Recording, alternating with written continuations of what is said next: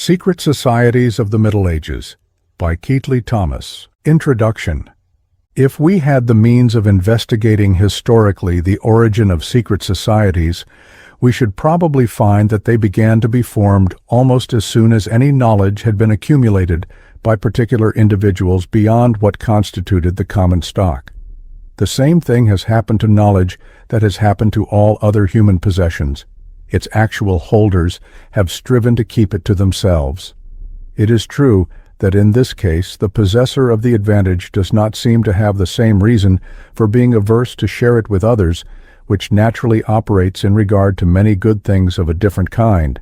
He does not, by imparting it to those around him, diminish his own store. This is true insofar as regards the possession of knowledge considered in its character of a real good. The owner of the treasure does not impoverish himself by giving it away, as he would by giving away his money, but remains as rich as ever, even after he has made ever so many others as rich as himself. But still there is one thing that he loses, and a thing upon which the human mind is apt to set a very high value. He loses the distinction which he derived from his knowledge. This distinction really serves in many respects the same purpose that money itself does. Like money, it brings observation and worship. Like money, it is the dearest of all things, power. Knowledge, however held, is indeed essentially power. To ken, that is, to know, is the same word and the same thing with to can, that is, to be able. But there is an additional and a different species of power conferred by knowledge when it exists as the distinction of a few individuals in the midst of general ignorance. Here it is power not only to do those things the methods of doing which it teaches. It is, besides, the power of governing other men through your comparative strength and their weakness. So strong is the motive thus prompting the possessor of knowledge to the exclusive retention of his acquisitions, that unless it had been met by another motive, appealing in like manner directly to our self-interest, it appears probable that scarcely any general dissemination of knowledge would ever have taken place.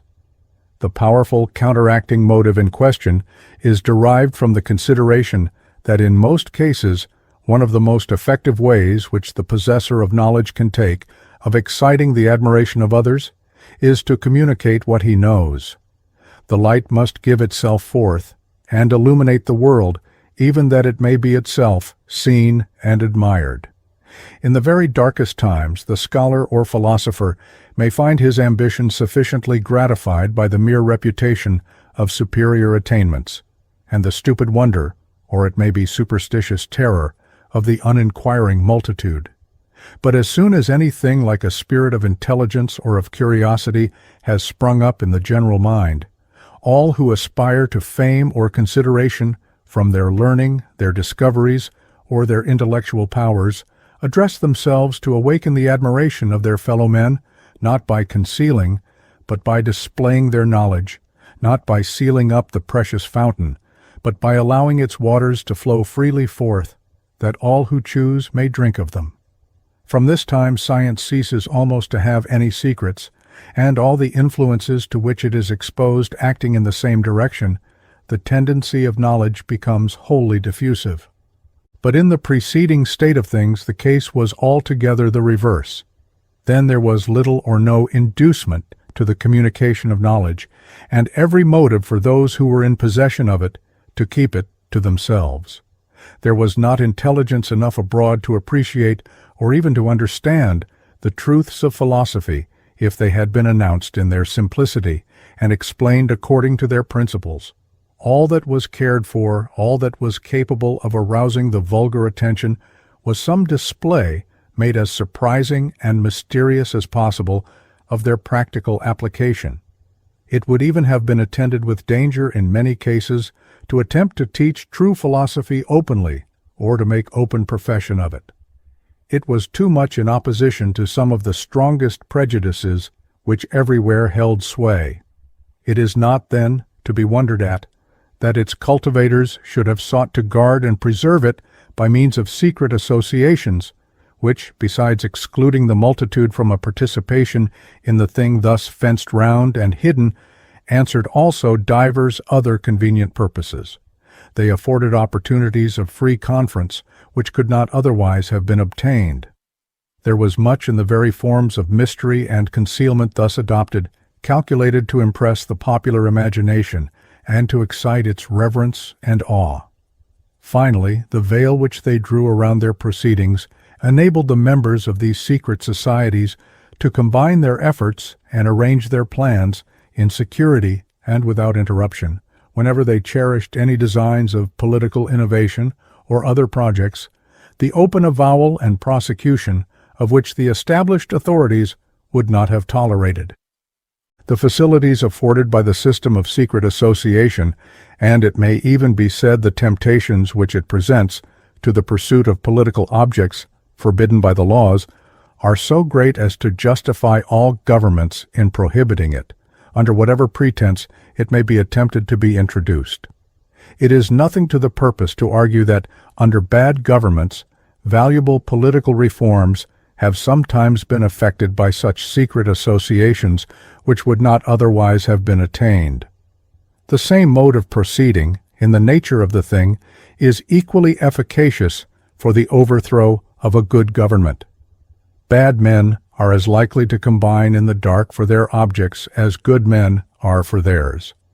In any circumstances, a secret association is an imperium in imperio, a power separate from and independent of that which is recognized as the supreme power in the state, and therefore something essentially disorganizing, and which it is contrary to the first principles of all government for any state to tolerate. In the case of a bad government, indeed, all means are fairly available for its overthrow which are not morally objectionable, the simple rule for their application being that it shall be directed by considerations of prudence and discretion. In such a case, a secret association of the friends of reform may sometimes be found to supply the most effective means for accomplishing the desired end. But that end, however desirable it may be, is not one which the constitution of the state itself can rationally contemplate. The Constitution cannot be founded upon the supposition that even necessary alterations of it are to be brought about through agencies out of itself, and forming no part of its regular mechanism. Whenever such agencies are successfully brought into operation, there is a revolution, and the Constitution is at an end. Even the amendment of the Constitution so effected is its destruction. Yet most of the more remarkable secret associations which have existed in different ages and countries have probably either been originally formed to accomplish some political end, or have come to contemplate such an object as their chief design. Even when nothing more than a reformation of the national religion has been, as far as can be discovered, the direct aim of the association, it may still be fairly considered as of a political character, from the manner in which religion has been mixed up in almost every country with the civil institutions of the state. The effect which it was desired to produce upon the government may in many cases have been very far from extending to its complete abolition and the substitution of another form of polity. An alteration in some one particular may have been all that was sought, or the object of the association may even have been to support some original principle of the Constitution against the influence of circumstances which threatened its subversion or modification. Whether directed to the alteration or to the maintenance of the existing order of things, the irregular and dangerous action of secret combinations is, as we have said, a species of force which no state can reasonably be expected to recognize. But it may nevertheless have happened at particular emergencies, and during times of very imperfect civilization, that valuable service has been rendered by such combinations to some of the most important interests of society, and that they have to a considerable extent supplied the defects of the rude and imperfect arrangements of the ordinary government. The system of secret association is, indeed, the natural resource of the friends of political reform, in times when the general mind is not sufficiently enlightened to appreciate or to support their schemes for the improvement of the existing institutions and order of things. To proclaim their views openly in such circumstances would be of no more use than haranguing to the desert. They might even expose themselves to destruction by the attempt. But united in a secret association, and availing themselves of all the advantages at once of their superior knowledge and intelligence, and of their opportunities of acting in concert, a very few individuals may work with an effect altogether out of proportion to their number. They may force in a wedge which in time shall even split and shiver into fragments the strength of the existing social system, no matter by how many ages of barbarism it may be consolidated. Or, in the absence of a more regular law and police, they may maintain the empire of justice by stretching forth the arm of their own authority in substitution for that of the state, which lies paralyzed and powerless, and turning to account even the superstitions and terrors of the popular imagination by making these as excited by their dark organization and mysterious forms of procedure, the chain whereby to secure the popular obedience.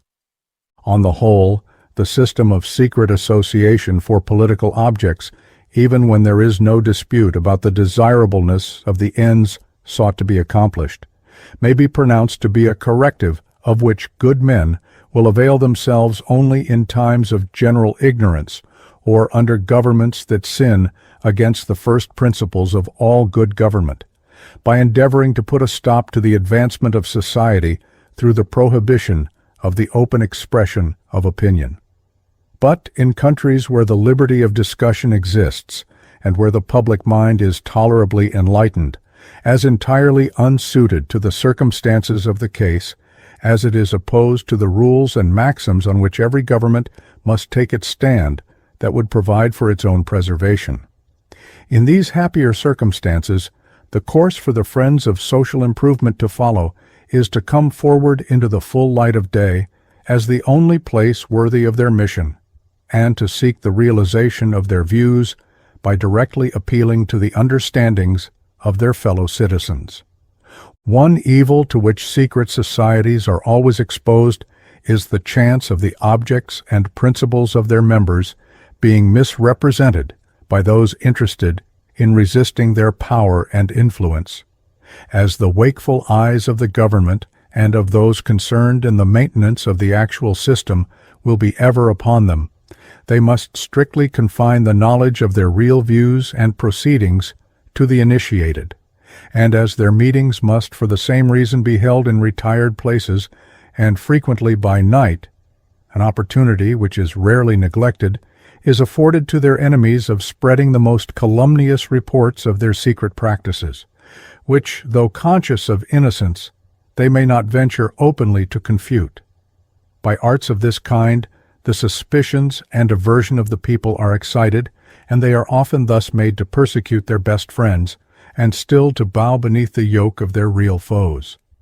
The similarity of the accusations made against secret associations in all parts of the world is a sufficient proof of their falsehood, and we should always listen to them with the utmost suspicion, recollecting the quarter from which they proceed.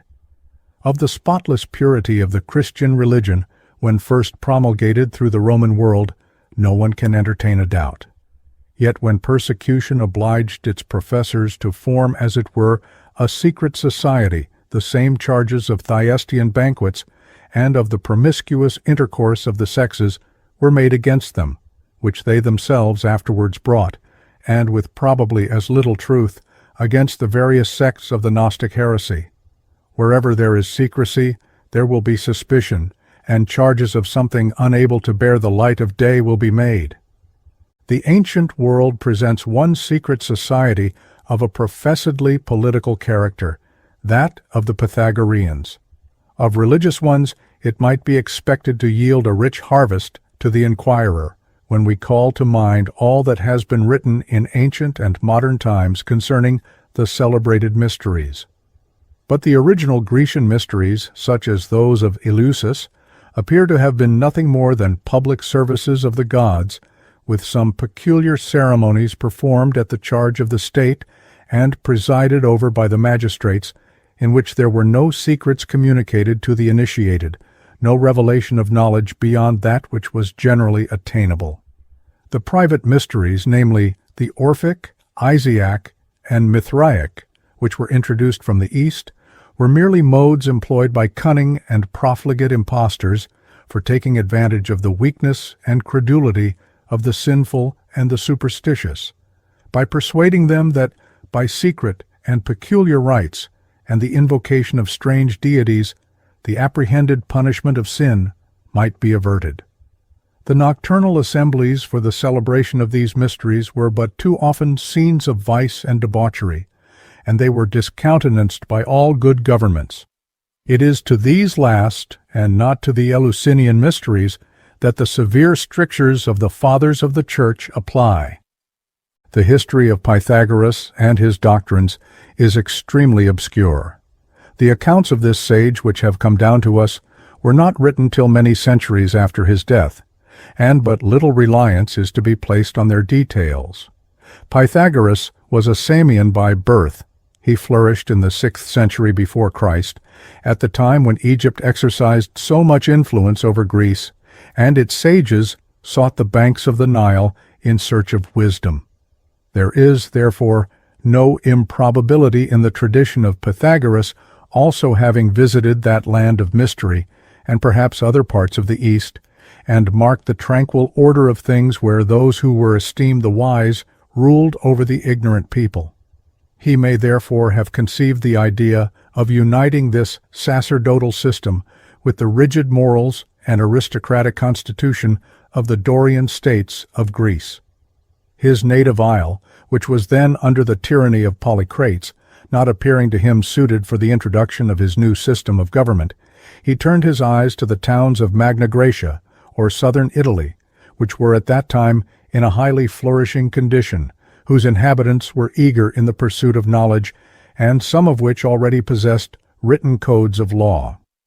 He fixed his view on Croton, one of the wealthiest and most distinguished of those towns. Aristocracy was the soul of the Dorian political constitutions, and the towns of Magna Graecia were all Dorian colonies. But in consequence of their extensive commerce, the tendency of the people was at that time towards democracy. To preserve the aristocratic principle was the object of Pythagoras, but he wished to make the aristocracy not merely one of birth. He desired that, like the sacerdotal castes of the East, it should also have the supremacy in knowledge.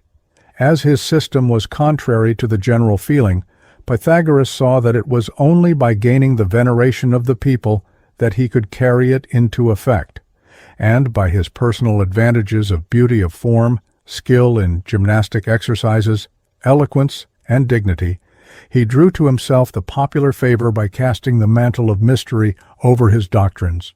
He thus at once inspired the people with awe for them, and the nobles with zeal to become initiated in his secrets.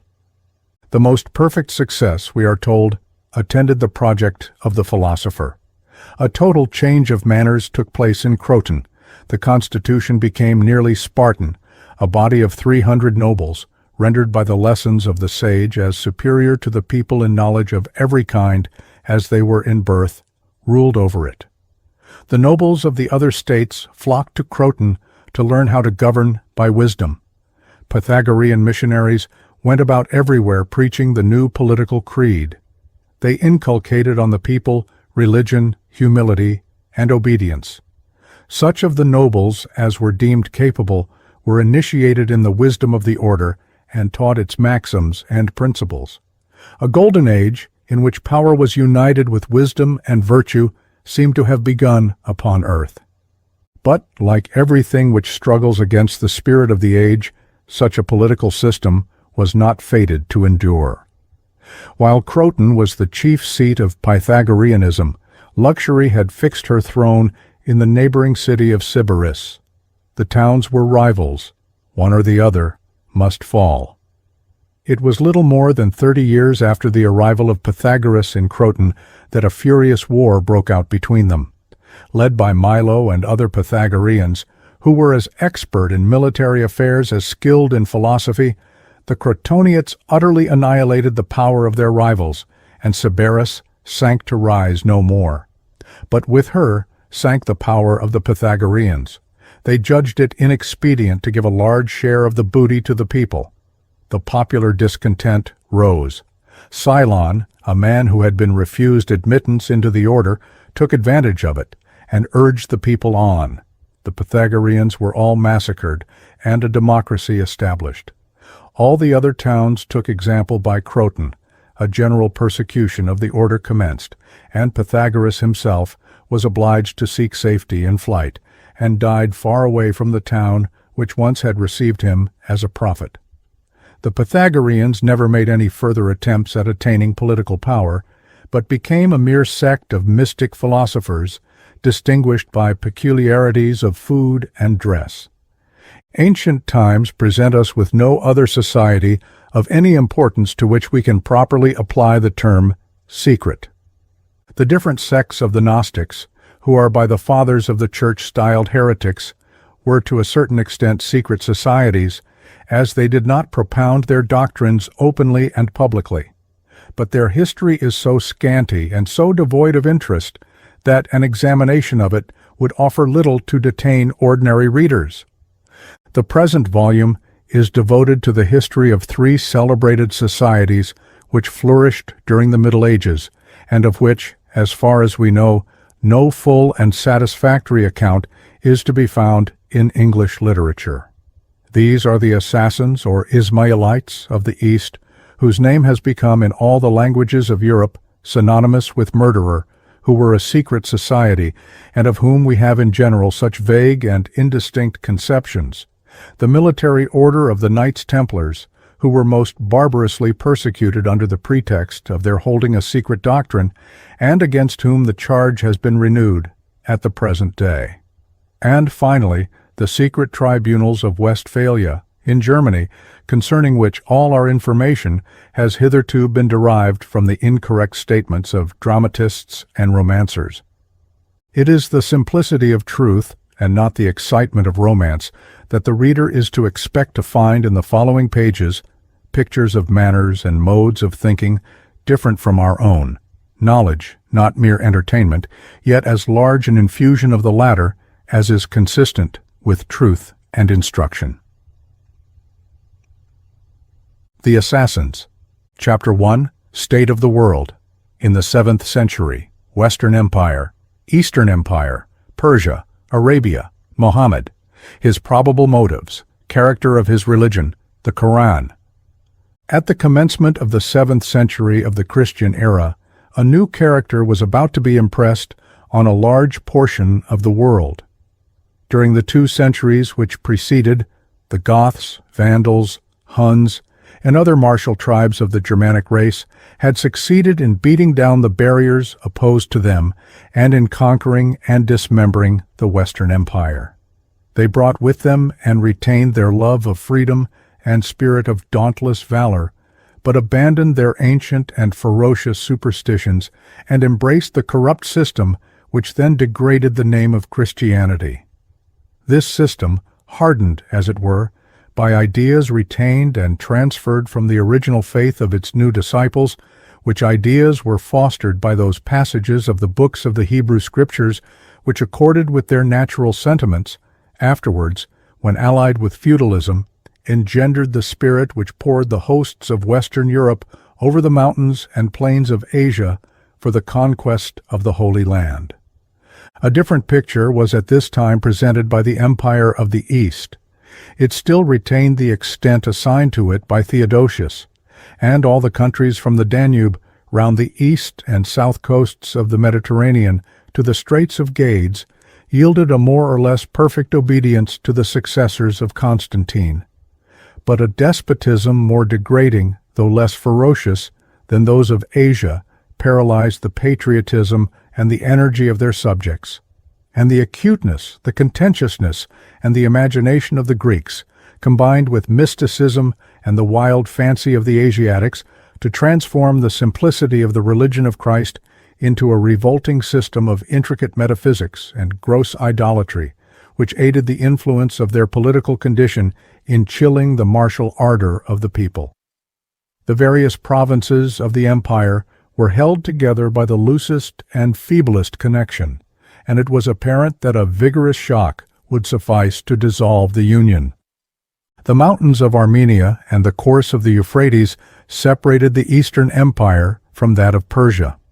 This country had been under the dominion of the people named Parthians at the time when the eagles of the Roman Republic first appeared on the Euphrates, and defeat had more than once attended the Roman armies which attempted to enter their confines. Like every dominion not founded on the freedom of the people, that of the Arsacides, the Parthian royal line, grew feeble with time, and after a continuance of nearly 5 centuries, the scepter of Arsaces passed from the weak hand of the last monarch of his line to that of Ardashir-Babagan, that is the son of Babek, a valiant officer of the royal army and a pretended descendant of the ancient monarchs of Persia. Ardashir, to accomplish this revolution, availed himself of the religious prejudices of the Persian people. The Parthian monarchs had inclined to the manners and the religion of the Greeks, and the light religion, the original faith of Persia, and one of the purest and most spiritual of those to which a divine origin may not be assigned, had been held in slight estimation, and its priests unvisited by royal favor. It was the pride and the policy of Ardashir to restore the ancient religion to the dignity which it had enjoyed under the descendants of Cyrus, and religion, in return, lent her powerful aid to his plans of restoring the royal dignity to its pristine vigor, and of infusing into the breast of the people the love of country and the ardor for extending the Persian dominion to what it had been of old. And for 400 years the Sassanides were the most formidable enemies of the Roman Empire. But their dominion had, at the period of which we write, nearly attained the greatest limit allotted to Oriental dynasties, and though Nushirwan the Just had attained great warlike fame and governed with a vigor and justice that have made his name proverbial in the East, and Khusru Perviz displayed a magnificence which is still the theme of Persian poetry and romance, and carried his victorious arms over Syria and Egypt and further along the African coast than even those of Darius I had been able to advance, yet defeat from the gallant Emperor Heraclius clouded his latter days, and the 13th year after his death, by showing the Persian armies in flight, and the palladium of the empire, the jewel-set apron of the blacksmith Kawa, in the hands of the rovers of the deserts, revealed the secret that her strength was departed from Persia. The brilliancy of the early part of the reign of Khusru Perviz had been but the flash before death, which at times is displayed in empires as in individuals. The vigor was gone which was requisite to stem the torrent of fanatic valor about to burst forth from the wilds of Arabia. It is the boast of Arabia that it has never been conquered. This immunity from subjugation has, however, been only partial, and is owing to the nature of the country.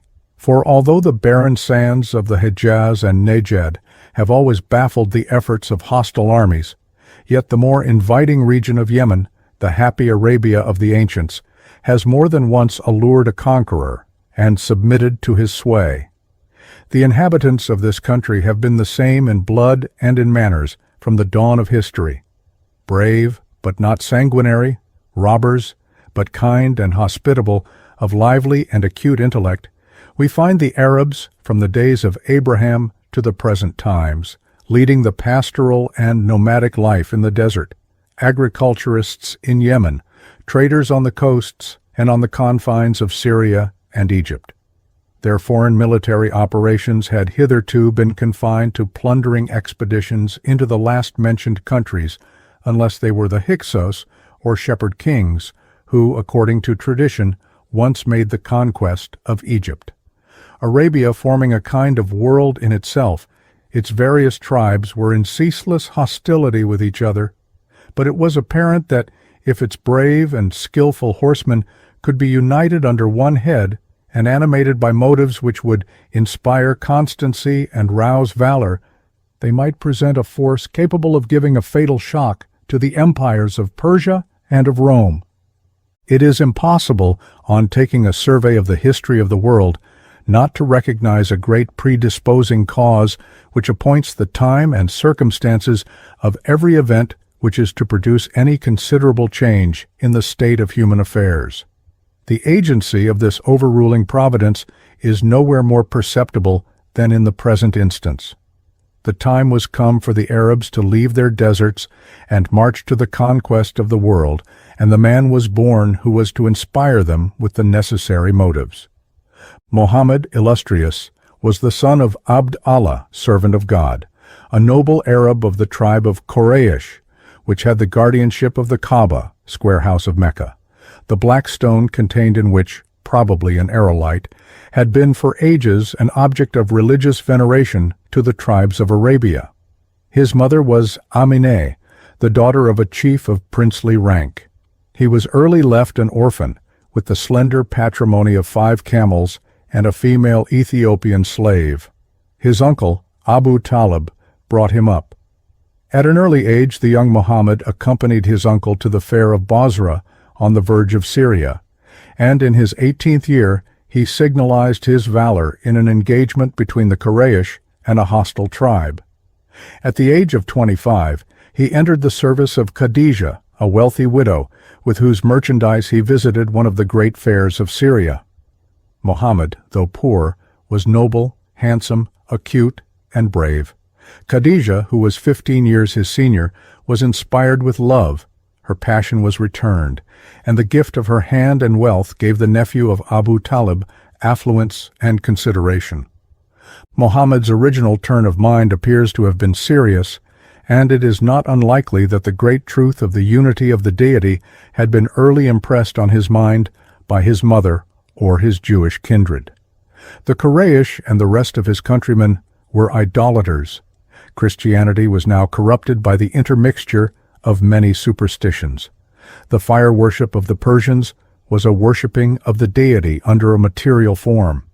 The Mosaic religion had been debased by the dreams and absurd distinctions of the rabbis. A simpler form than any of these seemed wanted for man. God, moreover, was believed to have at sundry times sent prophets into the world for its reformation, and might do so again. The Jews still looked for their promised Messiah. Many Christians held that the Paraclete was yet to come. Who can take upon him to assert that Muhammad may not have believed himself to be set apart to the service of God and appointed by the divine decree to be the preacher of a purer faith than any which he then saw existing?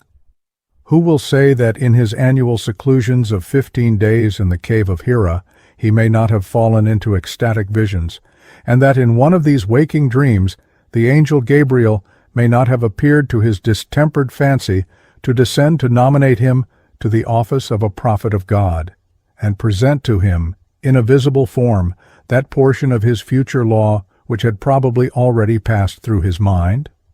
A certain portion of self-delusion is always mingled with successful imposture. The impostor, as it were, makes his first experiment on himself.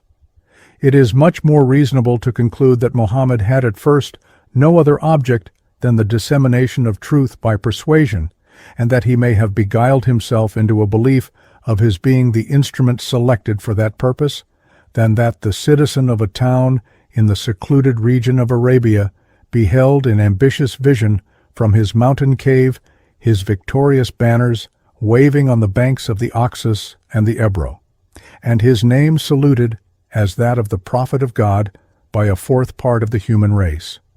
Still, we must not pass by another, and perhaps a truer supposition, namely, that in the mind of Muhammad, as in that of so many others, the end justified the means, and that he deemed it lawful to feign a vision and a commission from God in order to procure from men a hearing for the truth. Whatever the ideas and projects of Muhammad may originally have been, he waited till he had attained his 40th year, the age at which Moses showed himself first to the Israelites, and then revealed his divine commission to his wife Khadijah, his slave Zayd, his cousin Ali, the son of Abu Talib, and his friend, the virtuous and wealthy Abu Bakr. It is difficult to conceive any motive but conviction to have operated on the minds of these different persons, who at once acknowledged his claim to the prophetic office, and it speaks not a little for the purity of the previous life of the new prophet, that he could venture to claim the faith of those who were most intimately acquainted with him. The voice of wisdom has assured us that a prophet has no honor in his own country and among his own kindred, and the example of Muhammad testified the truth of the declaration. During 13 years, the new religion made but slow and painful progress in the town of Mecca, but the people of Yathreb, a town afterwards dignified with the appellation of the city of the Prophet, Medinat en-Nabi, were more susceptive of faith, and when, on the death of Abu Talib, who protected his nephew, though he rejected his claims, his celebrated flight, Hijra, brought him to Yathreb, the people of that town took arms in his defense against the Quraysh. It was probably now that new views opened to the mind of the Prophet. Prince of Yathreb, he might hope to extend his sway over the ungrateful Mecca, and those who had scoffed at his arguments and persuasions might be taught lessons of wisdom by the sword. These anticipations were correct, and in less than 10 years after the Battle of Badr, the first he fought, he saw his temporal power and his prophetic character acknowledged by the whole of the Arabian Peninsula. It commonly happens that, when a new form of religion is proposed for the acceptance of mankind, it surpasses in purity that which it is intended to supersede. The Arabs of the days of Muhammad were idolaters. 300 is said to have been the number of the images which claimed their adoration in the Kaaba.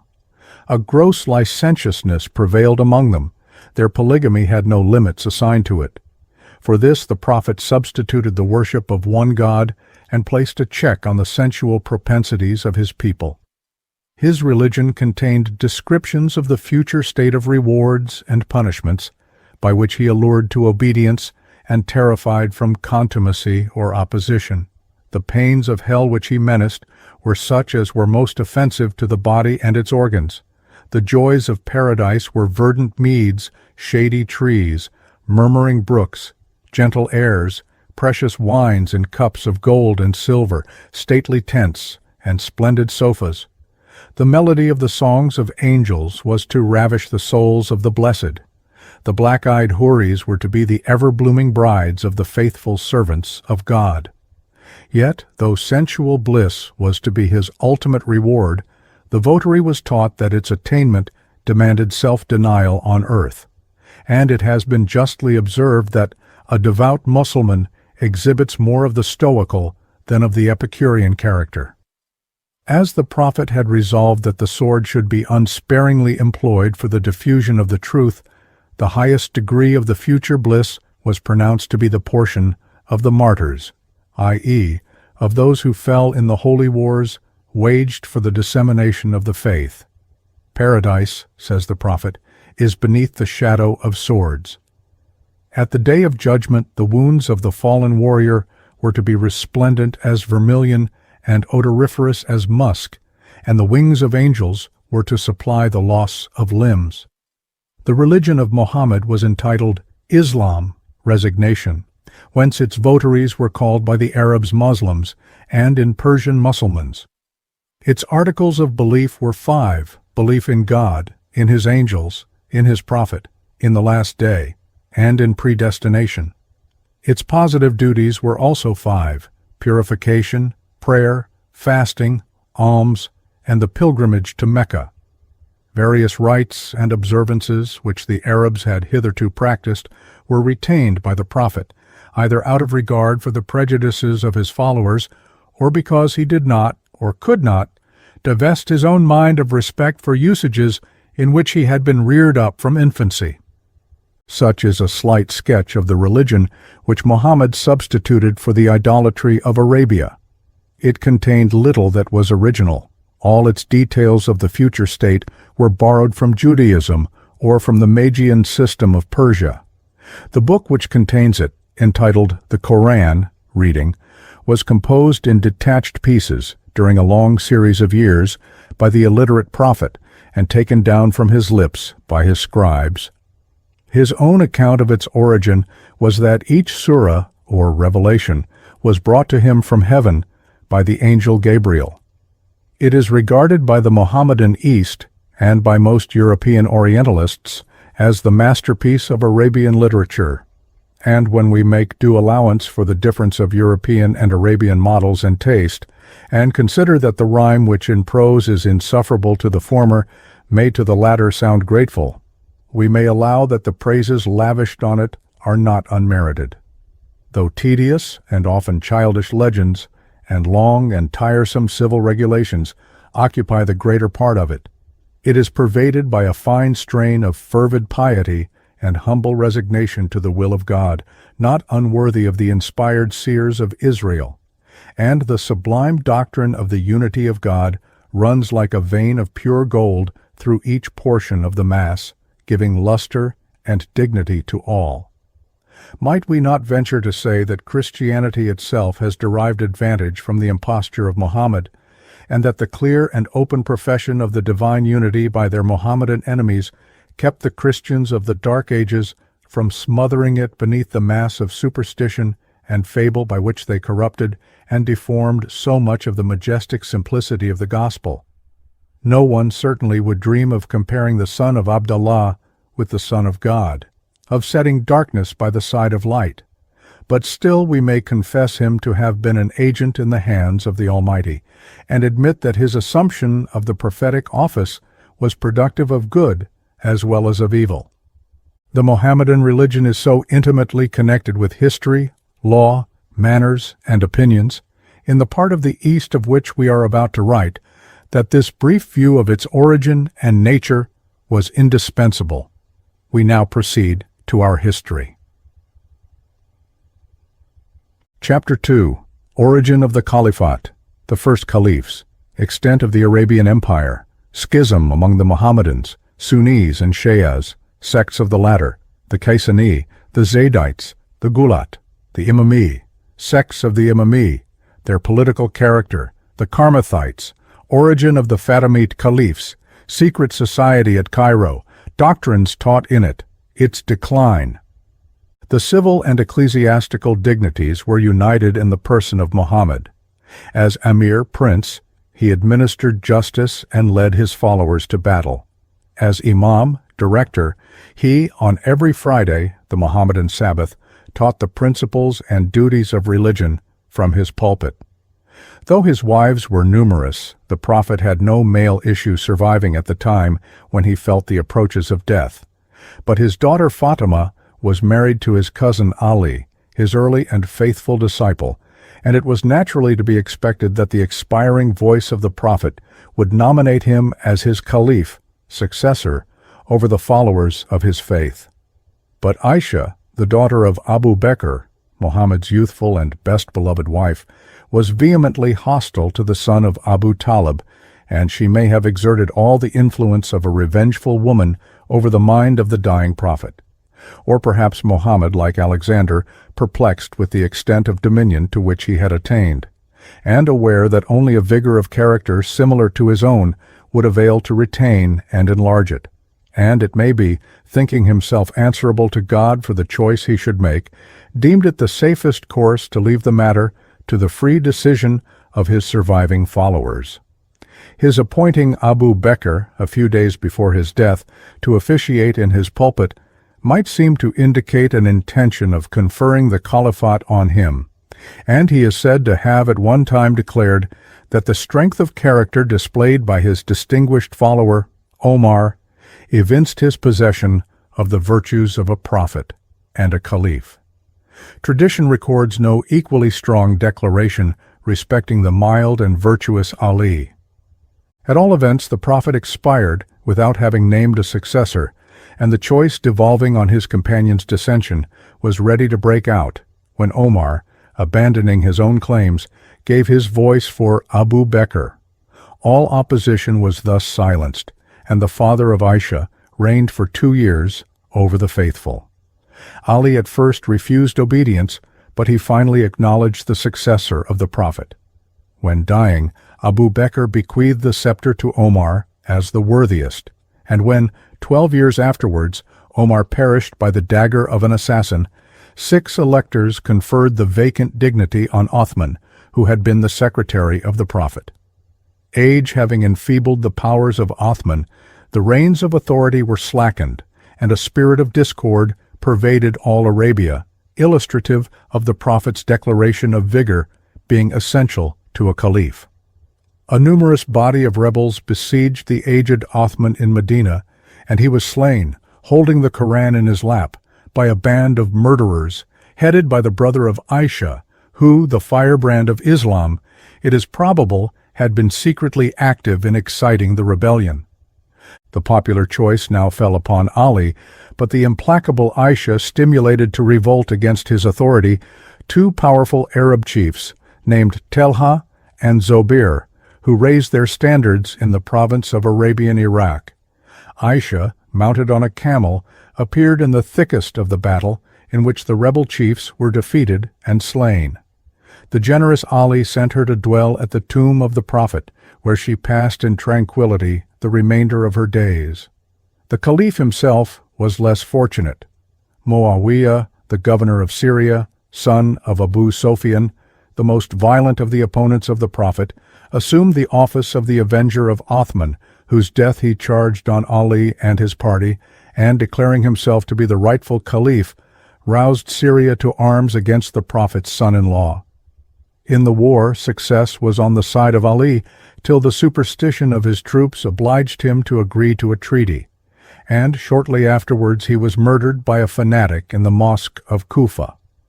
His son Hassan was induced by Muawiyah to resign his claims and retire to the city of Medina, but his more high-spirited brother Hussein took arms against the Caliph Yazid, the son of Muawiyah, and the narrative of his death is one of the most pathetic and best-related incidents of Oriental history. The sisters and children of Hussein were spared by the clemency of the victorious Yazid, and from them descend a numerous race, glorying in the blood of Ali and the Prophet. The Arabian Empire was now of immense extent. Egypt, Syria, and Persia had been conquered in the reign of Omar. Under the first caliphs of the dynasty of the Umayyads, so called from Umayyah, the great-grandfather of Muawiyah, the conquest of Africa and Spain was achieved, and the later princes of this family ruled over the most extensive empire of the world. The great schism of the Mohammedan Church, we must be permitted to employ this term, the only one our language affords, commences with the accession of the house of Umayyah. The Mohammedans have, as is generally known, been from that time to the present day divided into two great sects, the Sunnis and the Shias, the Orthodox and the Dissenters, as we might venture to call them, whose opposite doctrines, like those of the Catholics and the Protestants of the Christian Church, are each the established faith of great and independent nations.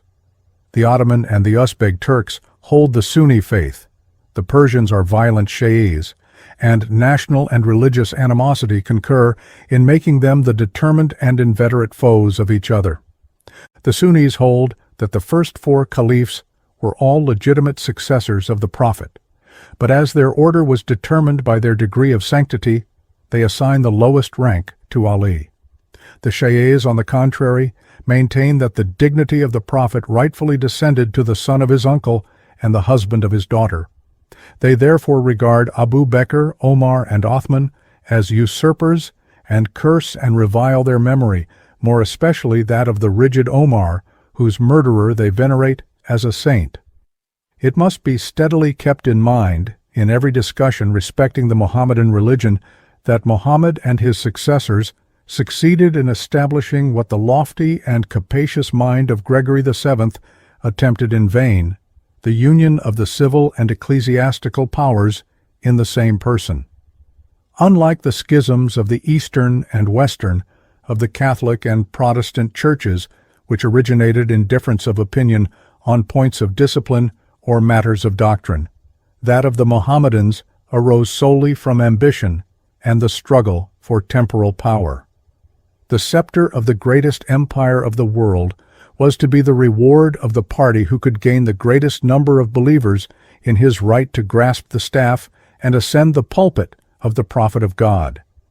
Afterwards, when the learning of the Greeks and the Persians became familiar to the Arabs, theological and metaphysical niceties and distinctions were introduced, and the two great stems of religion threw out numerous sectarian branches.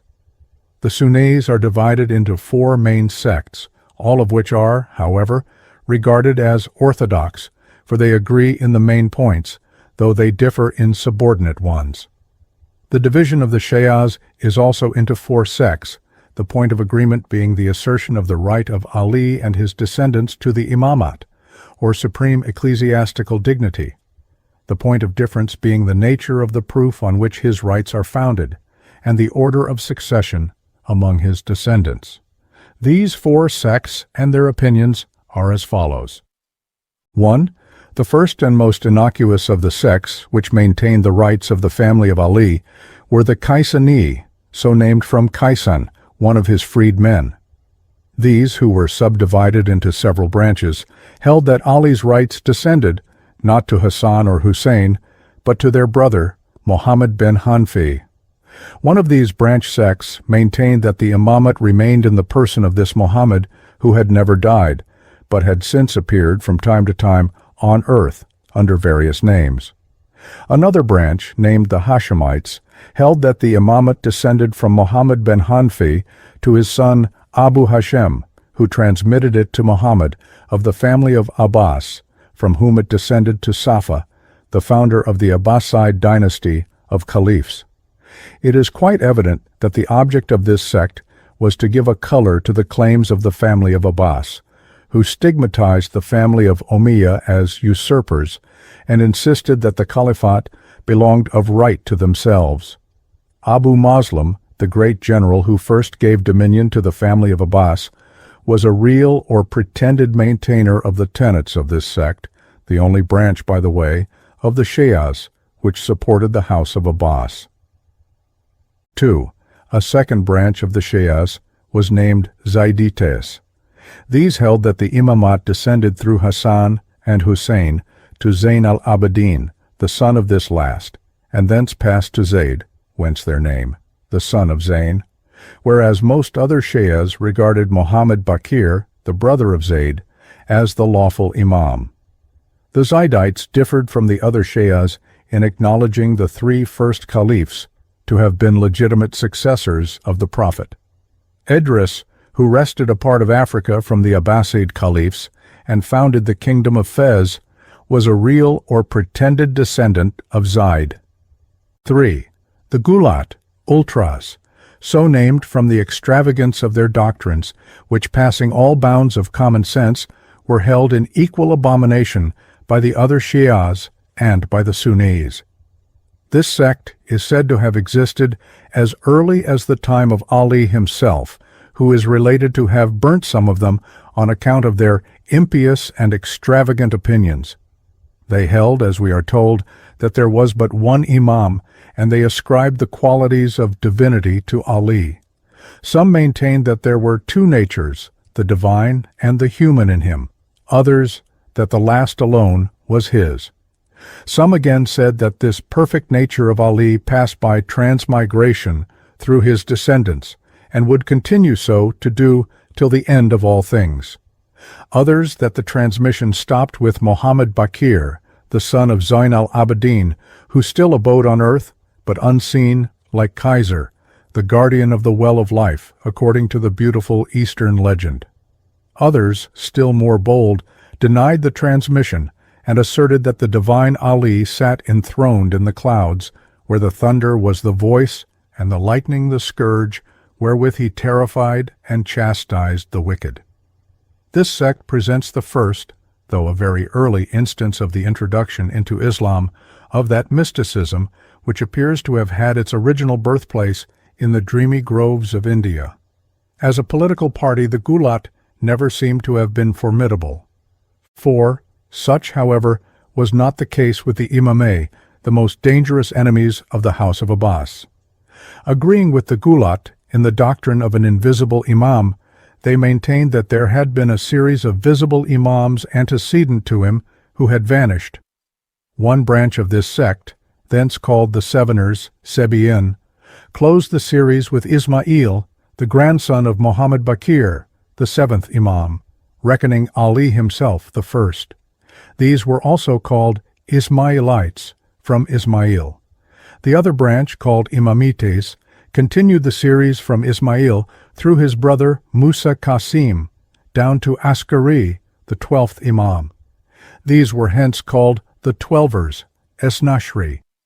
They believed that the Imam Askari had vanished in a cavern at Hilla on the banks of the Euphrates, where he would remain invisible till the end of the world, when he would again appear under the name of the Guide, Mahdi, to lead mankind into the truth. The Imami, wherever they might stop in the series of the visible Imams, saw that, for their political purposes, it was necessary to acknowledge a kind of locum tenentes imams. But, while the Zaydites, who agreed with them in this point, required in these princes the royal virtues of valor, generosity, justice, knowledge, the Imami declared themselves satisfied if they possessed the saintly ones of the practice of prayer, fasting, and almsgiving. Hence, artful and ambitious men could set up any puppet who was said to be descended from the last of the visible Imams, and aspire to govern the Mohammedan world in his name.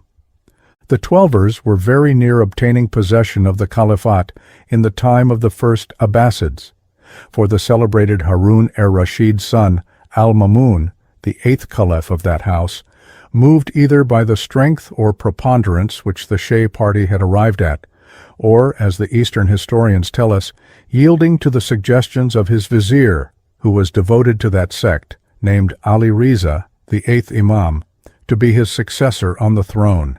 He even laid aside the black habiliments peculiar to his family and wore green, the color of Ali and the Prophet.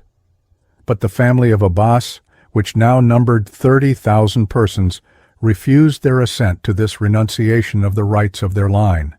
They rose in arms and proclaimed as Caliph al-Mamun's uncle, Ibrahim. The obnoxious vizier perished, and the opportune death of Ali Riza, by poison as was said, relieved the son of Harun-ar-Rashid from embarrassment. Ali Riza was interred at Meshed, in the province of Khorasan, and his tomb is, to the present day, a place of pilgrimage for devout Persians. The Ismailites were more successful in their attempts at obtaining temporal power, and, as we shall presently see, a considerable portion of their dominions was wrested from the house of Abbas. Religion has, in all ages and in all parts of the world, been made the mask of ambition, for which its powerful influence over the minds of the ignorant so well qualifies it. But the political influence of religion among the calmer and more reasoning nations of Europe is slight compared with its power over the more ardent and susceptible natives of Asia. Owing to the effects of this principle, the despotism of the East has never been of that still, undisturbed nature which we might suppose to be its character. To say nothing of the bloody wars and massacres which have taken place under the pretext of religion in the countries from Japan to the Indus, the Mohammedan portion of the East has been, almost without ceasing, the theater of sanguinary dramas, where ambition, under the disguise of religion, sought for empire. And our own days have seen, in the case of the Wahhabis, a bold, though unsuccessful attempt of fanaticism to achieve a revolution in a part of the Ottoman Empire. It was this union of religion with policy which placed the Safavi family on the throne of Persia in the 15th century, and it was this also which, at a much earlier period, established the dominion of the Fatimite caliphs of Egypt. The progress of this last event is thus traced by Oriental historians. The encouragement given to literature and science by the enlightened Al-Mamun had diffused a degree of boldness of speculation and inquiry hitherto unknown in the empire of the Arabs. The subtile philosophy of the Greeks was now brought into contact with the sublime but corrupted theology of the Persians, and the mysticism of India secretly mingled itself with the mass of knowledge. We are not, perhaps, to give credit to the assertion of the Arab historian that it was the secret and settled plan of the Persians to undermine and corrupt the religion and thus sap the empire of those who had overcome them in the field. But it is not a little remarkable that, as the transformation of the Mosaic religion into Judaism may be traced to Persia, and as the same country sent forth the monstrous opinions which corrupted the simplicity of the gospel, so it is in Persia that we find the origin of most of the sects which have sprung up in Islam. Without agreeing with those who would derive all knowledge from India, it may be held not improbable that the intricate metaphysics and mysticism of that country have been the source of much of the corruption of the various religions which have prevailed in cis-Indian Asia. It is at least remarkable that the northeast of Persia, the part nearest to India, has been the place where many of the impostors who pretended to intercourse with the deity made their appearance. It was here that Manes, the head of the Manichaeans, displayed his arts, and it was in Khorasan, Sunland, that Hakem, who gave himself out for an incarnation of the deity, raised the standard of revolt against the house of Abbas. But, be this as it may, on surveying the early centuries of Islam, we may observe that all the rebellions which agitated the empire of the caliphs arose from a union of the claims of the family of Ali with the philosophical doctrines current in Persia. We are told that, in the 9th century of the Christian era, Abdallah, a man of Persian lineage residing at Ahwaz in the south of Persia, conceived the design of overturning the empire of the caliphs by secretly introducing into Islam a system of atheism and impiety. Not to shock deep-rooted prejudices in favor of the established religion and government, he resolved to communicate his doctrines gradually, and he fixed on the mystic number 7 as that of the degrees through which his disciples should pass to the grand revelation of the vanity of all religions and the indifference of all actions. The political cloak of his system was the assertion of the claims of the descendants of Mohammed, the son of Ismail, to the imamate, and his missionaries, Dais, engaged with activity in the task of making proselytes throughout the empire of the caliphs. Abdallah afterwards removed to Syria, where he died. His son and grandsons followed up his plans, and in their time a convert was made who speedily brought the system into active operation. The name of this person was Karmath, a native of the district of Kufa, and from him the sect was called Karmathites. He made great alterations in the original system of Abdallah, and as the sect was now grown numerous and powerful, he resolved to venture on putting the claims of the descendants of Ismail to the test of the sword. He maintained that the indefeasible right to earthly dominion lay with what he styled the Imam Mayasum, spotless, a sort of ideal of a perfect prince, like the wise man of the Stoics. Consequently, all the reigning princes were usurpers by reason of their vices and imperfections, and the warriors of the perfect prince were to precipitate them all, without distinction, from their thrones. Karmath also taught his disciples to understand the precepts and observances of Islam in a figurative sense. Prayer signified obedience to the Imam Mayasum. Almsgiving was paying the tithe due to him, that is, augmenting the funds of the society. Fasting was keeping the political secrets relating to the Imam and his service. It was not the 10 seal, or outward word of the Quran, which was to be attended to. The tawil, or exposition, was alone worthy of note. Like those of Mokana and other opponents of the House of Abbas, the followers of Karmath distinguished themselves by wearing white raiment to mark their hostility to the reigning caliphs, whose garments and standards retained the black hue which they had displayed against the white banners of the house of Umayyah. A bloody war was renewed at various periods during an entire century between the followers of Karmath and the troops of the caliphs, with varying success. In the course of this war, the holy city of Mecca was taken by the sectaries, as it has been of late years by the Wahhabis, after the fall of 30,000 Muslims in its defense. The celebrated black stone was taken and conveyed in triumph to Hajar, where it remained for 22 years, till it was redeemed for 50,000 ducats by the Emir of Iraq and replaced in its original seat. Finally, like so many of their predecessors, the Karmathites were vanquished by the yet vigorous power of the empire, and their name, though not their principles, was extinguished.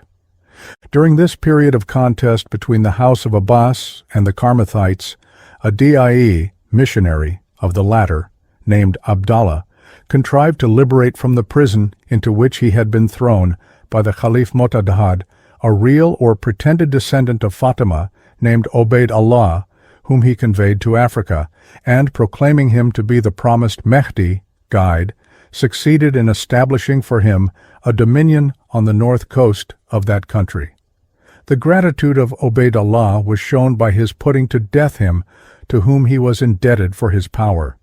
But talent and valor can exist without the presence of virtue, and Obaid Allah and his two next descendants extended their sway to the shores of the Atlantic. Mu'az-ed-Din Allah, his great-grandson, having achieved the conquest of Egypt and Syria, wisely abandoned his former more distant dominions along the coast of the Mediterranean, his eye being fixed on the more valuable Asiatic empire of the Abbasids. This dynasty of Fatimite caliphs, as they were called, reigned during 2 centuries at Cairo, on the Nile, the foes and rivals of those who sat in Baghdad, on the banks of the Tigris. Like every other Eastern dynasty, they gradually sank into impotence and imbecility, and their throne was finally occupied by the renowned Kurd Saladin. Obaid Allah derived his pedigree from Ismail, the 7th Imam.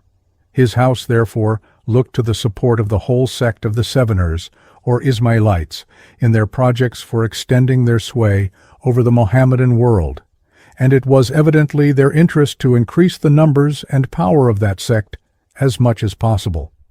We are accordingly justified in giving credit to the assurances of the Eastern historians that there was a secret institution at Cairo, at the head of which was the Fatimite Caliph, and of which the object was the dissemination of the doctrines of the sect of the Ismailites, though we may be allowed to hesitate as to the correctness of some of the details.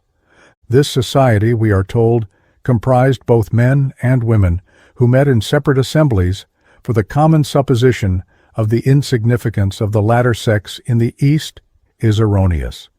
It was presided over by the chief missionary, Dai-al, who was always a person of importance in the state, and not unfrequently supreme judge, Qadi al-Qodhat. Their assemblies, called Societies of Wisdom, Majalis al-Hikmet, were held twice a week on Mondays and Wednesdays. All the members appeared clad in white. The president, having first waited on the caliph and read to him the intended lecture, or, if that could not be done, having gotten his signature on the back of it, proceeded to the assembly and delivered a written discourse. At the conclusion of it, those present kissed his hand, and reverently touched with their forehead the handwriting of the caliph. In this state, the society continued till the reign of that extraordinary madman, the Caliph Hakem bi-Emr Illah, judge by the command of God, who determined to place it on a splendid footing. He erected for it a stately edifice, styled the House of Wisdom, Dar al-Hikmet, abundantly furnished with books and mathematical instruments. Its doors were open to all, and paper, pens, and ink were profusely supplied for the use of those who chose to frequent it. Professors of law, mathematics, logic, and medicine were appointed to give instructions, and at the learned disputations which were frequently held in presence of the Caliph, these professors appeared in their state kaftans, kalai, which, it is said, exactly resembled the robes worn at the English universities. The income assigned to this establishment by the munificence of the Caliph was 257,000 ducats annually, arising from the tenths paid to the crown. The course of instruction in this university proceeded, according to Makrisi, by the following 9 degrees. 1. The object of the first, which was long and tedious, was to infuse doubts and difficulties into the mind of the aspirant, and to lead him to repose a blind confidence in the knowledge and wisdom of his teacher. To this end, he was perplexed with captious questions. The absurdities of the literal sense of the Koran and its repugnance to reason were studiously pointed out, and dark hints were given that beneath this shell lay a kernel sweet to the taste, and nutritive to the soul.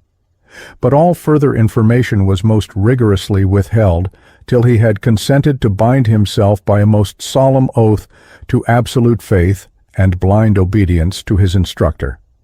2. When he had taken the oath, he was admitted to the second degree, which inculcated the acknowledgement of the imams appointed by God as the sources of all knowledge. 3.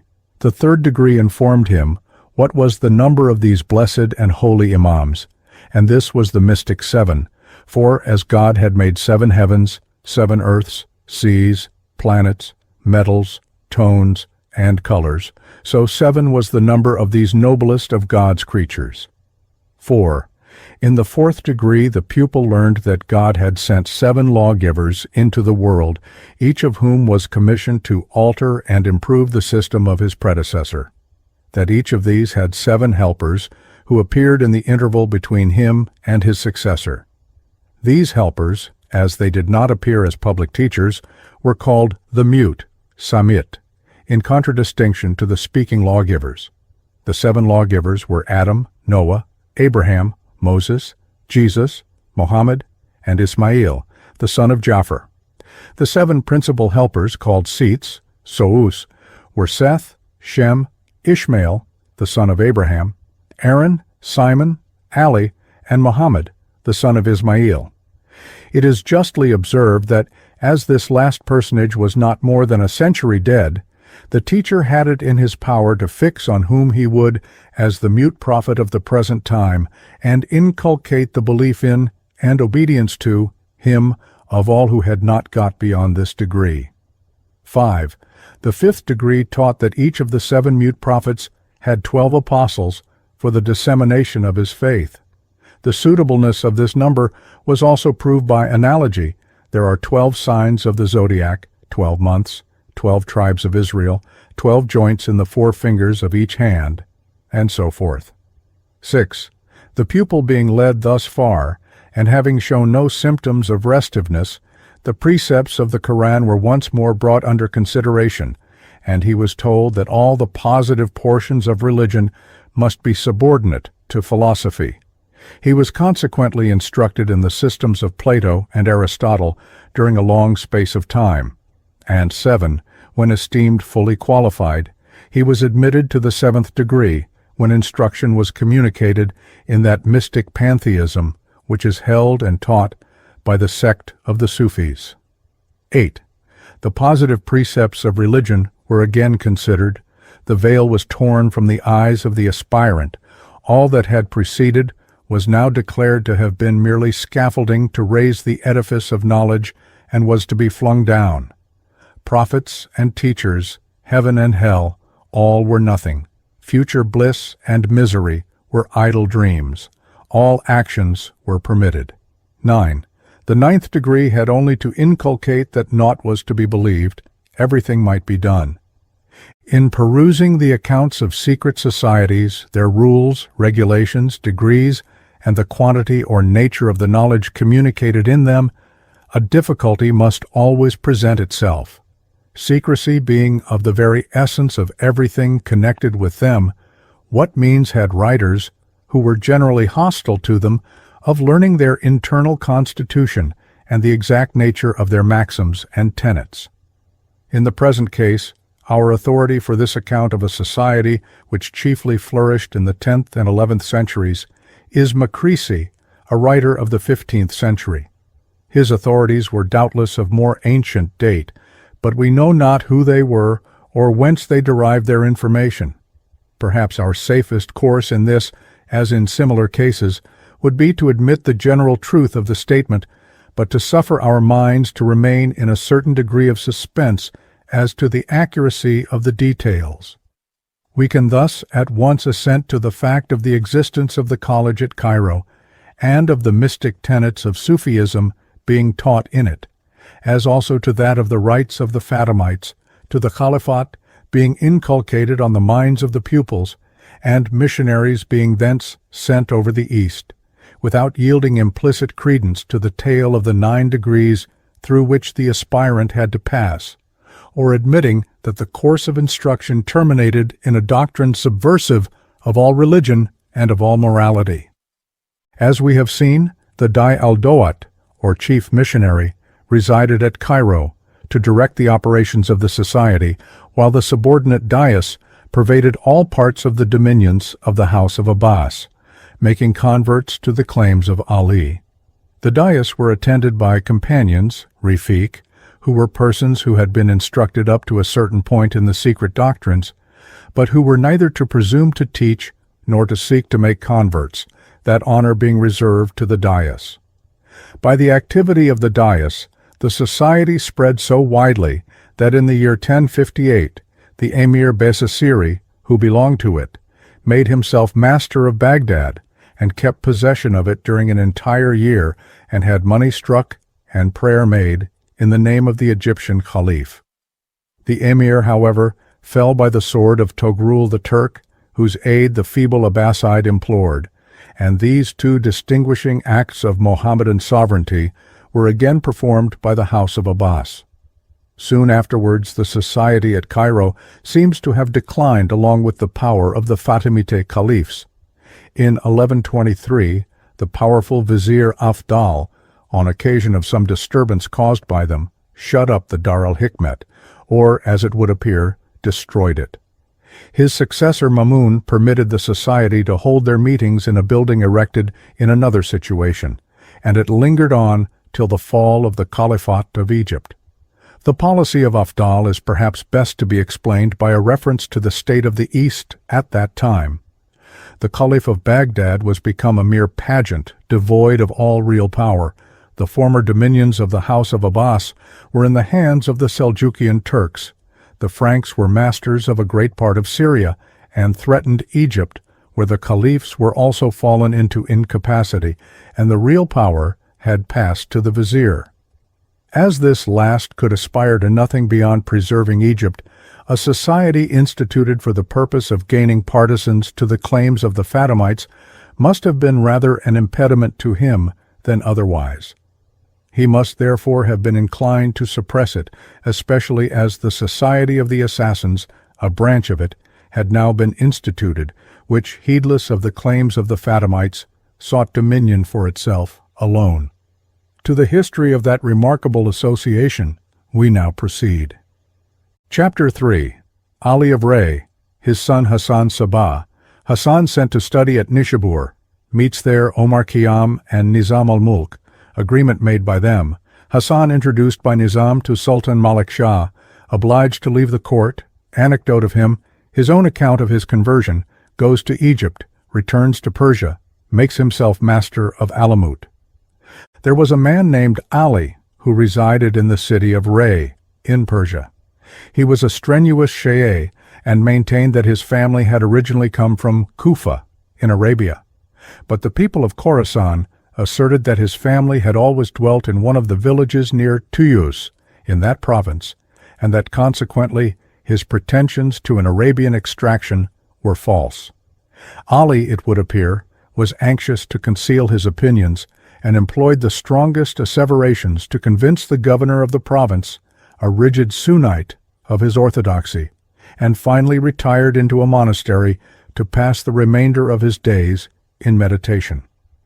As a further means of clearing himself from the charge of heresy, he sent his only son, Hassan Sabah, to Nishabur to be instructed by the celebrated Imam Muwaffaq, who resided at that place. What lessons he may have given the young Hassan previously to parting with him, and what communication he may have afterwards kept up with him, are points on which history is silent. The fame of the Imam Muwaffaq was great over all Persia, and it was currently believed that those who had the good fortune to study the Quran and the Sunnah under him were secure of their fortune in afterlife. His school was consequently thronged by youths ambitious of knowledge and future distinction, and here Hassan met and formed a strict intimacy with Omar Khiam, afterwards so distinguished as a poet and an astronomer, and with Nizam-al-Moolk, regulation of the realm, who became vizier to the monarchs of the house of Seljuk. This last, in a history which he wrote of himself and his times, relates the following instance of the early development of the ambition of Hassan. As these three, who were the most distinguished pupils of the Imam, were one day together, "It is the general opinion," said Hassan, "that the pupils of the Imam are certain of being fortunate.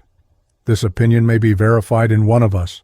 So come, let us pledge ourselves to one another that he who shall be successful will make the other two sharers in his good fortune."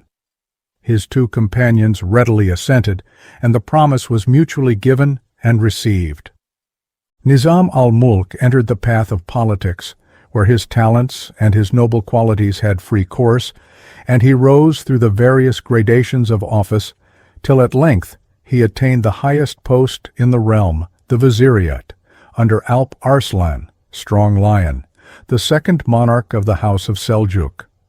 When thus exalted, he forgot not his former friends, and, calling to mind the promise which he had made, he received with great kindness Omar Khiam, who waited on him to congratulate him on his elevation, and he offered at once to employ all his interest to procure him a post under the government.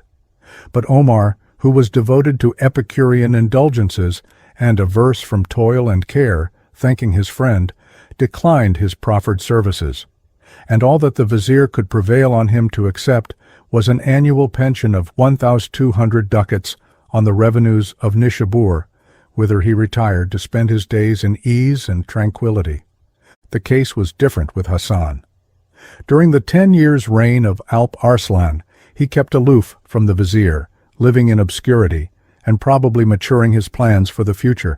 But when the young Prince Malek Shah, King, mounted the throne, he saw that his time was come. He suddenly appeared at the court of the new monarch and waited on the powerful vizier.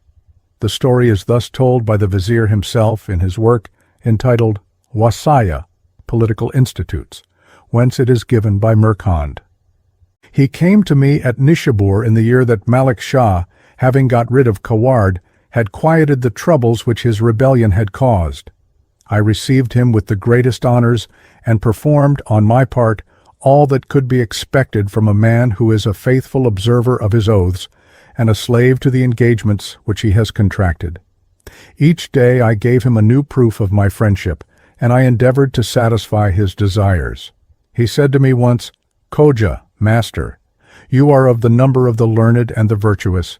You know that the goods of this world are but an enjoyment of little duration. Do you then think that you will be permitted to fail in your engagements by letting yourself be seduced by the attractions of greatness and the love of the world? And will you be of the number of those who violate the contract made with God?' 'Heaven keep me from it,' replied I. 'Though you heap honors upon me,' continued he, 'and though you pour upon me benefits without number, you cannot be ignorant that that is not the way to perform what we once pledged ourselves to respecting each other.'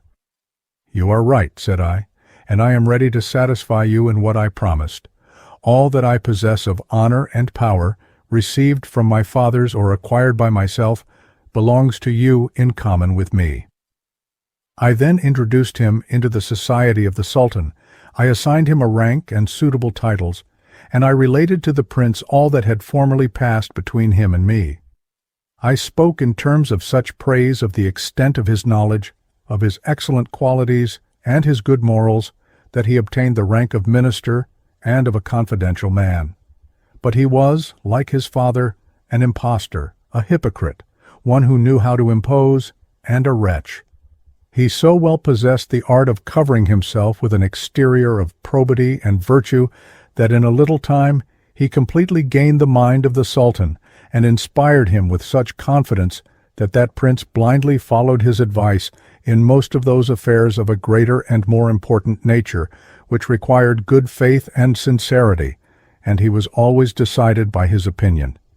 I have said all this to let it be seen that it was I who had raised him to this fortune, and yet, by an effect of his bad character, there came quarrels between the Sultan and me, the unpleasant result of which had like to have been that the good reputation and favor which I had enjoyed for so many years were near going into dust and being annihilated.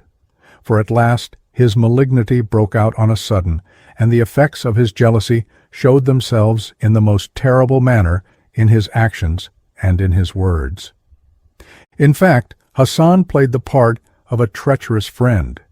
Everything that occurred in the divan was carefully reported to the Sultan, and the worst construction put upon it, and hints of the incapacity and dishonesty of the vizier were thrown out on the fitting occasions.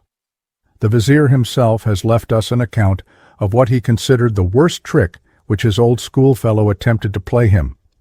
The Sultan, it seems, wishing to see a clear and regular balance sheet of the revenues and expenditure of his empire, directed Nizam-al-Moolk to prepare it. The vizier required a space of more than a year for the accomplishment of the task. Hassan deemed this a good opportunity for distinguishing himself, and boldly offered to do what the Sultan demanded in 40 days, not more than 1/10 of the time required by the vizier. All the clerks in the finance department were immediately placed at the disposal of Hassan, and the vizier himself confesses that at the end of the 40 days the accounts were ready to be laid before the Sultan. But just when we might expect to see Hassan in triumph and enjoying the highest favor of the monarch, we find him leaving the court in disgrace and vowing revenge on the Sultan and his minister. This circumstance is left unexplained by the ornament of the realm, who, however, acknowledges, with great naivete, that if Hassan had not been obliged to fly, he should have left the court himself.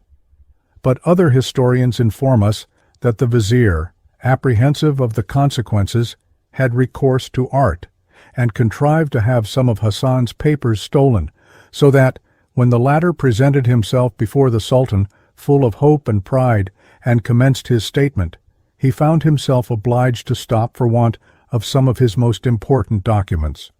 As he could not account for this confusion, the Sultan became enraged at the apparent attempt to deceive him, and Hassan was forthwith obliged to retire from court with precipitation. Nizam-al-Moolk determined to keep no measures with a man who had thus sought his ruin, and he resolved to destroy him. Hassan fled to Ray, but not thinking himself safe there, he went further south, and took refuge with his friend, the Rais Abu al-Fazl, Father of Excellence, at Isfahan. What his plans may have hitherto been is uncertain, but now they seem to have assumed a definite form, and he unceasingly meditated on the means of avenging himself on the Sultan and his minister. In consultation one day with Abu al-Fazl, who appears to have adopted his speculative tenets, after he had poured out his complaints against the vizier and his master, he concluded by passionately saying, "Oh, that I had but 2 faithful friends at my devotion! Soon should I overthrow the Turk and the peasant," meaning the Sultan and the vizier. Abu al-Fazl, who was one of the most clear-headed men of his time, and who still did not comprehend the long-sighted views of Hassan, began to fancy that disappointment had deranged the intellect of his friend, and, believing that reasoning would, in such a case, be useless, commenced giving him at his meals aromatic drinks and dishes prepared with saffron, in order to relieve his brain. Hassan perceived what his kind host was about, and resolved to leave him. Abu al-Fazl in vain employed all his eloquence to induce him to prolong his visit. Hassan departed, and shortly afterwards set out for Egypt. 20 years afterwards, when Hassan had accomplished all he had projected, when the Sultan and the vizier were both dead, and the society of the assassins was fully organized, the Rais Abu al-Fazl, who was one of his most zealous partisans, visited him at his hill fort of Alamoot. "Well, Rais," said Hassan, "which of us was the madman? Did you or I stand most in need of the aromatic drinks and the dishes prepared with saffron which you used to have served up at Isfahan? You see that I kept my word as soon as I had found 2 trusty friends." When Hassan left Isfahan in the year 1078, the Caliph Mostansir, a man of some energy, occupied the throne of Egypt, and considerable exertions were made by the missionaries of the Society at Cairo to gain proselytes throughout Asia. Among these proselytes was Hassan Sabah, and the following account of his conversion, which has fortunately been preserved in his own words, is interesting, as affording a proof that, like Cromwell, and, as we have supposed, Mohammed, and all who have attained to temporal power by means of religion, he commenced insincerity, and was deceived himself before he deceived others. From my childhood, says he, even from the age of 7 years, my sole endeavor was to acquire knowledge and capacity.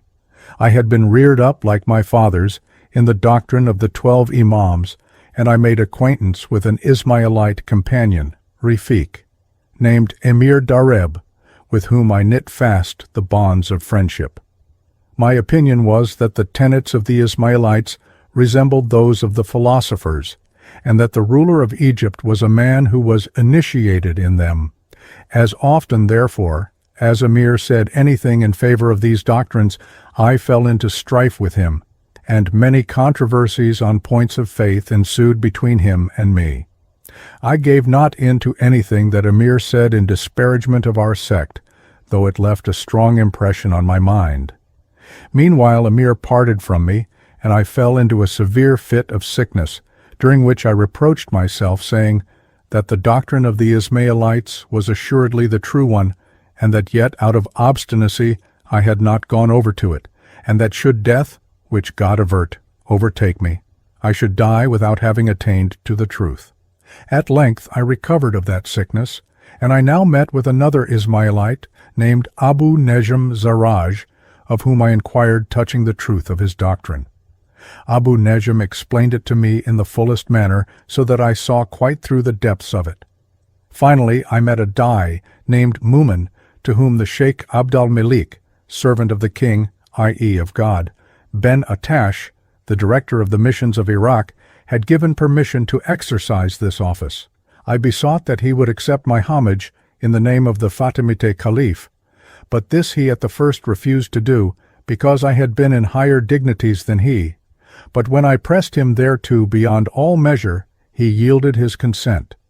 When now the Sheikh Abd-al-Malik came to Ray, and through intercourse learned to know me, my behavior was pleasing unto him, and he bestowed on me the office of a Dai. He said unto me, Thou must go unto Egypt, to be a sharer in the felicity of serving the Imam Mostander. When the Sheikh Abd-al-Malik went from Ray to Isfahan, I set forth for Egypt. There is something highly interesting in this account of his thoughts and feelings given by Hassan Sabah, particularly when we recollect that this was the man who afterwards organized the Society of the Assassins, so long the scourge of the East. We here find him, according to his own statement, dreading the idea of dying without having openly made profession of the truth. Yet afterwards, if we are to credit the Oriental historians, he inculcated the doctrine of the indifference of all human actions. Unfortunately, this declension from virtue to vice has been too often exhibited to allow of our doubting that it may have happened in the case of Hassan Sabah. A further reflection which presents itself is this: can anything be more absurd than those points which have split the Moslems into sects? And yet, how deeply has conscience been engaged in them, and with what sincerity have they not been embraced and maintained? Will not this apply in some measure to the dissensions among Christians, who divide into parties, not for the essential doctrines of their religion, but for some merely accessory parts? Hassan, on his arrival in Egypt, whither his fame had preceded him, was received with every demonstration of respect. His known talents, and the knowledge of the high favor and consideration which he had enjoyed at the court of Malek Shah, made the Caliph esteem him a most important acquisition to the cause of the Ismaïlites, and no means were omitted to soothe and flatter him. He was met on the frontiers by the Dai-al, the Sheriff Tahir Kasvini, and several other persons of high consideration. The great officers of state and court waited on him as soon as he had entered Cairo, where the Caliph assigned him a suitable abode and loaded him with honors and tokens of favor. But such was the state of seclusion which the Fatimite Caliphs had adopted, that during the 18 months which Hassan is said to have passed at Cairo, he never once beheld the face of Mostansir, though that monarch always evinced the utmost solicitude about him, and never spoke of him but in terms of the highest praise. While Hassan abode in Egypt, the question of the succession to the throne, always a matter of dispute in Oriental monarchies, became a subject of dissension and angry debate at court. The Caliph had declared his eldest son, Nasar, to be his legitimate successor, but Badr al-Jamali, the Emir al-Juyush, or commander-in-chief of the army, who enjoyed almost unlimited power under the Fatimites, asserted the superior right of Musta'ali, the Caliph's second son, which right his power afterwards made good. Hassan Sabah, not very wisely, as it would seem, took the side of Prince Nasar, and thereby drew on himself the hostility of Badr al-Jamali, who resolved on his destruction. In vain the reluctant Caliph struggled against the might of the powerful Emir al-Juyush. He was obliged to surrender Hassan to his vengeance and to issue an order for committing him to close custody in the castle of Damietta. While Hassan lay in confinement at Damietta, one of the towers of that city fell down without any apparent cause. This being looked upon in the light of a miracle by the partisans of Hassan and the Caliph, his enemies, to prevent his deriving any advantage from it, hurried him on board of a ship which was on the point of sailing for Africa. Scarcely had the vessel put to sea when a violent tempest came on. The sea rolled mountains high, the thunder roared, and the lightning flamed.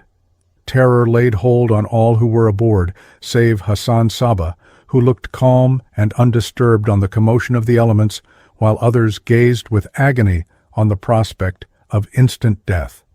On being asked the cause of his tranquility, he made answer, in imitation probably of St. Paul, "Our Lord Sayyidina has promised me that no evil shall befall me." Shortly afterwards the storm fell, and the sea grew calm. The crew and passengers now regarded him as a man under the especial favor of heaven, and when a strong west wind sprung up and drove them to the coast of Syria, they offered no opposition to his leaving the vessel and going on shore. Hassan proceeded to Aleppo, where he stayed some time, and thence directed his course to Baghdad. Leaving that city, he entered Persia, traversed the province of Khuzestan, and, visiting the cities of Isfahan and Yezd, went on to the eastern province of Kerman, everywhere making proselytes to his opinions. He then returned to Isfahan, where he made a stay of 4 months. He next spent 3 months in Khuzestan. Having fixed his view on Damaghan and the surrounding country in Iraq as a district well calculated to be the seat of the power which he meditated establishing, he devoted 3 entire years to the task of gaining disciples among its inhabitants.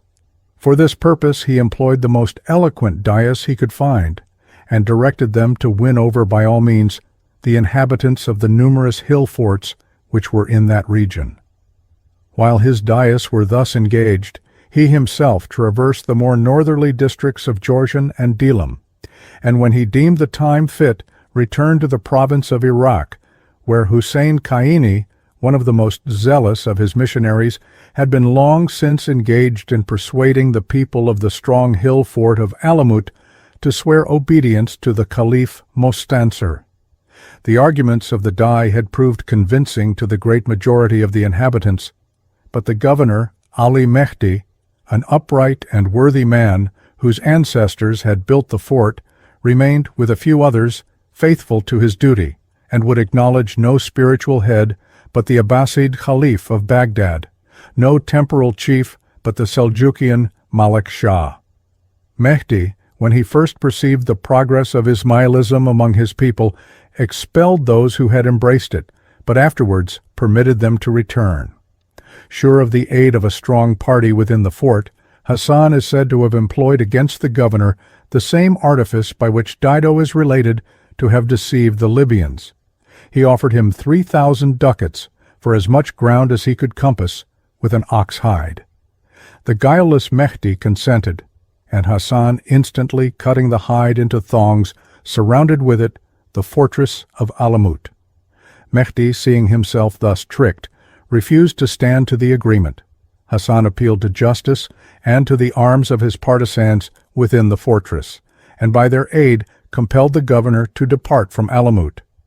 As Mahdi was setting out for Damaghan, whither he proposed to retire, Hassan placed in his hand an order on the Rais Mozaffar, the governor of the castle of Kurdku, couched in these terms: "Let the Rais Mozaffar pay to Mehdi, the descendant of Ali, 3,000 ducats, as the price of the fortress of Alamoot.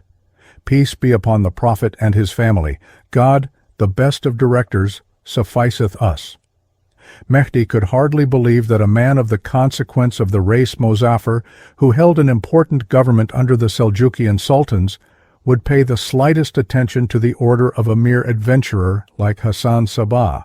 He, however, resolved out of curiosity, or rather, as we are told, pressed by his want of the money, to try how he would act.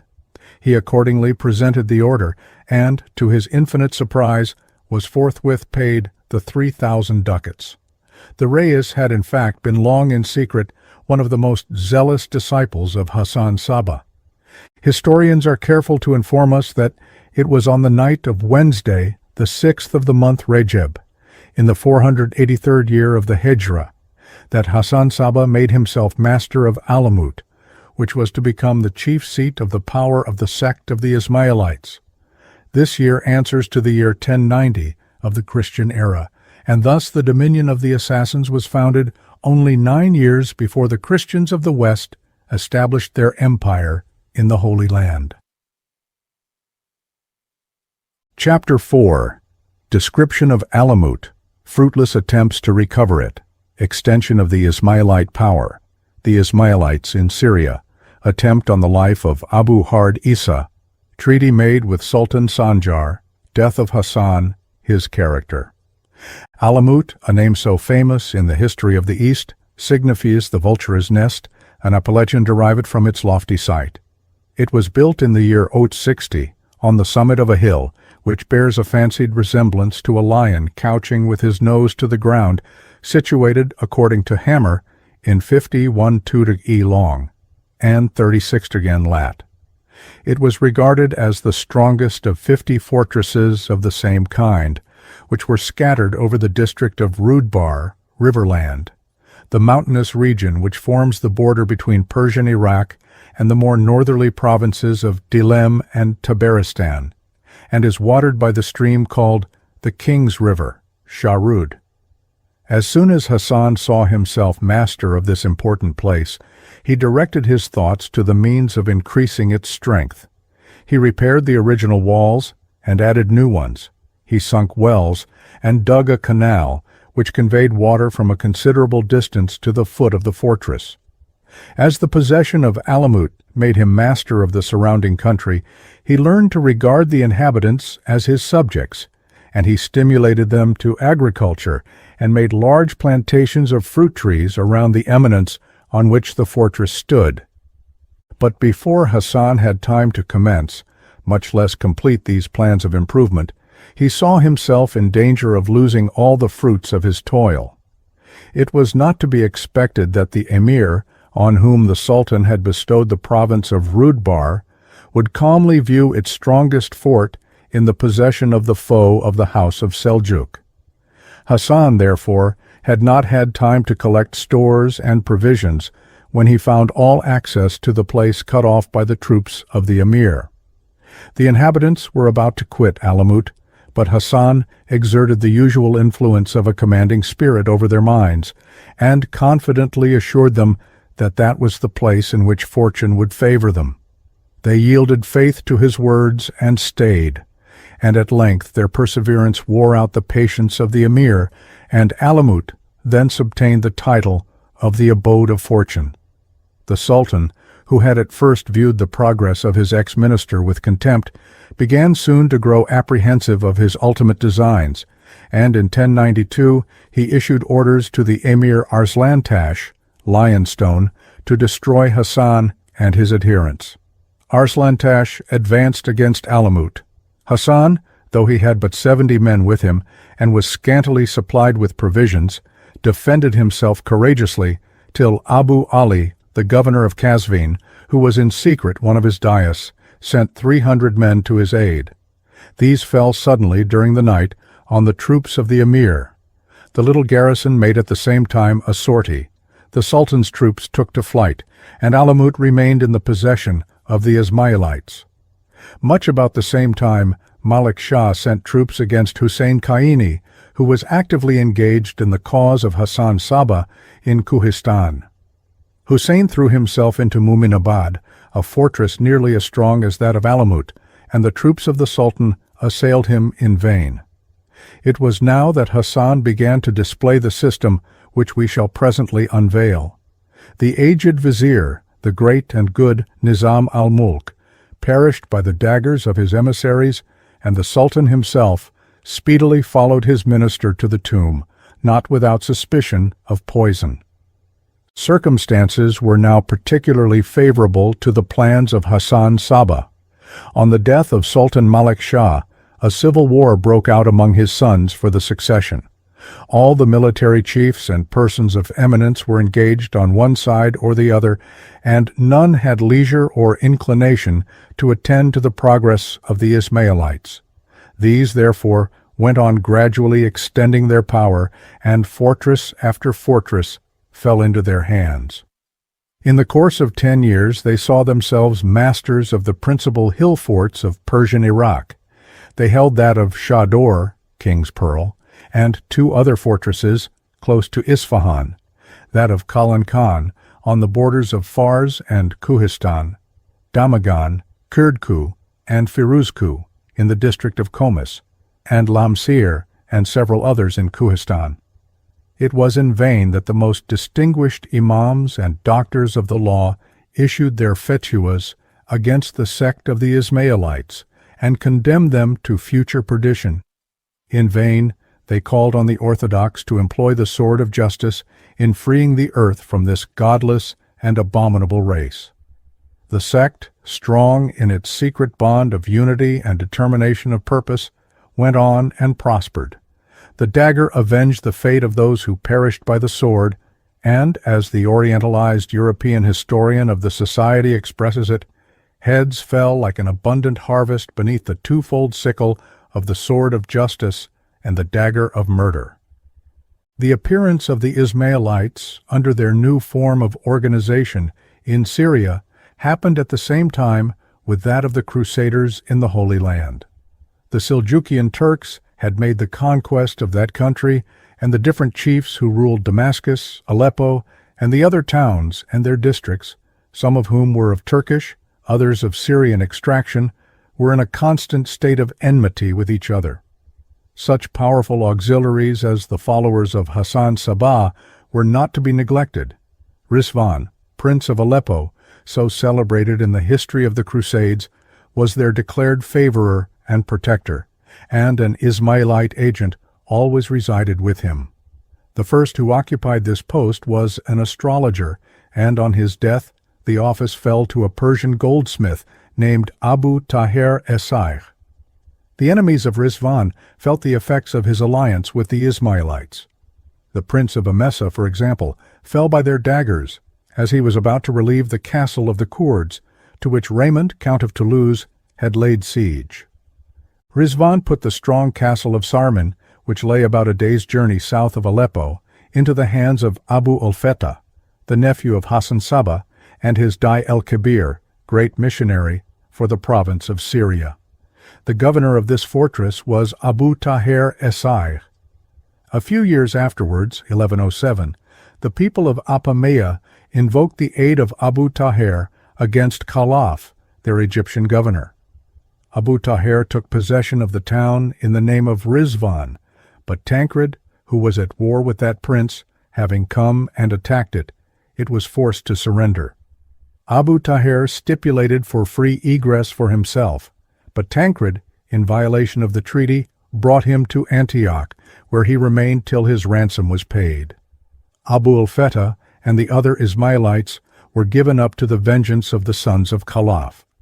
Tancred took from them at the same time another strong fortress named Kefrlana. This is to be noted as the first collision between the Crusaders and the Assassins, as we shall now begin to call them. The origin of this name shall presently be explained. On the return of Abu Tahir to Aleppo, a very remarkable attempt at assassination took place. There was a wealthy merchant named Aboo-Hard Isa, a sworn foe to the Ismailites, and who had spent large sums of money in his efforts to injure them. He was now arrived from the borders of Turkestan with a richly laden caravan of 500 camels. An Ismailite, named Ahmed, a native of Ray, had secretly accompanied him from the time he left Khorasan, with the design of avenging the death of his father, who had fallen under the blows of Aboo-Hard's people. The Ismailite, on arriving at Aleppo, immediately communicated with Abu Tahir and Rizvan. Revenge, and the hope of gaining the wealth of the hostile merchant, made them yield assent at once to the project of assassination. Abu Tahir gave Ahmed a sufficient number of assistants. Rizvan promised the aid of his guards, and one day, as the merchant was in the midst of his slaves, counting his camels, the murderers fell on him. But the faithful slaves valiantly defended their master, and the Ismailites expiated their guilt with their lives. The princes of Syria heaped reproaches on Rizvan for this scandalous violation of the rites of hospitality, and he vainly endeavored to justify himself by pretending ignorance of the fact. Abu Tahir, as the increasing hatred of the people of Aleppo to the sect made that town an unsafe abode, returned to Persia, his native country, leaving his son, Abu al-Fetah, to manage the affairs of the society in his stead.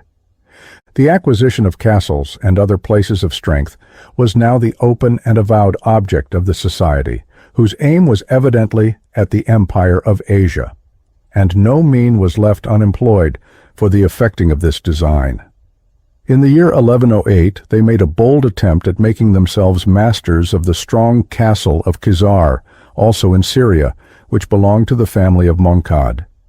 The festival of Easter being come, when the Muslim garrison was in the habit of going down into the town to partake in the festivities of the Christians, during their absence, the Ismailites entered the castle and barred the gates.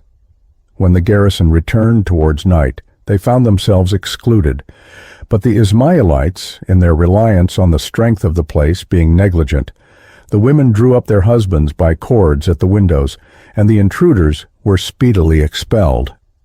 In the year 1113, as Mevdud, prince of Mosul, was walking up and down on a festival day in the mosque of Damascus, with the celebrated Toghtegan, he was fallen on and slain by an Ismailite.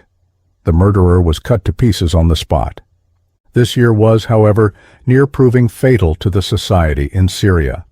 Rizvan, their great protector, died, and the eunuch Lulu, the guardian of his young son, was their sworn enemy. An order for their indiscriminate destruction was forthwith issued, and in consequence, more than 300 men, women, and children were massacred, while 200 more were thrown into prison. Abu al-Fetah was put to death with torture. His body was cut to pieces and burnt at the gate looking towards Iraq, and his head sent through all Syria. They did not, however, fall totally unavenged. The daggers of the society were directed against the governors and men in power, many of whom became their victims. Thus, in the year 1115, as the Atabeg Toghtegan was receiving an audience at the court of the Caliph of Baghdad, the governor of Khorasan was fallen upon by 3 Ismailites, who probably mistook him for the Atabeg, and he and they perished. In 1119, as Bedi, the governor of Aleppo, was journeying with his sons to the court of the Emir Ilghazi, they were fallen upon by 2 assassins. Bedi and one of his sons fell by their blows. His other sons cut the murderers down, but a third then sprang forth and gave the finishing stroke to one of the young men who was already wounded. The murderer was taken and brought before Toghtegan and Ilghazi, who only ordered him to be put in prison, but he drowned himself to escape their vengeance, from which he had perhaps nothing to apprehend. In fact, at this time, the dread of the followers of Hassan Sabah had sunk deep into the hearts of all the princes of the East, for there was no security against their daggers. Accordingly, when the next year, 1120, Abu Muhammad, the head of them at Aleppo, where they had re-established themselves, sent to the powerful Ilghazi to demand of him possession of the castle of Sherif. Near that town, he feared to refuse. But the people of Aleppo, at the persuasion of one of their fellow citizens, who speedily paid for his advice with his blood, rose en masse, leveled the walls, filled up the ditches, and united the castle to the town. Even the great Noor-ed-deen, lamp of religion, was some years afterwards obliged to have recourse to the same artifice to save the castle of Beit Laha from becoming one of their strongholds. The same system was pursued in Persia, where Sultan Sanjar, the son of Malek Shah, had united under his scepter the greater part of the dominions of his father and Fakhr-ed-deen, fame of the realm. The son and successor of Nizam-al-Moolk and Chakar Beg, the great uncle of the Sultan, perished by the daggers of the emissaries of Hassan Sabah. Sultan Sanjar was himself on his march, intending to lay siege to Alamoot and the other strongholds of the Ismaïlites, when one morning, on awaking, he found a dagger struck in the ground close to his pillow. The Sultan was dismayed, but he concealed his terror, and a few days afterwards there came a brief note from Alamoot, containing these words: "Were we not well affected towards the Sultan, the dagger had been struck in his bosom, not in the ground." Sanjar recollected that his brother Mohammed, who had laid siege to the castles of Lamsir and Alamoot, had died suddenly, just as they were on the point of surrendering, an event so opportune for the society that it was but natural to ascribe it to their agency, and he deemed it the safest course to proceed gently with such dangerous opponents. He accordingly hearkened to proposals of peace, which was concluded on the following conditions. 1. That the Ismaïlites should add no new works to their castles. 2. That they should purchase no arms or military machines. 3. That they should make no more proselytes. The Sultan, on his part, released the Ismaïlites from all tolls and taxes in the district of Kurdko, and assigned them a part of the revenue of the territory of Khomis by way of annual pension. To apprehend clearly what the power of the society was, we must recollect that Sultan Sanjar was the most powerful monarch of the East, that his mandate was obeyed from Kashgar to Antioch, from the Caspian to the Straits of Bab el-Mandeb. 34 years had now elapsed since the acquisition of Alamoot, and the first establishment of the power of Hassan Sabah. In all that time he had never been seen out of the castle of Alamoot, and had been even known but twice to leave his chamber and to make his appearance on the terrace. In silence and in solitude he pondered the means of extending the power of the society of which he was the head, and he drew up, with his own hand, the rules and precepts which were to govern it. He had outlived most of his old companions and early disciples, and he was now childless, for he had put to death his 2 only sons, the elder, for having been concerned in the murder of his faithful adherent Hussein Keightley, the younger for having violated the precept of the Koran against drinking wine. Feeling the approaches of death, he summoned to Alamoot Keäh Buzoorg Oomeid, Keäh of Good Hope, who was residing at Lamsir, which he had conquered 20 years before, and Abu Ali of Qazvin, and committed the direction of the society to them, appointing the former to be its proper spiritual head and director, and placing in the hands of the latter the administration of the civil and external affairs. He then calmly expired, apparently unconscious of or indifferent to the fact of having, by the organization of his pernicious society, rendered his name an object of execration, a byword and a proverb among the nations. Dimly as we may discern the character of Hassan Sabah through the medium of prejudice and hatred through which the scanty notices of it have reached us, we cannot refuse him a place among the higher order of minds. The founder of an empire or of a powerful society is almost always a great man, but Hassan seems to have had this advantage over Loyola and other founders of societies, that he saw clearly from the commencement what might be done, and formed all his plans with a view to one ultimate object. He surely had no ordinary mind who could ask but 2 devoted adherents to shake the throne of the house of Seljuk, then at the acme of its power. Chapter 5. Organization of the Society. Names given to the Ismaïlites. Origin of the name. Assassin. Marco Polo's description of the paradise of the old man of the mountain. Description of it, given by Arabian writers. Instances of the obedience of the Fedavi. Having traced thus far the history of this celebrated society, having shown its origin, and how it grew out of the claims of the descendants of Ali to the Caliphate, mixed with the mystic tenets which seem to have been ultimately derived from India, we proceed to describe its organization and its secret doctrines, as they are related by Oriental historians. Hassan Sabah clearly perceived that the plan of the society at Cairo was defective as a mean of acquiring temporal power. The dais might exert themselves, and proselytes might be gained, but till possession was obtained of some strongholds, and a mode of striking terror into princes devised, nothing effectual could be achieved.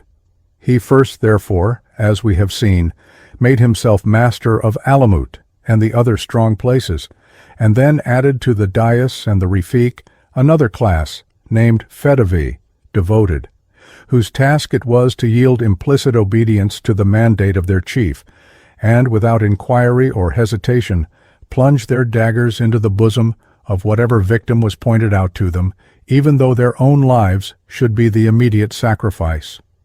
The ordinary dress of the Fedavi was, like that of all the sects opposed to the house of Abbas, white. Their caps, girdles, or boots were red. Hence they were named the white, Mubayaza, and the red, Muhammad. But they could with ease assume any guise, even that of the Christian monk, to accomplish their murderous designs. The gradations in the society were these. At the head of it stood Hassan himself and his successors, with the title of Sayyidna, or Sidna, our Lord, and Sheikh-al-Jebal, mountain chief, a name derived from that of the territory which was the chief seat of the power of the society. This last, owing to the ambiguity of the word sheikh, which, like seigneur and signore, signifies either an elder or chief, has been ridiculously translated by the early European historians Old Man of the Mountain. Under him were the Dai-al, great missionaries, of which there were 3, for the 3 provinces of Jebal, Kohistan, and Syria. Then came the Dais, next the Rafiq, then the Fedavi, and lastly the Lazik, or aspirants. Hassan was perfectly aware that without the compressing power of positive religion, no society can well be held together. Whatever, therefore, his private opinions may have been, he resolved to impose on the bulk of his followers the most rigid obedience to the positive precepts of Islam, and, as we have seen, actually put his own son to death for a breach of one of them. Hassan is said to have rejected 2 of the degrees of the Ismaïlite society at Cairo, and to have reduced them to 7, the original number in the plan of Abdallah Maimun, the first projector of this secret society. Besides these 7 degrees, through which the aspirants gradually rose to knowledge, Hassan, in what Hammer terms the breviary of the order, drew up 7 regulations or rules for the conduct of the teachers in his society. 1. The first of these, named Ashinai Risk, knowledge of duty, inculcated the requisite knowledge of human nature for selecting fit persons for admission. To this belonged the proverbial expressions said to have been current among the dais, similar to those used by the ancient Pythagoreans, such as sow, not on barren ground, that is, waste not your labor on incapable persons. Speak not in a house where there is a lamp, that is, be silent in the presence of a lawyer. 2. The second rule was called tienis, gaining of confidence, and taught to win the candidates by flattering their passions and inclinations. 3. The third, of which the name is not given, taught to involve them in doubts and difficulties by pointing out the absurdities of the Koran and of positive religion. 4. When the aspirant had gone thus far, the solemn oath of silence and obedience, and of communicating his doubts to his teacher alone, was to be imposed on the disciple, and then, 5, he was to be informed that the doctrines and opinions of the society were those of the greatest men in church and state. 6. The tesses, confirmation, directed to put the pupil again through all he had learned and to confirm him in it. And 7.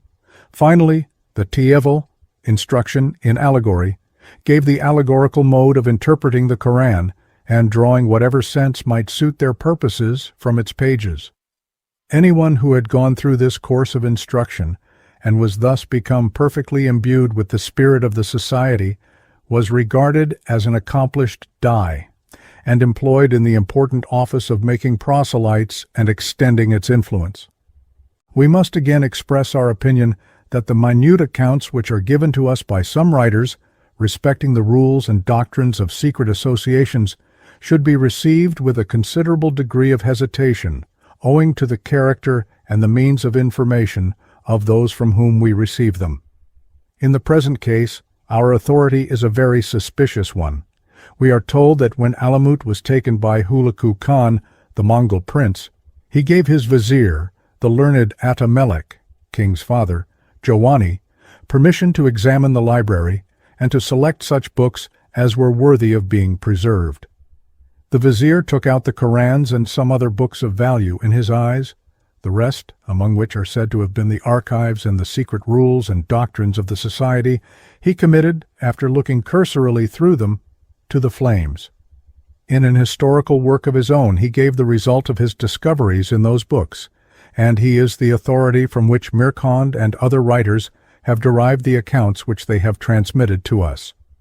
It is quite clear, therefore, that the vizier of Hulagu was at liberty to invent what atrocities he pleased of the sect which was destroyed by his master, and that his testimony is consequently to be received with suspicion.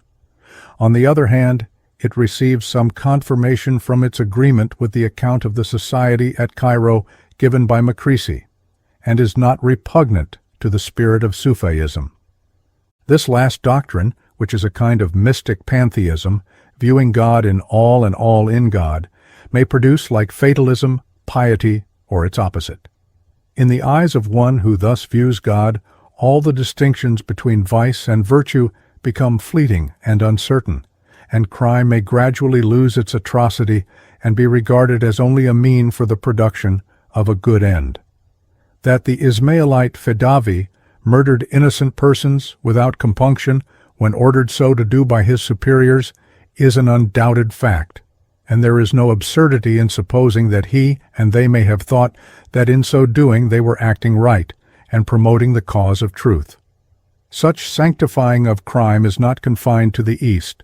The maxim that the end sanctions the means is of too convenient a nature not to have prevailed in all parts of the world, and the assassins of Henry III and Henry IV of France displayed all the sincerity and constancy of the Ismaïlite Fedavis, without therefore regarding the heads of the Ismaïlites with hammer mere ruthless and impious murderers who trampled under foot religion and morals with all their obligations. We may assent to the opinion of their leading doctrine being Sufism carried to its worst consequences. The followers of Hassan Sabah were called the Eastern Ismaïlites to distinguish them from those of Africa. They were also named the Batiniye, internal or secret, from the secret meaning which they drew from the text of the Quran, and Mulhad, or Mulahid, impious, on account of the imputed impiety of their doctrines, names common to them with most of the preceding sects. It is under this last appellation that they were known to Marco Polo, the Venetian traveler. The name, however, by which they are best known in Europe, and which we shall henceforth chiefly employ, is that of assassins. This name is very generally derived from that of the founder of their society, but M. de Sacy has made it probable that the Oriental term hashishin, of which the Crusaders made assassins, comes from hashish, a species of hemp, from which intoxicating opiates were made, which the Fedavi were in the habit of taking previously to engaging in their daring enterprises, or employed as a medium of procuring delicious visions of the paradise promised to them by the Sheikh-al-Jebal. It is a curious question how Hassan Sabah contrived to infuse into the Fedavi the recklessness of life, joined with the spirit of implicit obedience to the commands of their superiors, which they so invariably displayed. We are told that the system adopted for this purpose was to obtain, by purchase or otherwise, from their parents, stout and healthy children. These were reared up in implicit obedience to the will of the sheikh, and, to fit them for their future office, carefully instructed in various languages. The most agreeable spots were selected for their abode, they were indulged in the gratification of their senses, and in the midst of their enjoyments, some persons were directed to inflame their imaginations by glowing descriptions of the far superior delights laid up in the celestial paradise for those who should be admitted to repose in its bowers. A happiness only to be attained by a glorious death met in obedience to the commands of the sheikh. When such ideas had been impressed on their minds, the glorious visions ever floated before their eyes. The impression was kept up by the use of the opiate above mentioned, and the young enthusiast panted for the hour when death, obtained in obeying the order of the sheikh, should open to him the gates of paradise to admit him to the enjoyment of bliss never to end. The celebrated Venetian, Marco Polo, who traversed the most remote parts of the East in the 13th century, gave on his return to Europe an account of the regions which he had visited, which filled the minds of men with wonder and amazement. As is usual in such cases, this was followed or accompanied by unbelief, and it is only by the inquiries and discoveries of modern travelers that the veracity of Marco Polo, like that of Herodotus, has been established and placed beyond doubt. Among other wonderful narratives which we meet in the travels of Marco Polo is the account which he gives of the people whom he calls Mulahitites, that is, Mulahid, and their prince the Old Man of the Mountain. He describes correctly the nature of this society and gives the following romantic narrative of the mode employed by that prince to infuse the principle of implicit obedience into the minds of his followers. In a beautiful valley, says he, enclosed between two lofty mountains, he had formed a luxurious garden stored with every delicious fruit and every fragrant shrub that could be procured. Palaces of various sizes and forms were erected in different parts of the grounds, ornamented with works of gold, with paintings, and with furniture of rich silks. By means of small conduits contained in these buildings, streams of wine, milk, honey, and some of pure water were seen to flow in every direction.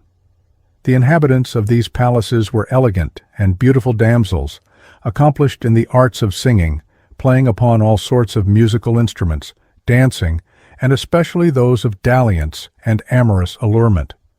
Clothed in rich dresses, they were seen continually sporting and amusing themselves in the garden and pavilions, their female guardians being confined within doors and never suffered to appear.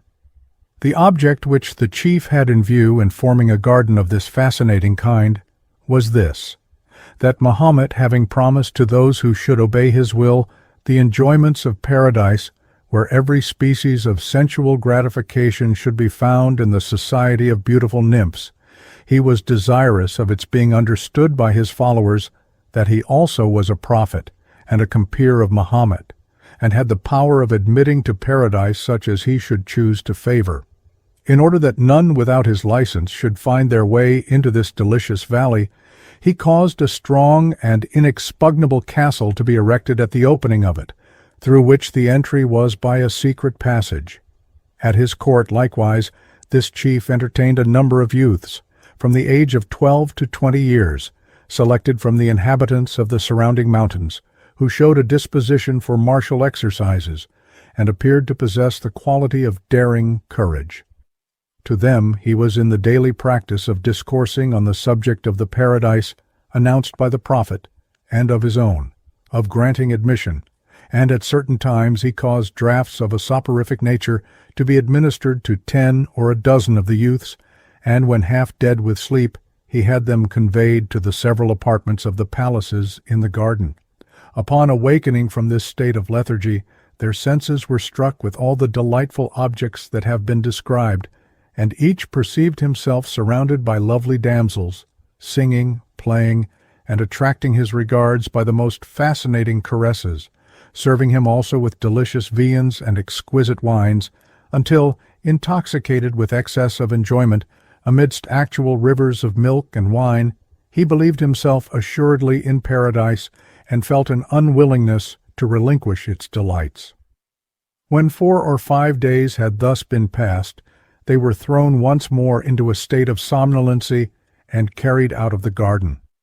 Upon their being introduced to his presence and questioned by him as to where they had been, their answer was, "In paradise, through the favor of your highness."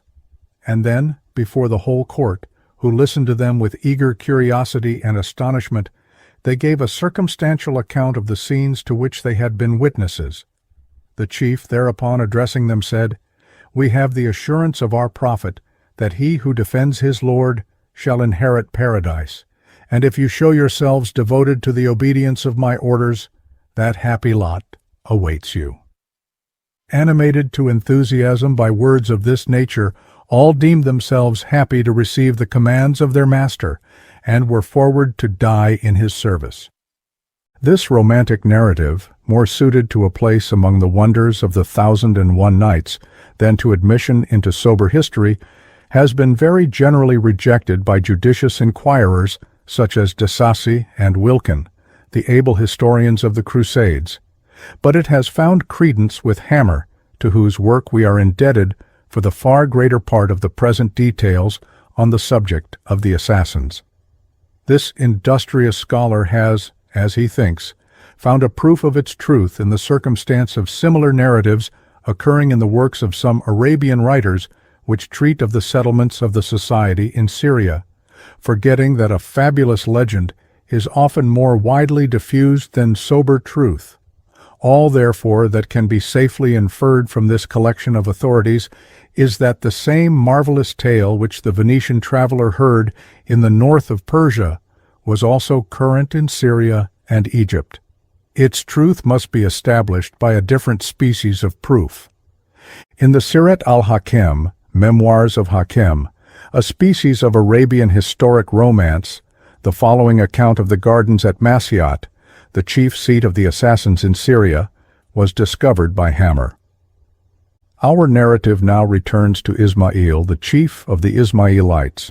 He took with him his people laden with gold, silver, pearls, and other effects, taken away from the inhabitants of the coasts, and which he had received in the island of Cyprus, and on the part of the king of Egypt, Daher, the son of Hakem Biemer Ilah. Having bidden farewell to the Sultan of Egypt at Tripolis, they proceeded to Masyat, when the inhabitants of the castles and fortresses assembled to enjoy themselves along with the chief Ismail and his people. They put on the rich dresses with which the Sultan had supplied them, and adorned the castle of Masyat with everything that was good and fine. Ismail made his entry into Masyat with the devoted Fedavi, as no one has ever done at Masyat before him or after him. He stopped there some time to take into his service some more persons whom he might make devoted both in heart and body. With this view he had caused to be made a vast garden, into which he had water conducted. In the middle of this garden he built a kiosk raised to the height of 4 stories. On each of the 4 sides were richly ornamented windows joined by 4 arches, in which were painted stars of gold and silver. He put into it roses, porcelain, glasses, and drinking vessels of gold and silver. He had with him Mamluks, slaves, 10 males and 10 females, who were come with him from the region of the Nile, and who had scarcely attained the age of puberty. He clothed them in silks and in the finest stuffs, and he gave unto them bracelets of gold and of silver. The columns were overlaid with musk and with amber, and in the 4 arches of the windows he set 4 caskets, in which was the purest musk. The columns were polished, and this place was the retreat of the slaves. He divided the garden into 4 parts. In the first of these were pear trees, apple trees, vines, cherries, mulberries, plums, and other kinds of fruit trees. In the second were oranges, lemons, olives, pomegranates, and other fruits. In the third were cucumbers, melons, leguminous plants, etc. In the fourth were roses, jessamine, tamarinds, narcissi, violets, lilies, anemones, etc., etc. The garden was divided by canals of water, and the kiosk was surrounded with ponds and reservoirs. There were groves in which were seen antelopes, ostriches, asses, and wild cows. Issuing from the ponds, one met ducks, geese, partridges, quails, hares, foxes, and other animals. Around the kiosk the chief Ismail planted walks of tall trees, terminating in the different parts of the garden. He built there a great house, divided into 2 apartments, the upper and the lower.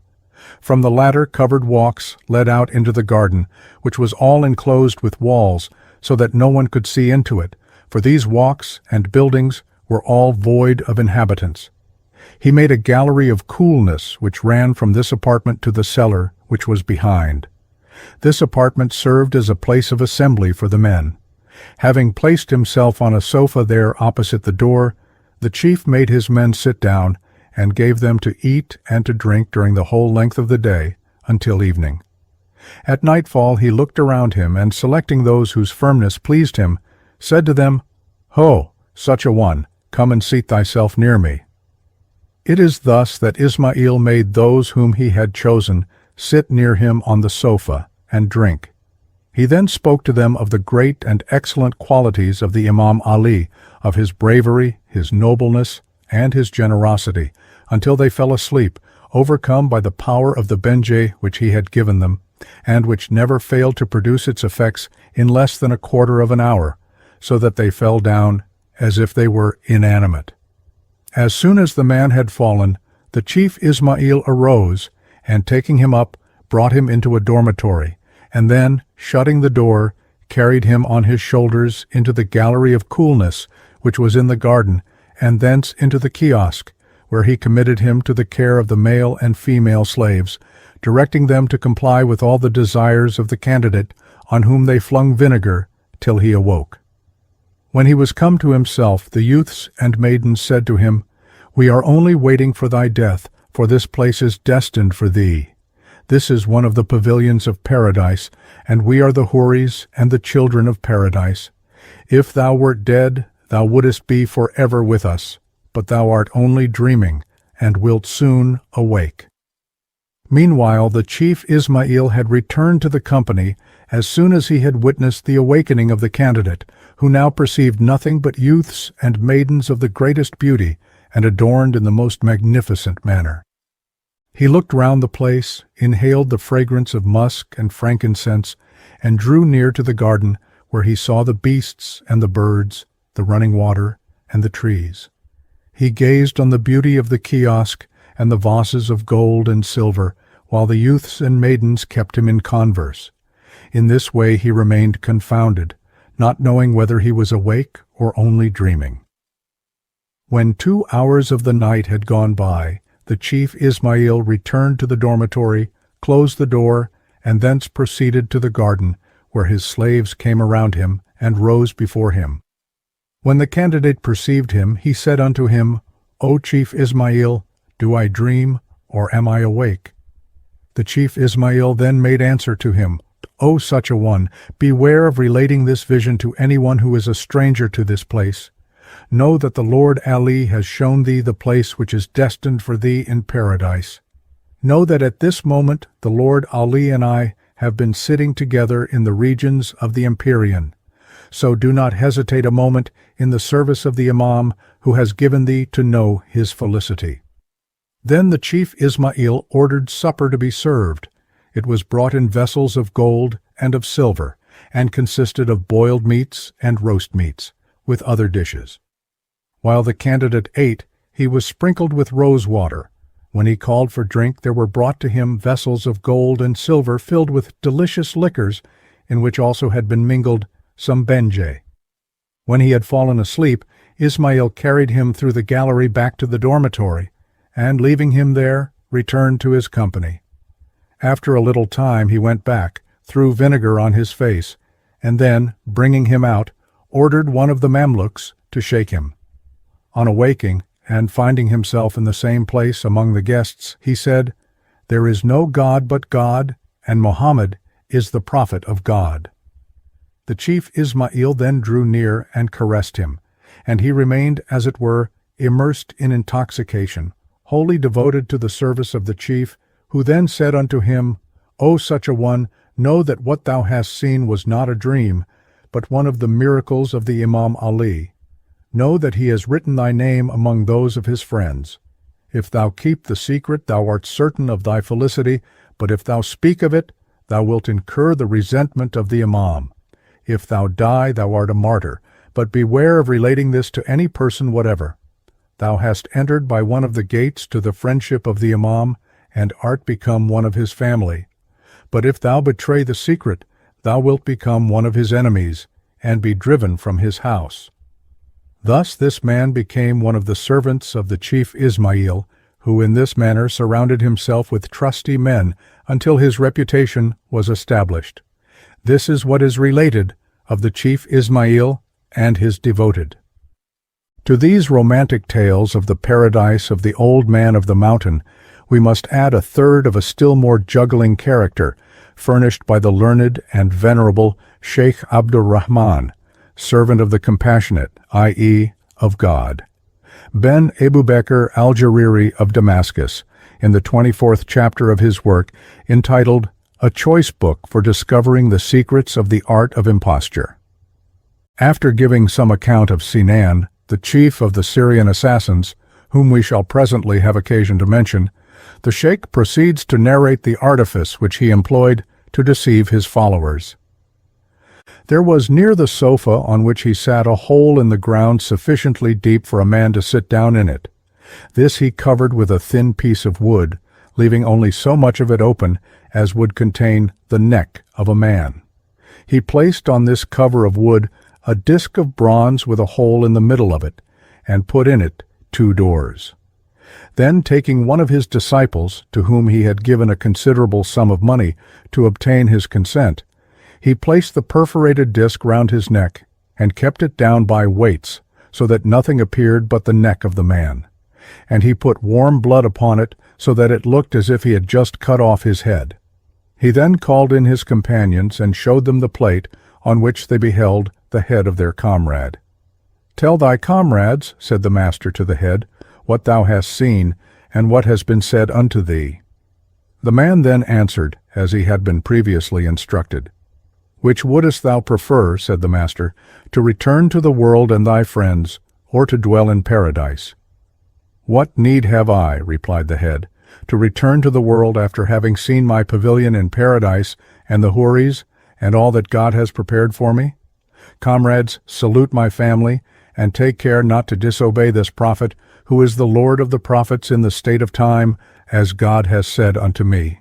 Farewell." These words strengthened the faith of the others, but when they were gone, the master took the man up out of the hole, and cut off his head in right earnest.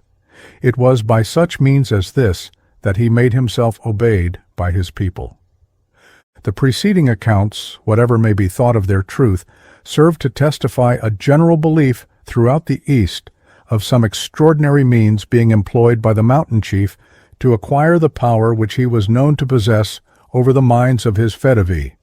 And, in fact, there is no great improbability in the supposition of some artifice of that nature having been occasionally employed by him, for when we recollect that an Asiatic imagination is coarse, especially among the lower orders, and that in the East men rarely see any females but those of their own family, the chief might find no great difficulty in persuading a youth whom he had transported in a state of stupor into an apartment filled with young girls, of his having been in the actual paradise promised to the faithful. But, laying aside supposition, we may observe that the very power over the minds of their followers ascribed to Hassan Sabah and his successors has been actually exercised in our own days by the chief of the Wahhabis. Sir John Malcolm informs us, from a Persian manuscript, that a few years ago one of that sect, who had stabbed an Arab chief near Basora when taken, not only refused to do anything towards saving his life, but on the contrary, seemed anxiously to court death. he was observed to grasp something firmly in his hand, which he appeared to prize beyond life itself. On its being taken from him and examined, it proved to be an order from the Wahhabi chief for an emerald palace and a number of beautiful female slaves in the blissful paradise of the Prophet. This story, however, it must be confessed, appears to be little consistent with the principles of the sect of the Wahhabis, and we may suspect that it has originated in some misapprehension. The following instance of the implicit obedience of the Fedavi to the orders of Hassan Sabah is given by a respectable Oriental historian. An ambassador from the Sultan Malek Shah, having come to Alamoot to demand the submission and obedience of the Sheikh, Hassan received him in a hall in which he had assembled several of his followers. Making a sign to one youth, he said, "Kill thyself." Instantly the young man's dagger was plunged into his own bosom, and he lay a corpse upon the ground. To another he said, "Fling thyself down from the wall." In an instant his shattered limbs were lying in the castle ditch. Then, turning to the terrified envoy, "I have 70,000 followers who obey me after this fashion. This be my answer to thy master." Very nearly the same tale is told of the assassins of Syria by a Western writer. As Henry Count of Champagne was journeying in the year 1194 from Palestine to Armenia, his road lay through the confines of the territory of the Ismaïlites. The chief sent some persons to salute him and to beg that, on his return, he would stop at and partake of the hospitality of his castle. The Count accepted the invitation. As he returned, the Dai-al advanced to meet him, showed him every mark of honor, and led him to view his castles and fortresses. Having passed through several, they came at length to one the towers of which rose to an exceeding height. On each tower stood 2 sentinels, clad in white. "These," said the chief, pointing to them, "obey me far better than the subjects of you Christians obey their lords." And at a given signal 2 of them flung themselves down and were dashed to pieces. "If you wish," said he to the astonished Count, "all my white ones shall do the same." The benevolent Count shrank from the proposal and candidly avowed that no Christian prince could presume to look for such obedience from his subjects. When he was departing with many valuable presents, the chief said to him significantly, "By means of these trusty servants, I get rid of the enemies of our society." In Oriental and also in Occidental history, the same anecdote is often told of different persons, a circumstance which might induce us to doubt of its truth altogether, or at least of its truth in any particular case.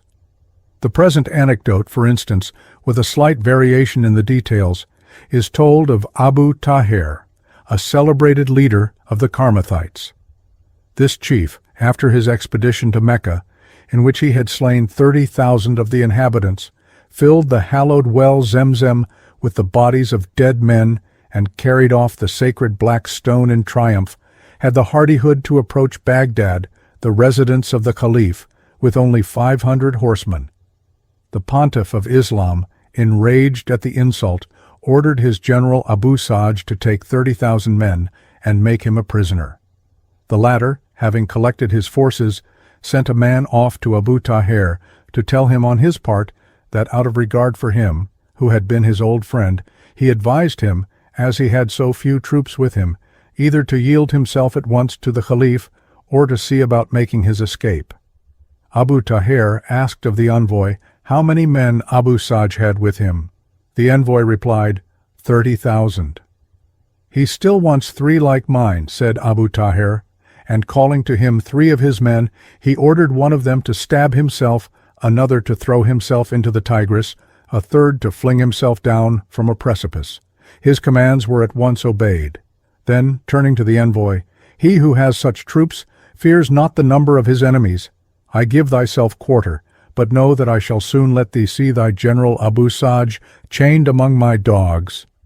In fact, that very night he attacked and routed the troops of the Caliph, and Abu Saj, happening to fall into his hands, soon appeared chained among the mastiffs of the Carmelite chief. The preceding details on the paradise of the Sheikh-al-Jebal and his power over the minds of his followers will at least help to illustrate the manners and modes of thinking of the Orientals. We now resume the thread of our narrative and proceed to narrate the deeds of the assassins as we shall henceforth designate them. Chapter 6. Keäh Buzoorg Oomeid. Affairs of the Society in Persia. They acquire the Castle of Banias in Syria, attempt to betray Damascus to the Crusaders, murders committed during the reign of Keäh Buzoorg. Keäh Buzoorg Oomeid trod faithfully in the footprints of his predecessor.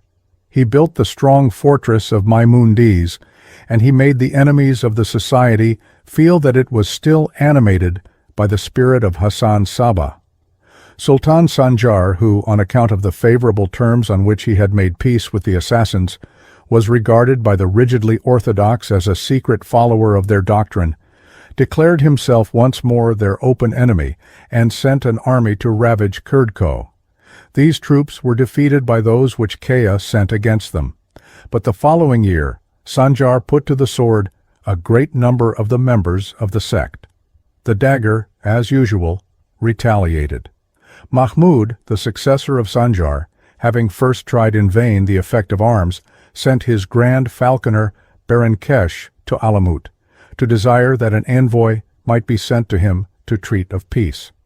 The Khoja, Master, Mohammed Nasihi, accompanied Berenkesh back to court and kissed the hand of the Sultan, who spoke to him a few words about the peace. But as the Khoja was going out of the palace, he and his followers were fallen upon and massacred by the people. When the Sultan sent an ambassador to Alamoot to exculpate himself from the guilt of participation in this violation of the laws of nations, Keäh made answer, "Go back to the Sultan and tell him, in my name, Mohammed Nasihi, trusted to your perfidious assurances and repaired to your court. If you speak truly, deliver up the murderers to justice. If not, expect my vengeance." On the refusal of the Sultan to surrender the murderers, a corps of assassins appeared at the gates of Qazvin, slew 400 men, and led away 3,000 sheep, 200 horses, and 200 oxen. Next year the Sultan took and retained for a short time the fortress of Alamoot, but a body of 2,000 men which he sent against Lamzir fled without drawing a sword when they heard that the Rafiq, companions of the society, were marching against them. Shortly afterwards the Sultan died, and the assassins made another incursion into the district of Qazvin, where they carried off booty and prisoners.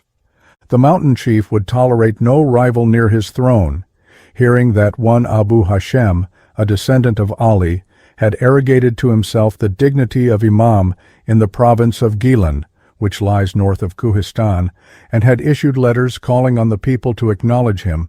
Keäh wrote to him to desist from his pretensions. The self-appointed Imam only replied by reviling the odious tenets of the Ismaïlites.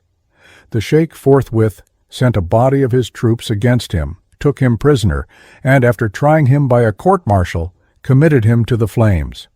Though, as we have seen, the settlements of the assassins were in the mountainous region of Iraq, in the northwest of Persia, their power was of such a nature that no distance was a security against it. A Fedavi could speedily traverse the intervening regions to plant his dagger in the bosom of any prince or minister who had incurred the vengeance of the Sheikh-al-Jebal. Accordingly, we find the Shah, king of Khwarizm, between which and Iraq lies the extensive province of Khorasan, coming to Sultan Masood, the successor of Mahmud, to concert with him a plan for the destruction of these formidable foes to princes. The Shah of Khwarizm had been formerly rather disposed to favor the Ismaïlites, but his eyes were now opened, and he was become their most inveterate enemy. Sultan Masood, we know not for what reason, bestowed on him the lands which Berenkesh, the Grand Falconer, had held of the Sultan. Berenkesh, mortally offended at this unworthy treatment, retired with his family to the territory of the Ismaïlites, and sought the protection of Keäh, whose open enemy he had hitherto been. Policy, or a regard to good faith and humanity, made the assassin prince grant the protection which was required, and when the Shah of Khwarizm wrote, reminding Keäh of his own former friendship, and the bitter hostility of Baron Kesh, and requesting him, on that plea, to give up the fugitive, the Sheikh replied, "The Shah of Khwarizm speaks true, but we will never give up our suppliants." Long and bloody enmity between the Sheikh and the Shah was the consequence of this refusal to violate the rites of hospitality. The Syrian branch of the society begins at this time to attract rather more attention than that of Persia, chiefly on account of its connection with the Crusaders, who had succeeded in establishing an empire extending from the frontiers of Egypt to those of Armenia. A Persian Ismaïlite named Behram of Astrabad, who is said to have commenced his career by the murder of his own father, gained the confidence of the vizier of the Prince of Damascus, who gave him the Castle of Banias, or Banias, the ancient Balanea, for the use of the society.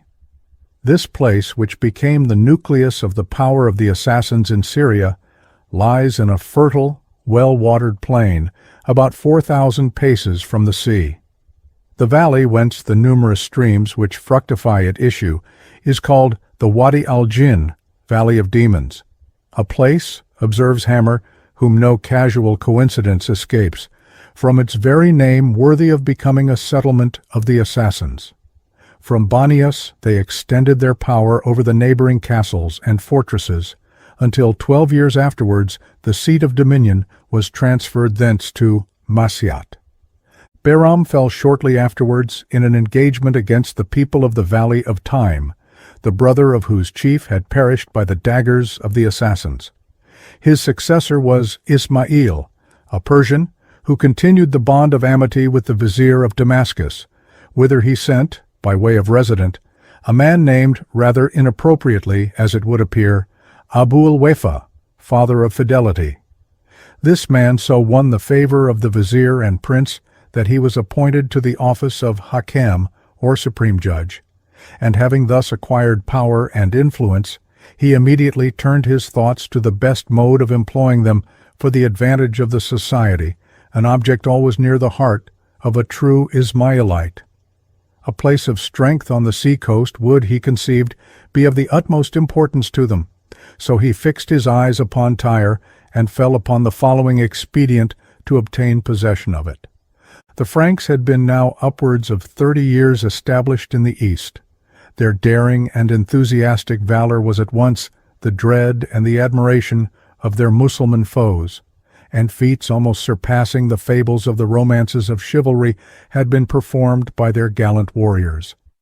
These were the auxiliaries to whom Abu-al-Wafa directed his attention, for we are to observe that, as yet, the fanatic spirit had not united all the Moslems in enmity against the followers of the Cross, and the princes of Aleppo, Damascus, and the other districts of Syria had been more than once in alliance with the Christian realms of Jerusalem and Antioch. Abu-al-Wafa sent, therefore, and concluded a secret treaty with Baldwin II, king of Jerusalem, in which he engaged, if the Christian warriors would secretly march and appear before Damascus on a Friday, when the emir and his officers would be at the mosque, to give them possession of the gates of the town. The king was in return to put Tyre into the hands of the Ismailites. The Christian army was assembled. All the barons of the kingdom appeared in arms. The king in person led the host. The newly formed military order of the Templars displayed for the first time in the field their striped banner, Beauséant, afterwards so well known in many a bloody fray. Prince Bernard of Antioch, Count Pontius of Tripolis, the brave Jocelyn of Edessa, led their knights and footmen to share in the capture of the wealthy city of Damascus. The mountains which environ Lake Tiberias were left behind, and the host joyfully emerged into the plain watered by the streams Abana and Pharpar. But here defeat awaited them. Taj al-Muluk, diadem of kings, Buzi, the emir of Damascus, had in time discovered the plot of his Hakem. He had put him and the vizier to death, and had ordered a general massacre of the Ismailites in the city. The Christian army was now at a place named Marj Safar, and the footmen had begun to plunder the villages for food, when a small body of gallant Damascene warriors rushed from the town and fell upon them. The defenseless Christians sank beneath their blows, incapable of resistance. The rest of the army advanced to aid or avenge their brethren, when suddenly the sky became overcast. Thick darkness enveloped all objects, the thunder roared, the lightning flashed, the rain poured down in torrents, and by a rapid transition, peculiar to eastern climates, the rain and waters turned into snow and ice, and augmented the horrors of the day. The superstitious and conscience-stricken crusaders viewed in this awful phenomenon the immediate agency of heaven, and deemed it to be sent as a punishment for their sins. And recollecting that on that very spot, but 4 years before King Baldwin had gained, with a handful of men, a victory over an army of the Damascenes, they were plunged into grief and humiliation. The only advantage which they derived from this expedition was the acquisition of the Castle of Banias, which the Ismaïlite governor put into their hands, that under their protection he might escape the fate of his brethren. Banias was given up to the Christians in the same year in which Alamoot was taken by the Seljukian Sultan, and thus the power of the assassins seemed to be almost gone. But it had in it a conservative principle, and, Hydra-like, it grew by its wounds. Alamoot was speedily recovered, and 3 years afterwards, Banias was once more the seat of a Dai-al Kabir.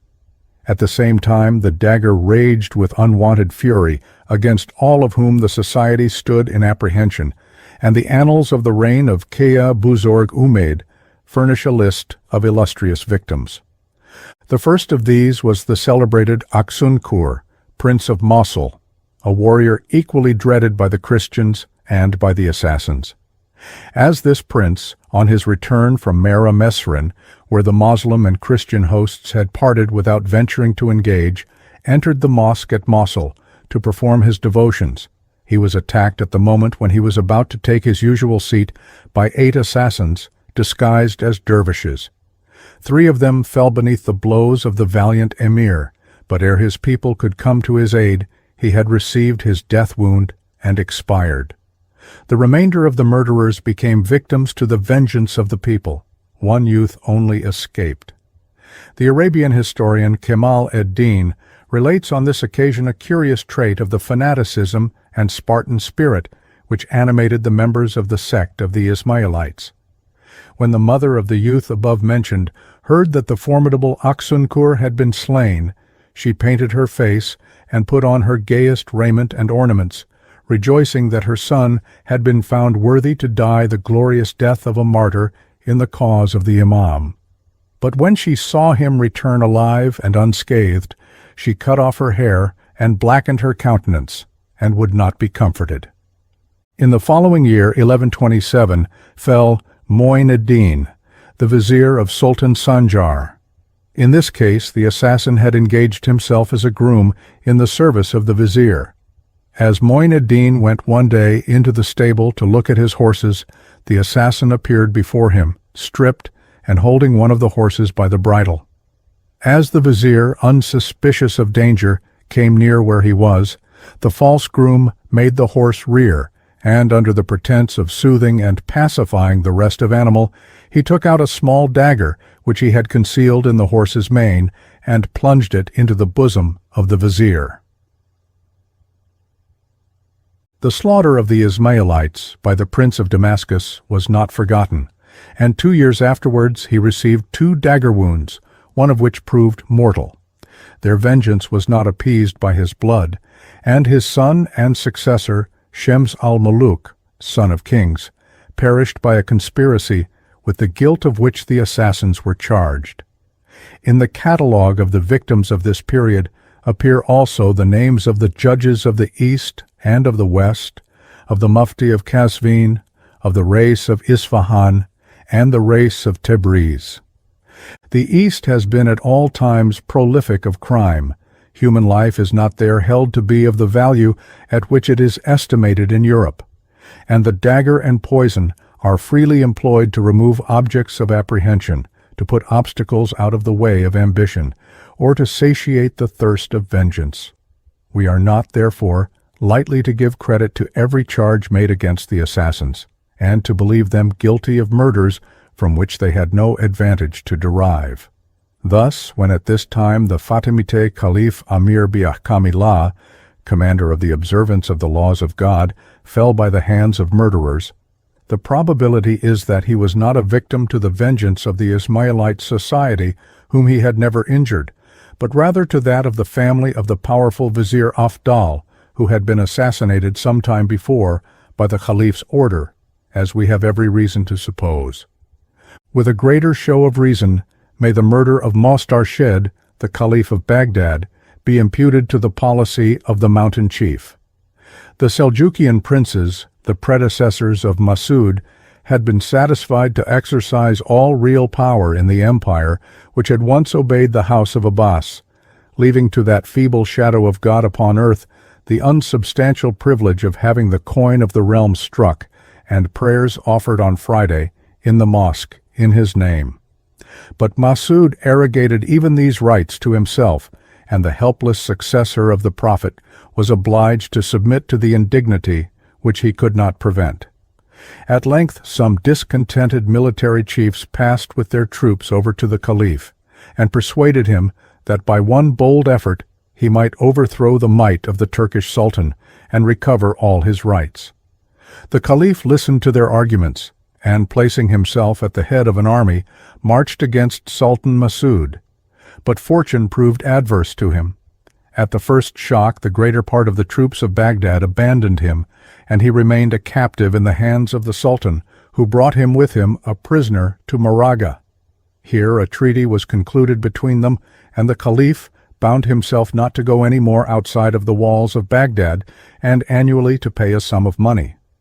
This treaty appears to have been displeasing to the assassins, and watching their opportunity, when Masud was gone to meet the ambassadors of Sultan Sanjar, a party of them fell upon and massacred the Caliph and his train. The lifeless body of the commander of the faithful was mangled by them in the most scandalous manner. After a blood-stained reign of 14 years and 3 days, Keäh Buzoorg Oomeid died. Departing from the maxims of Hassan Sabah, who it is probable wished to imitate the conduct of the Prophet and leave the supreme dignity elective, he appointed his own son, Keäh Mohammed, to be his successor, induced either by paternal partiality or believing him to be the person best qualified for the office. Chapter 7. Keäh Mohammed, Murder of the Caliph, Castles Gained in Syria, Ismaïlite, Confession of Faith, Muhammad's son. Hassan gives himself out for the promised Imam, his followers punished, succession of Hassan, he abolishes the law, pretends to be descended from the Prophet, is murdered. The policy of the society underwent no alteration on the accession of Muhammad. The dagger still smote its enemies, and as each victim fell, the people who maintained the rights of Ismail and who were kept in rigid obedience to the positive precepts of the Quran beheld nothing but the right hand of heaven made bare for the punishment of crime and usurpation. The new mountain prince had hardly taken the reins of government into his hands when Rashid, the successor of the late Caliph, eager to avenge the murder of his father, assembled an army and marched against Alamoot. He had reached Isfahan, but there his march terminated. 4 assassins, who had entered his service for the purpose, fell upon him in his tent and stabbed him. When the news was conveyed to Alamoot, great rejoicings were made, and for 7 days and 7 nights the trumpets and kettle-drums resounded from the towers of the fortress, proclaiming the triumph of the dagger to the surrounding country. The Syrian dominion of the Ismailites was at this time considerably extended. They purchased from Ibn Amru, their owner, the castles of Cadmos and Kahaf, and took by force that of Masyat from the lords of Shizer. This castle, which was situated on the west side of Mount Legum, opposite Antaradus, became henceforth the chief seat of Ismailite power in Syria. The society had now a line of coast to the north of Tripolis, and their possessions extended inland to the verge of the Hauran. The reign of Muhammad presents few events to illustrate the history of the assassins. It was probably in his time that the following confession of the Ismailite faith was made to the persons whom Sultan Sanjar sent to Alamoot to inquire into it. "This is our doctrine," said the heads of the society. "We believe in the unity of God and acknowledge as the true wisdom and right creed only that which accords with the word of God and the commands of the Prophet. We hold these as they are delivered in the Holy Writ, the Quran, and believe in all that the Prophet has taught of the creation and the last things, of rewards and punishments, of the last judgment and the resurrection. To believe this is necessary, and no one is authorized to judge of the commands of God for himself or to alter a single letter in them. These are the fundamental doctrines of our sect, and if the Sultan does not approve of them, let him send hither one of his learned divines, that we may argue the matter with him." To this creed, no orthodox Mussulman could well make any objection. The only question was, what was the Ismaïlite system of interpretation, and what other doctrines did they deduce from the sacred text? And the active employment of the dagger of the Fedavi suggested in tolerably plain terms that there were others, and that something not very compatible with the peace and order of society lay behind the veil. Indeed, the circumstance of the Ismailite chiefs professing themselves to be only the ministers and representatives of the invisible Imam was in itself highly suspicious, for what was to prevent their enjoining any atrocity which might be for their interest in the name of their viewless master? They are ignorant indeed of human nature, who suppose that a prompt obedience would not be yielded to all such commands by the ignorant and bigoted members of the sect. The ill leaven of the secret doctrine displayed itself before very long.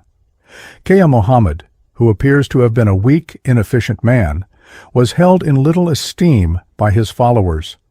They began to attach themselves to his son Hassan, who had the reputation of being a man of prodigious knowledge, learned in tradition and the text of the Quran, versed in exposition, and well acquainted with the sciences. Hassan, either through vanity or policy, began secretly to disseminate the notion of his being himself the Imam, whose appearance had been promised by Hassan ben Sabah. Filled with this idea, the more instructed members of the society vied with each other in eagerness to fulfill his commands, and Keäh Mohammed, seeing his power gradually slipping from him, was at length roused to energy. Assembling the people, he reprobated in strong terms the prevailing heresy. "Hassan," said he, "is my son, and I am not the Imam, but only one of his missionaries. Whoever maintains the contrary is an infidel." Then, in true assassin fashion, he gave effect to his words by executing 250 of his son's adherents and banishing an equal number from the fortress. Hassan himself, in order to save his life, was obliged publicly to curse those who held the new opinions and to write dissertations condemning their tenets and defending those of his father. By these means he succeeded in removing suspicion from the mind of the old chief, but as he continued to drink wine in private and violated several of the other positive precepts of the law, his adherents became only the more convinced of his being the Imam, at whose coming all the precepts of the law were to cease to be of any force.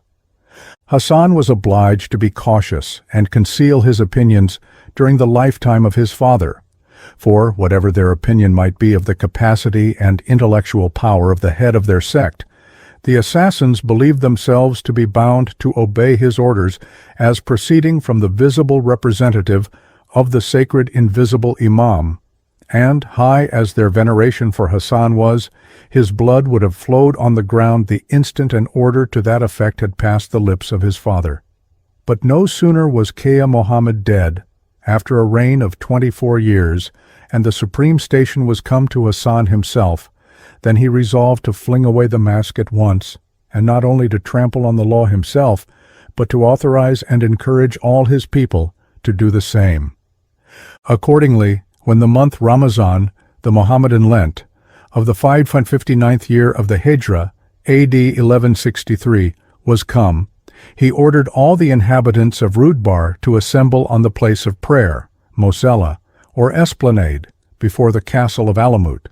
Facing the direction of the Qibla, He caused a pulpit to be erected, at whose four corners were displayed banners of the different hues familiar to Islam, namely, a white, a red, a yellow, a green, colors adverse to the black of the Abbasids. On the 17th day of the month, the people, in obedience to his commands, appeared in great numbers beneath the walls of the fortress. After a little time, Hassan came forth and ascended the pulpit. All voices were hushed. Expectation waited on the words of the Sheikh-al-Jebal. He commenced his discourse by perplexing the minds of his auditors by enigmatical and obscure sentences. When he had thus deluded them for some time, he informed them that an envoy of the Imam, that is, the phantom of a caliph who was still sitting on the throne at Cairo, had arrived and had brought him a letter addressed to all Ismaïlites, whereby the fundamental tenets of the sect were renewed and confirmed.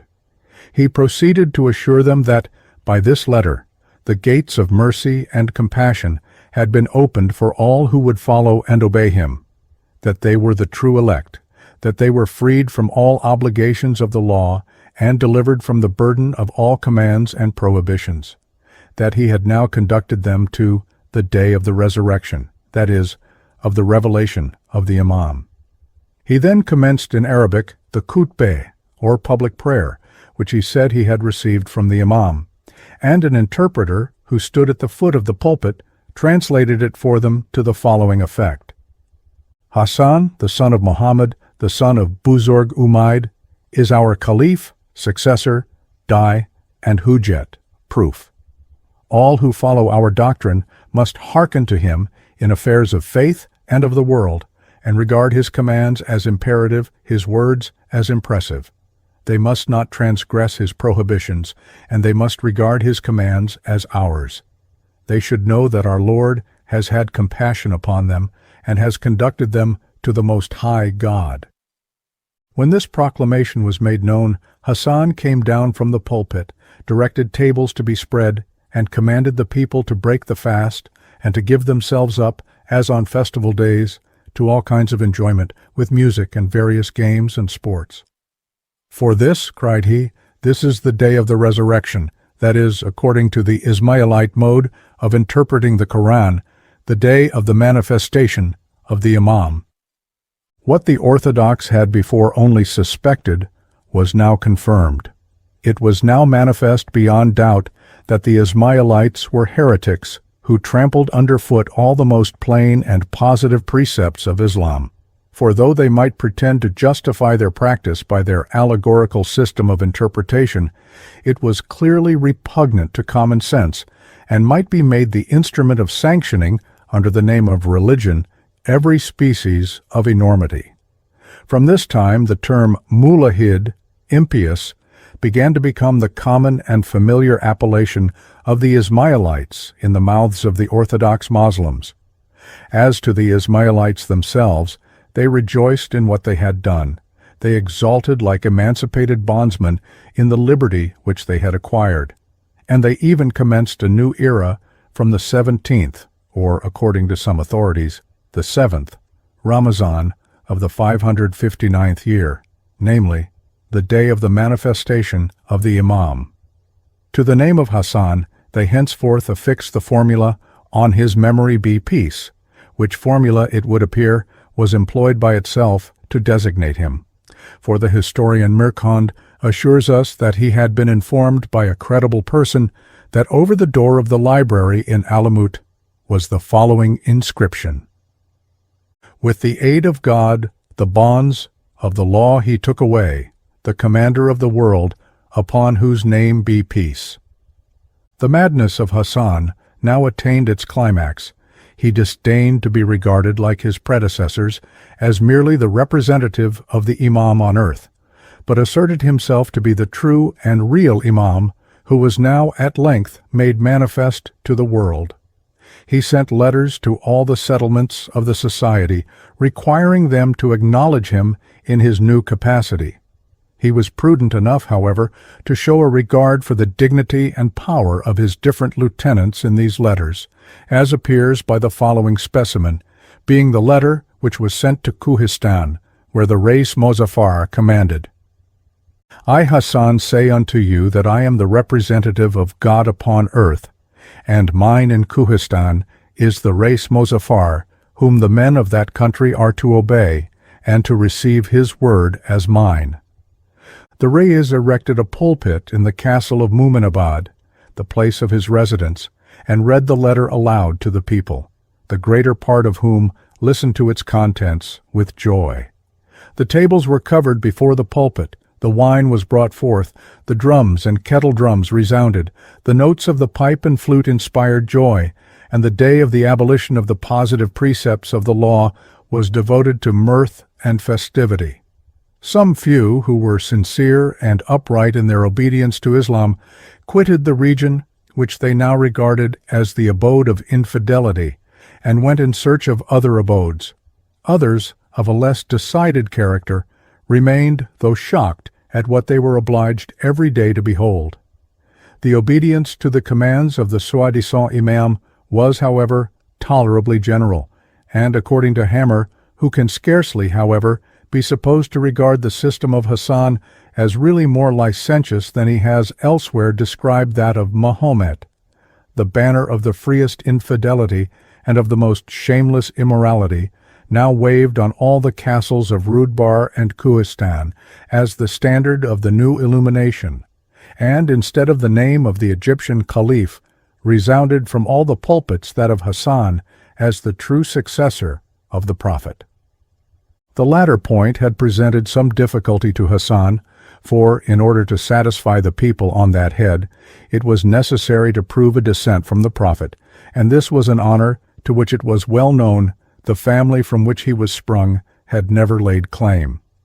He might take upon him to abolish the positive precepts of the law as he pleased, and the people, whose inclinations were thereby gratified, would not perhaps scan very narrowly the authority by which he acted. But the attempt to deprive the Fatimite Caliph of the honor which he had so long enjoyed, and to assume the rank of God's vice-regent on earth in his room, was likely to give too great a shock to their prejudices, if not cautiously managed. It was necessary, therefore, that he should prove himself to be of the blood of the Fatimites. He accordingly began to drop some dark hints respecting the truth of the received opinion of his being the son of Keäh Mohammed. Our readers will recollect that when Hassan Sabah was in Egypt, a dispute had taken place respecting the succession to the throne, in which Hassan had nearly lost his life for opposing the powerful commander-in-chief, Emir al-Juyush, and Nazar, the prince for whom the Caliph Mostansir had designed the succession, had been deprived of his right by the influence of that officer. The confidence of Hassan now began to give out that, in about a year after the death of the Caliph Mostansir, a certain person named Abu al-Zaidah, who had been high in his confidence, had come to Alamoot, bearing with him a son of Nizar, whom he committed to the care of Hassan Sabah, who, grateful to the memory of the Caliph and his son, had received the fugitive with great honor and assigned a village at the foot of Alamoot for the residence of the young imam. When the youth was grown up, he married and had a son, whom he named, "On his memory be peace." Just at the time when the imam's wife was confined in the village, the consort of Keäh Mohammed lay in at the castle, and, in order that the descendant of Fatima might come to the temporal power which was his right, a confidential woman undertook and succeeded in the task of secretly changing the children. Others went still further, and did not hesitate to assert that the young imam had intrigued with the wife of Keäh Mohammed, and that Hassan was the fruit of their adulterous intercourse. Like a true pupil of ambition, Hassan was willing to defame the memory of his mother and acknowledge himself to be a bastard, provided he could succeed in persuading the people to believe him a descendant of the Prophet. These pretensions of Hassan to a Fatimite pedigree gave rise to a further increase of the endless sects into which the votaries of Islam were divided. Those who acknowledged it got the name of Nizari, and by them Hassan was called the Lord of the Resurrection, Qaim al-Qiyamat, and they styled themselves the Sect of the Resurrection. The reign of the vine, Inconsiderata Hassan, was but short, He had governed the society only 4 years when he was assassinated by his brother-in-law, Namver, a descendant, we are told, of the family of Buya, which had governed the caliphs and their dominions before the power passed into the hands of the Turkish house of Seljuk. Chapter 8. Mohammed II.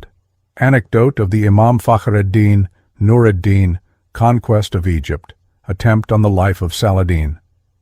The death of Hassan was amply avenged by his son and successor, Mohammed II.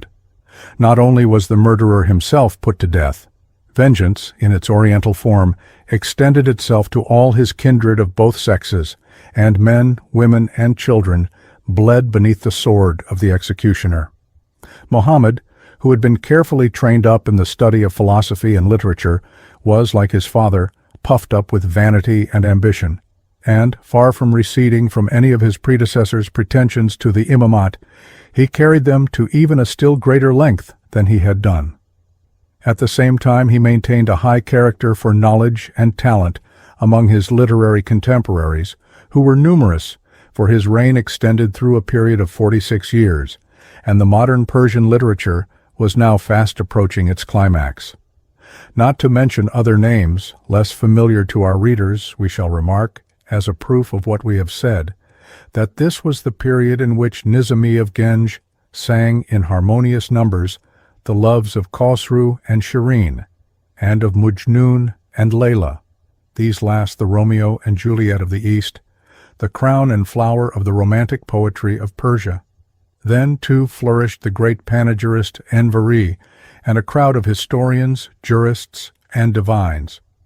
One of the most celebrated men of this time was the Imam Fakhr-ed-deen, glory of religion, Rasi, who gave public lectures on the law in his native city of Ray. It being slanderously reported that he was devoted in secret to the opinions of the Ismaïlites, and was even one of their missionaries, he adopted the ordinary expedient of abusing and reviling that sect, and each time he ascended the pulpit to preach, he reprobated and cursed the impious in no measured terms. Intelligence of what he was about was not long in reaching the eyrie of the Sheikh-al-Jebal, and a Fedavi received his instructions and forthwith set out for Ray. He here entered himself as a student of the law, and sedulously attended the lectures of the learned Imam. During 7 months he watched in vain for an opportunity of executing his commission. At length he discovered one day that the attendants of the Imam had left him to go to fetch him some food, and that he was alone in his study. The Fedavi entered, fastened the doors, seized the Imam, cast him on the ground, and directed his dagger at his bosom. "What is thy design?" said the astonished Imam, "to rip up thy belly and breast? And wherefore? Wherefore? Because thou hast spoken evil of the Ismaïlites in the pulpit." The Imam implored and entreated, vowing that, if his life was spared, he would never more say aught to offend the sect of Ismail. "I cannot trust thee," cried the assassin, "for when I am gone, thou wilt return to thy old courses, and by some ingenious shift or other, contrive to free thyself from the obligation of thy oath." The Imam then, with a most solemn oath, abjured the idea of explaining away his words or seeking absolution for perjury. The assassin got up from over him, saying, "I had no order to slay thee, or I should have put thee to death without fail. Mohammed, the son of Hassan, greets thee and invites thee to honor him by a visit at his castle. Thou shalt there have unlimited power, and we will all obey thee like trusty servants. We despise, so saith the Sheikh, the discourses of the rabble, which rebound from our ears like nuts from a ball. But you should not revile us, since your words impress themselves like the strokes of the graver in the stone."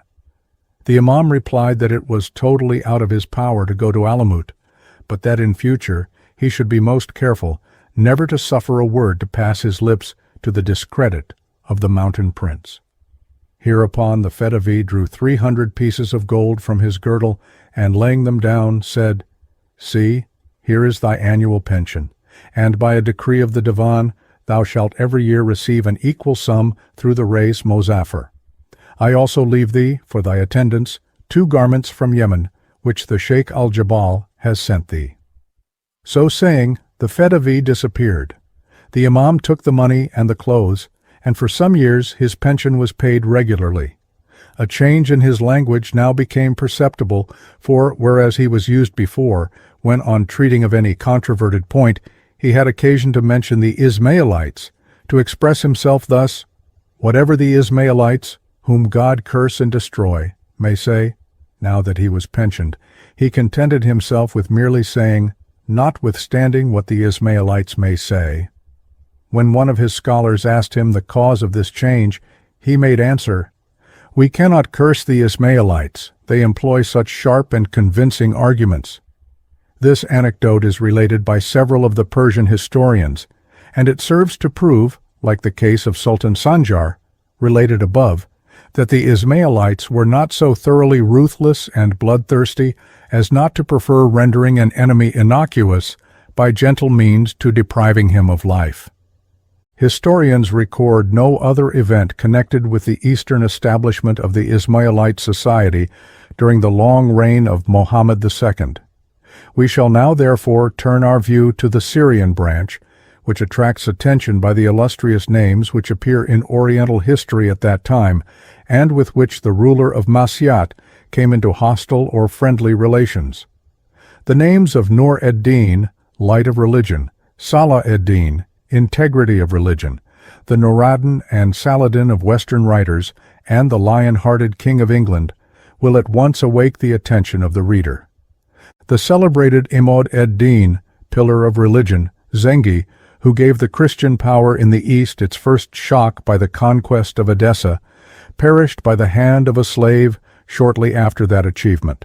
His power and the title Atabeg fell to his son Noor-ed-deen, who carried on the war against the Christians with all the activity of his father, and with more of the gentleness and courtesies which shed a luster on zeal and valor.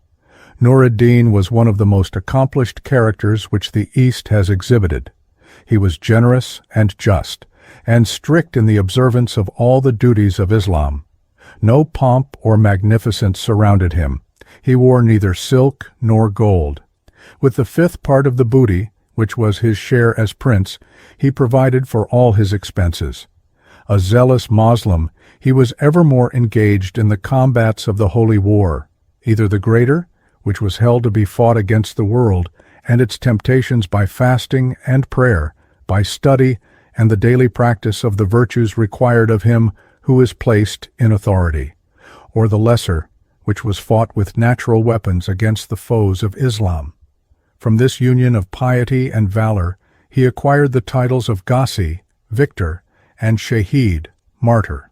For though he did not fall in the defense of the faith, he was regarded as being entitled to all the future rewards attendant on actual martyrdom. Notwithstanding his being one of the most deadly foes that the Christians ever encountered, their historians did justice to the illustrious Noor-ed-deen, and the learned William, Archbishop of Tyre, says of him, "He was a prudent, moderate man, who feared God according to the faith of his people, fortunate, and an augmenter of his paternal inheritance." The possession of Mosul and Aleppo made Noor-ed-deen master of northern Syria. The southern part of that country was under the Prince of Damascus. Twice did the Atabeg lay siege, without effect, to that city.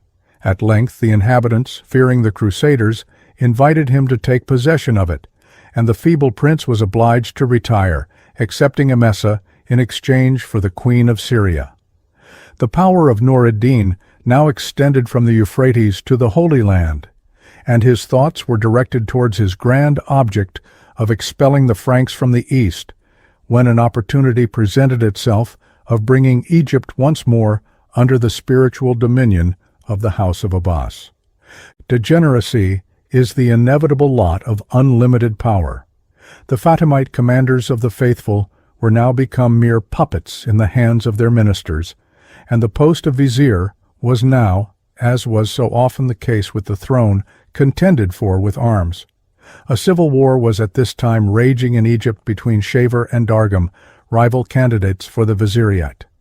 The former came in person to Damascus, and offered the Atabeg Noor-ed-deen a third of the revenues of Egypt if he would aid him to overcome his rival. Without hesitation, Noor-ed-deen ordered Asad-ed-deen, Lion of Religion, Shirkuh, Mountain Lion, a Kurdish chief who commanded for him at Emesa, to assemble an army and march for Egypt. Shirkuh obeyed, and sorely against his will, and only at the urgent command of Noor-ed-deen, did his nephew, the then little-known, afterwards so justly famous, Saladin, quit the banquets and enjoyments of Damascus and the other towns of Syria to accompany his uncle to the toils and the perils of war. Dargham was victorious in the first action, but he being murdered shortly afterwards by one of his slaves, Shaver obtained possession of the dignity which he sought. The new vizier then tried to get rid of his allies, but such was not the intention of Noor-ed-deen, and Shirkuh took his post with his troops in the northeastern part of the kingdom, where he occupied the frontier town of Belbeis, on the most eastern branch of the Nile, under pretext of receiving the third part of the revenue which had been promised to Noor-ed-deen.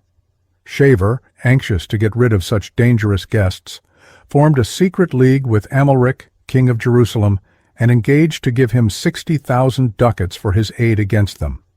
Shirkuh, who had been reinforced, advanced into Upper Egypt, and Saladin took the command of Alexandria, which he gallantly defended for 3 months against the combined forces of the Christians and Egyptians, and after some fighting, peace was made on condition of Noor-ed-deen receiving 50,000 ducats, and double that sum being paid annually to the king of Jerusalem.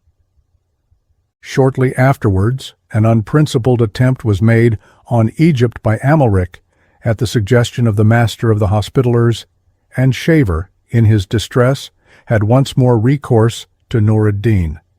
The phantom caliph joined in the supplication and sent what is the greatest mark of need in the East, locks of the hair of his women, which is as much as to say, "Aid, aid, the foe is dragging the women forth by the hair." Belbeis had now been conquered, and Cairo was besieged by the Christians. Shaver had burnt the old town and defended himself and the caliph in the new town, the proper Cairo. Shirkuh appeared once more in Egypt with a larger army than before, but ere he reached the beleaguered town, Shaver and Amalric had entered into a composition, and the former had withdrawn on receiving a sum of 50,000 ducats. Shirkuh, however, advanced and pitched his tents before the walls of Cairo. The Caliph Aboo-Hard and his principal nobles came forth to receive him, and that unhappy prince made his complaints of the tyranny and selfishness of Shaver, who had brought so much misery on him and his kingdom. He concluded by requesting the head of his vizier at the hand of the general of Noor-ed-deen. Shaver, aware of the danger which menaced him, invited Shirkuh, his nephew, and the other chiefs of the army to a banquet, with the intention of destroying them, but his plot was discovered, and his head cast at the feet of the caliph.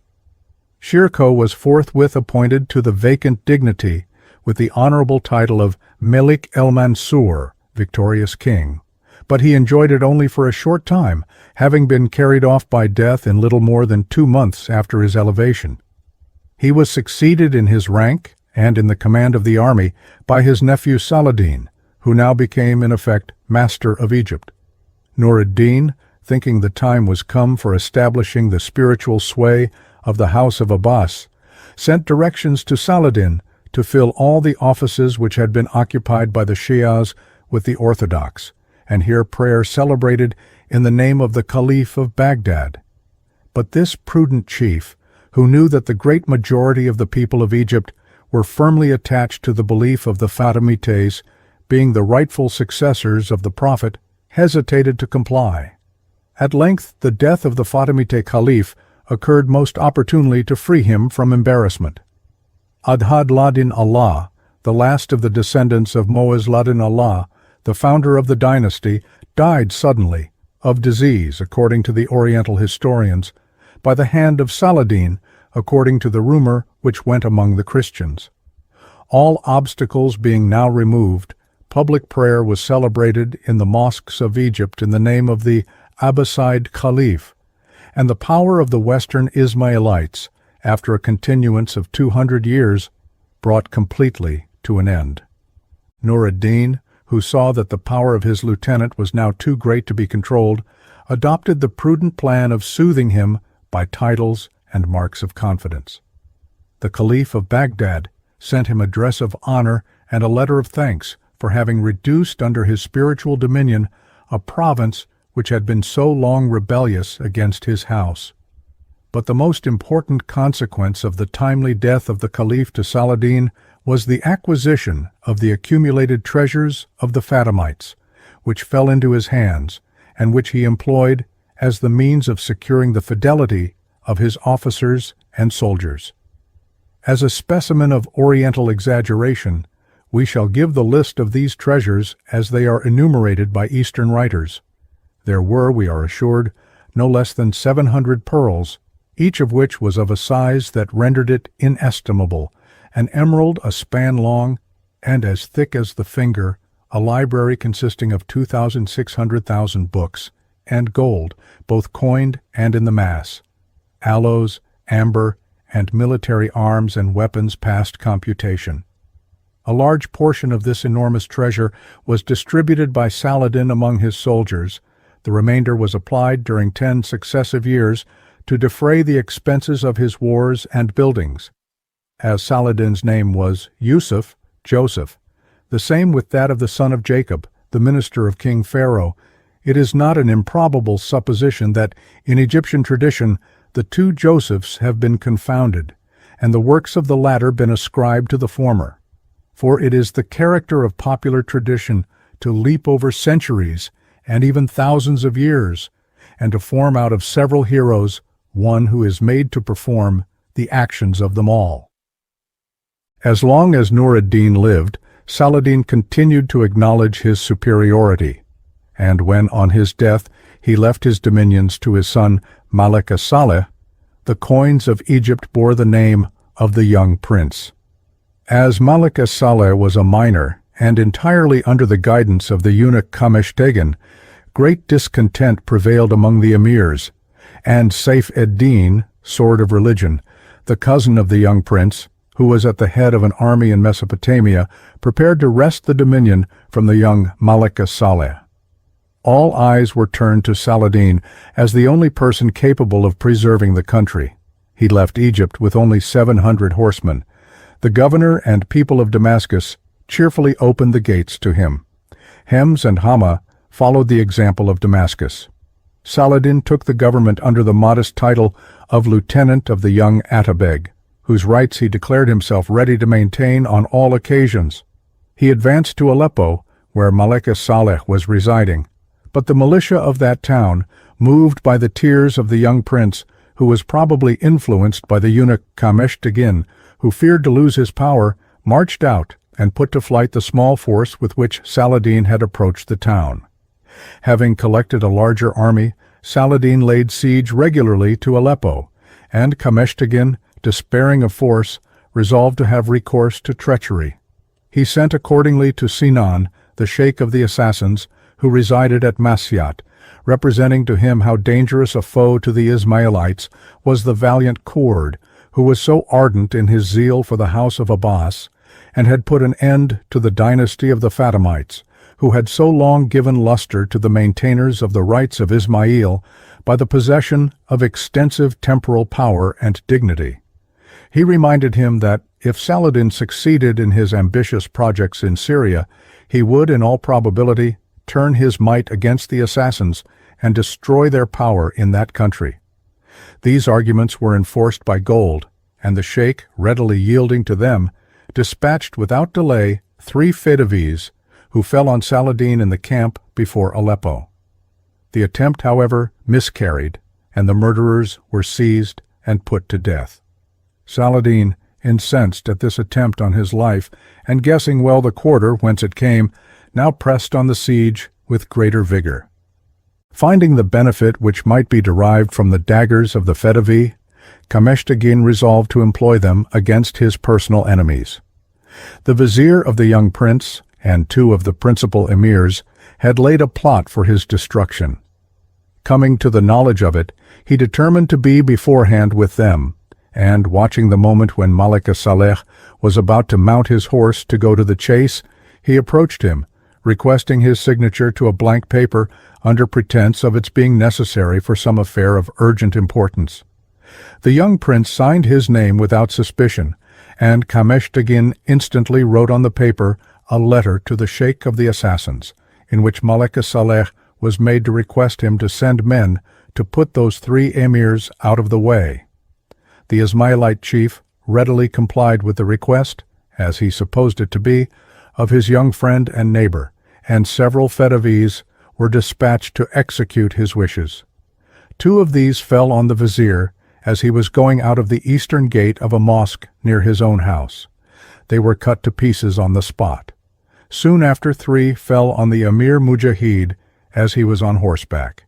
One of them caught hold of the end of his cloak in order to make more sure of him, but the Emir gave his horse the spurs and broke away, leaving his cloak behind.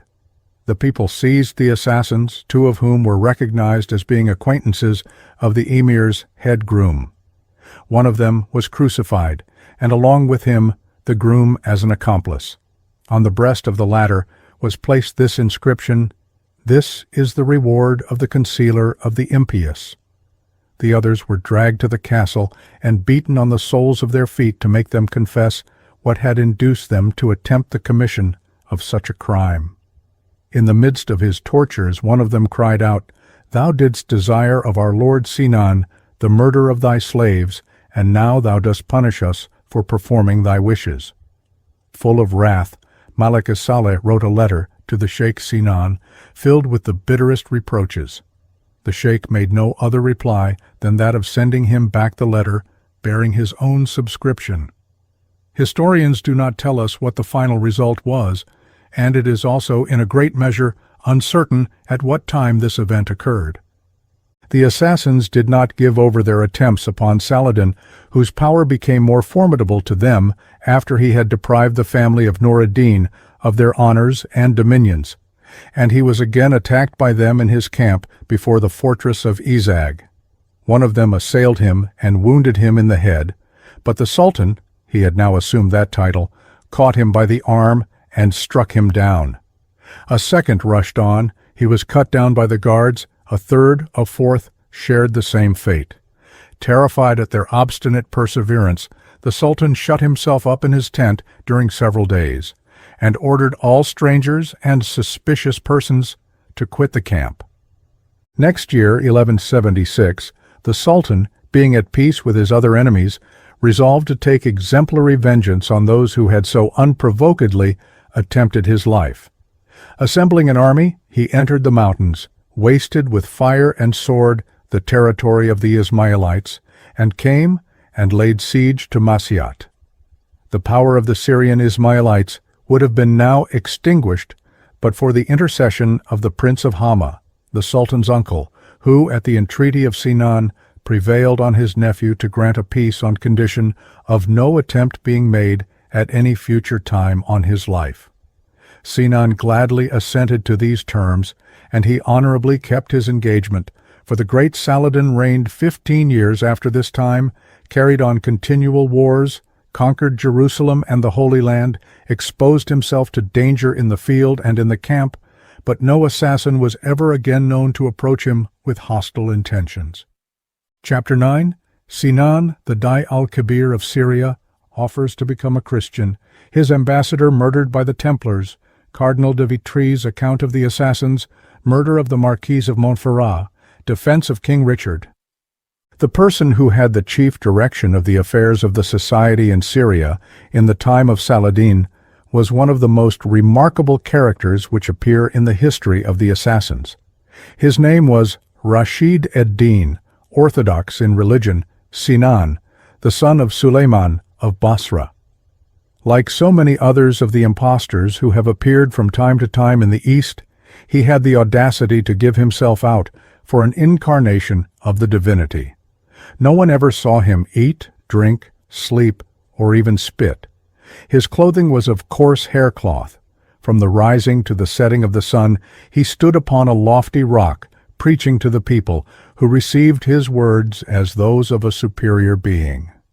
Unfortunately for his credit, his auditors at length discovered that he had a halt in his gait, caused by a wound which he received from a stone in the great earthquake of 1157. This did not accord with the popular idea of the perfection which should belong to the corporeal vehicle of divinity. The credit of Sinan vanished at once, and those who had just been adoring the god now threatened to take the life of the impostor. Sinan lost not his self-possession.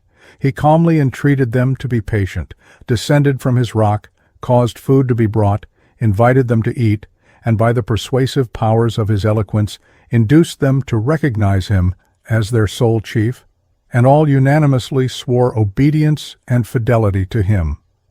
The neglect of chronology by the Oriental historians, or their European translators and followers, is frequently such that we are left in great uncertainty as to the exact time of particular events, and are thus unable to trace them to their real causes and occasions. The mention of the earthquake of 1157 would, however, seem to make it probable that it was about that time that Sinan put forward his claims to divinity. And as, at that very period, Hassan, the son of Keäh Mohammed, was giving himself out for the promised imam, we may suppose that it was his example which stimulated Sinan to his bold attempt at obtaining independent dominion over the Syrian branch of the Ismaïlites. Sinan was, like Hassan, a man of considerable learning. His works are held in high estimation by the remains of the sect of the Ismaïlites still lingering among the mountains of Syria. These works, we are told, consist of a chaotic mixture of mutilated passages of the Gospel and the Quran, of contradictory articles of belief, of hymns, prayers, sermons, and regulations, which are unintelligible even to those who receive and venerate them. The sacred books of the Christians formed, as we see, a part of the studies of the Sheikh of Masyat, and, as it would appear, he thought he might derive some advantage from his acquaintance with them. The religio-military society of the Knights of the Temple, whose history we shall soon have to record, had possessions in the neighborhood of those of the assassins, and their superior power had enabled them, at what time is uncertain, to render the latter tributary. The tribute was the annual sum of 2,000 ducats, and Sinan, to whom probably all religions were alike, and who had unbounded power over the minds of his people, conceived the idea of releasing himself from it by professing the same religion with his neighbors. He accordingly sent, in the year 1172, one of his most prudent and eloquent ministers on a secret embassy to Amalric king of Jerusalem, offering, in the name of himself and his people, to embrace the Christian religion and receive the rite of baptism, provided the king would engage to make the Templars renounce the tribute of 2,000 ducats, and agree to live with them henceforward as good neighbors and friends and brethren.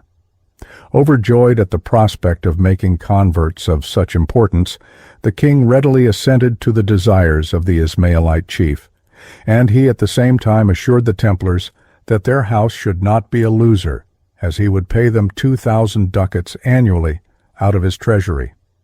The brethren of the temple made no objection to the arrangement, and after the Ismailite ambassador had been detained and treated honorably for some days by the king, he set out on his return, accompanied by a guide and escort sent by the king to conduct him as far as the borders of the Ismailite territory. They passed in safety through the country of Tripolis, and were now in the vicinity of the first castles of the Ismailites, when suddenly some Templars rushed forth from an ambush and murdered the ambassador. The Templars were commanded by a knight named Walter du Mesnil, a one-eyed, daring, wicked man, but who, on this occasion, it would appear, acted by the orders of his superiors, who probably did not consider the royal promise good security for the 2,000 ducats. For when Amalric, filled with indignation at the base and perfidious action, assembled his barons at Sidon to deliberate on what should be done, and by their advice sent 2 of their number to Otto de Saint-Amand, the master of the temple, to demand satisfaction for the iniquitous deed, the master contented himself by saying that he had imposed a penance on Brother Dumesnil, and had moreover directed him to proceed to Rome without delay, to know what farther the Apostolic Father would order him to do, and that on this account he must, in the name of the Pope, prohibit any violence against the aforesaid brother. The king, however, was not regardless of justice and of his own dignity. Shortly afterwards, when the Master and several of the Templars were at Sidon, he assembled his council again, and, with their consent, sent and dragged Dumesnil from the house of the Templars, and threw him into prison, where he would probably have expiated his crime but for the speedy death of the king. All hopes of the conversion of the Ismaïlites were now at an end. It is on this occasion that the Archbishop of Tyre gives an account of what he had been able to learn respecting the assassins.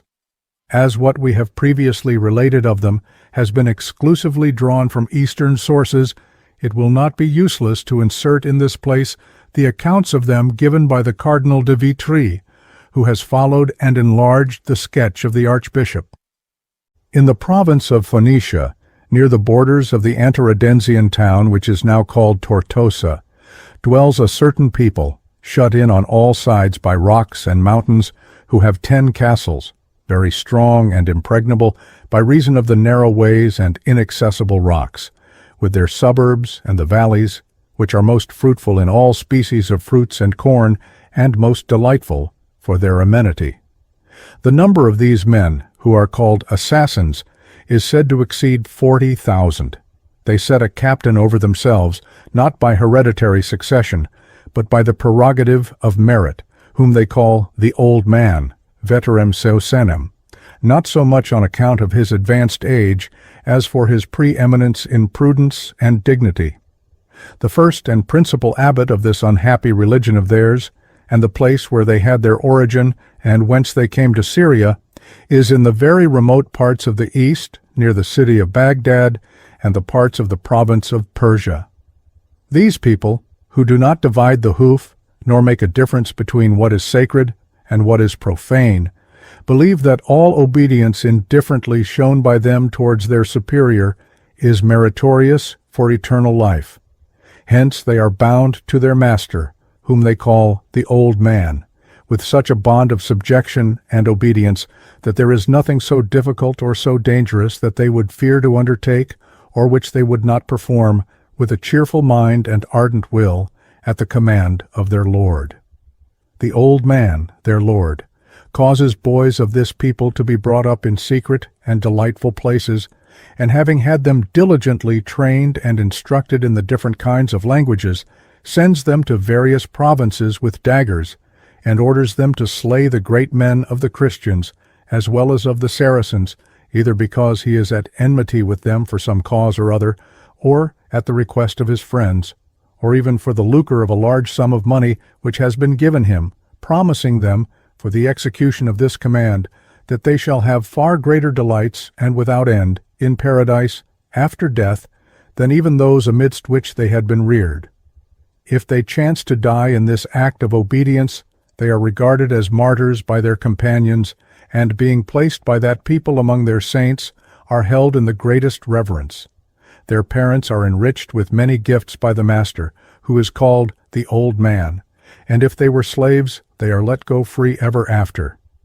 Whence these wretched and misguided youths, who are sent from the conventu of the aforesaid brethren to different parts of the world, undertake their deadly legation with such joy and delight, and perform it with such diligence and solicitude, transforming themselves in various ways, and assuming the manners and dress of other nations, sometimes concealing themselves under the appearance of merchants, at other times under that of priests and monks, and in an infinity of other modes, that there is hardly any person in the whole world so cautious as to be able to guard against their machinations. They disdain to plot against an inferior person. The great men to whom they are hostile either redeem themselves by a large sum of money, or, going armed and attended by a body of guards, pass their life in suspicion and in dread of death.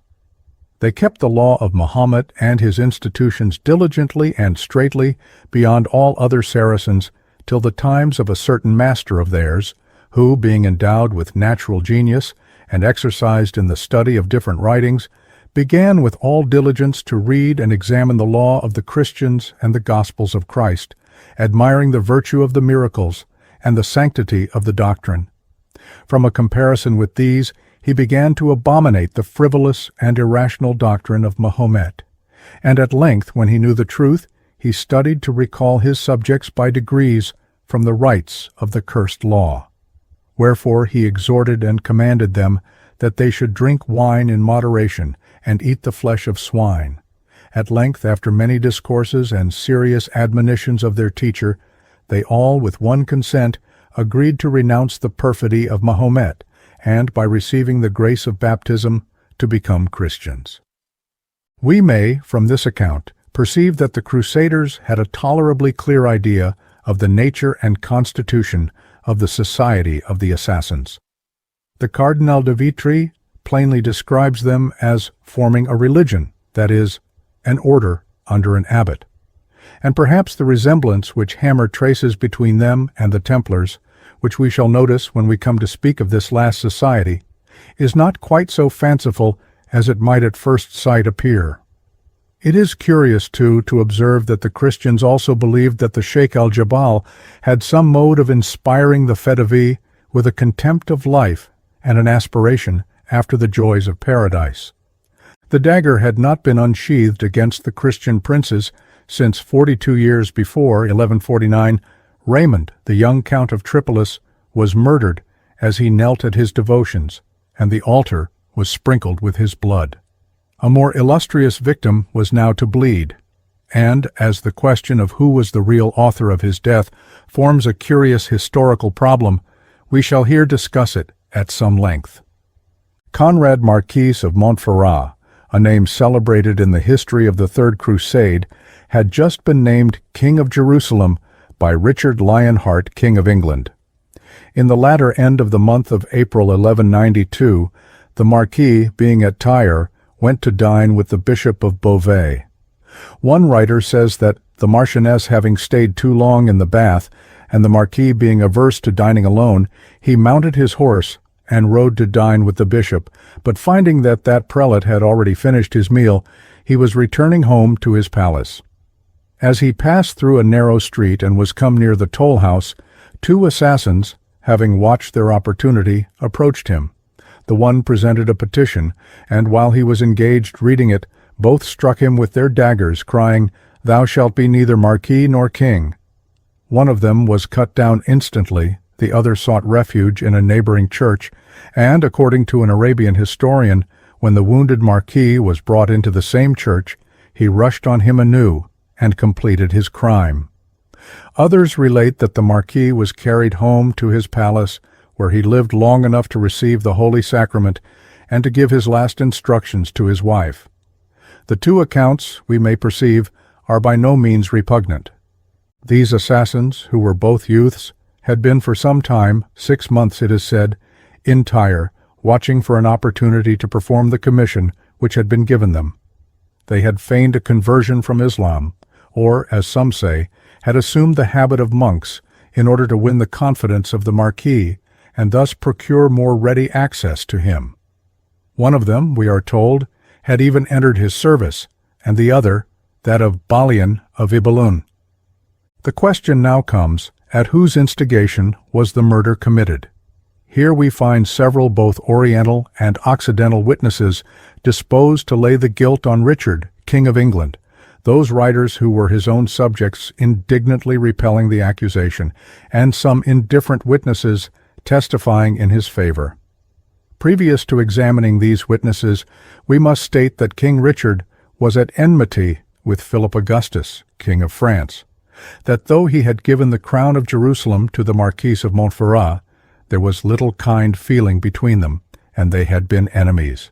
And finally, that the history of the English monarch exhibits no traits of such a generous, chivalrous disposition as should put him beyond suspicion of being concerned in an assassination.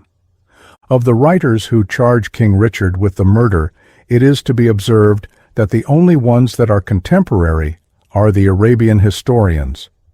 The following passage is quoted from the History of Jerusalem and Hebron by Hammer, who regards it as quite decisive of the guilt of the English king. The Marquis went, on the 13th of the month, Rebi al-Iwal, to visit the Bishop of Tyre. As he was going out, he was attacked by 2 assassins, who slew him with their daggers. When taken and stretched on the rack, they confessed that they had been employed by the King of England. They died under the torture. Fakhr-ed-deen, the friend and biographer of Saladin, writes to the same effect. It is therefore evident that, at the time, it was reported that the Marquis had been murdered by persons employed by the King of England, and Venisov and the other English writers assure us that the French party and the friends of the murdered Marquis endeavored to throw the odium of the deed on King Richard. As that mode of getting rid of an enemy was far too familiar in the East, it was natural enough that the Arabian writers should adopt the report without much inquiry.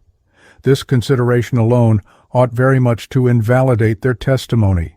Some German chroniclers also, following the reports which were industriously spread to the disadvantage of the English king at the time he was a prisoner in Austria, did not hesitate to accuse him of the murder of the Marquis. But, as has been justly observed, these, as well as the preceding, were either partial or at a distance. In opposition to these assertions, we have the unanimous testimony of all the English writers, such as Venisov, the companion and historian of King Richard's crusade, Hoveden, Brompton, William of Newbridge.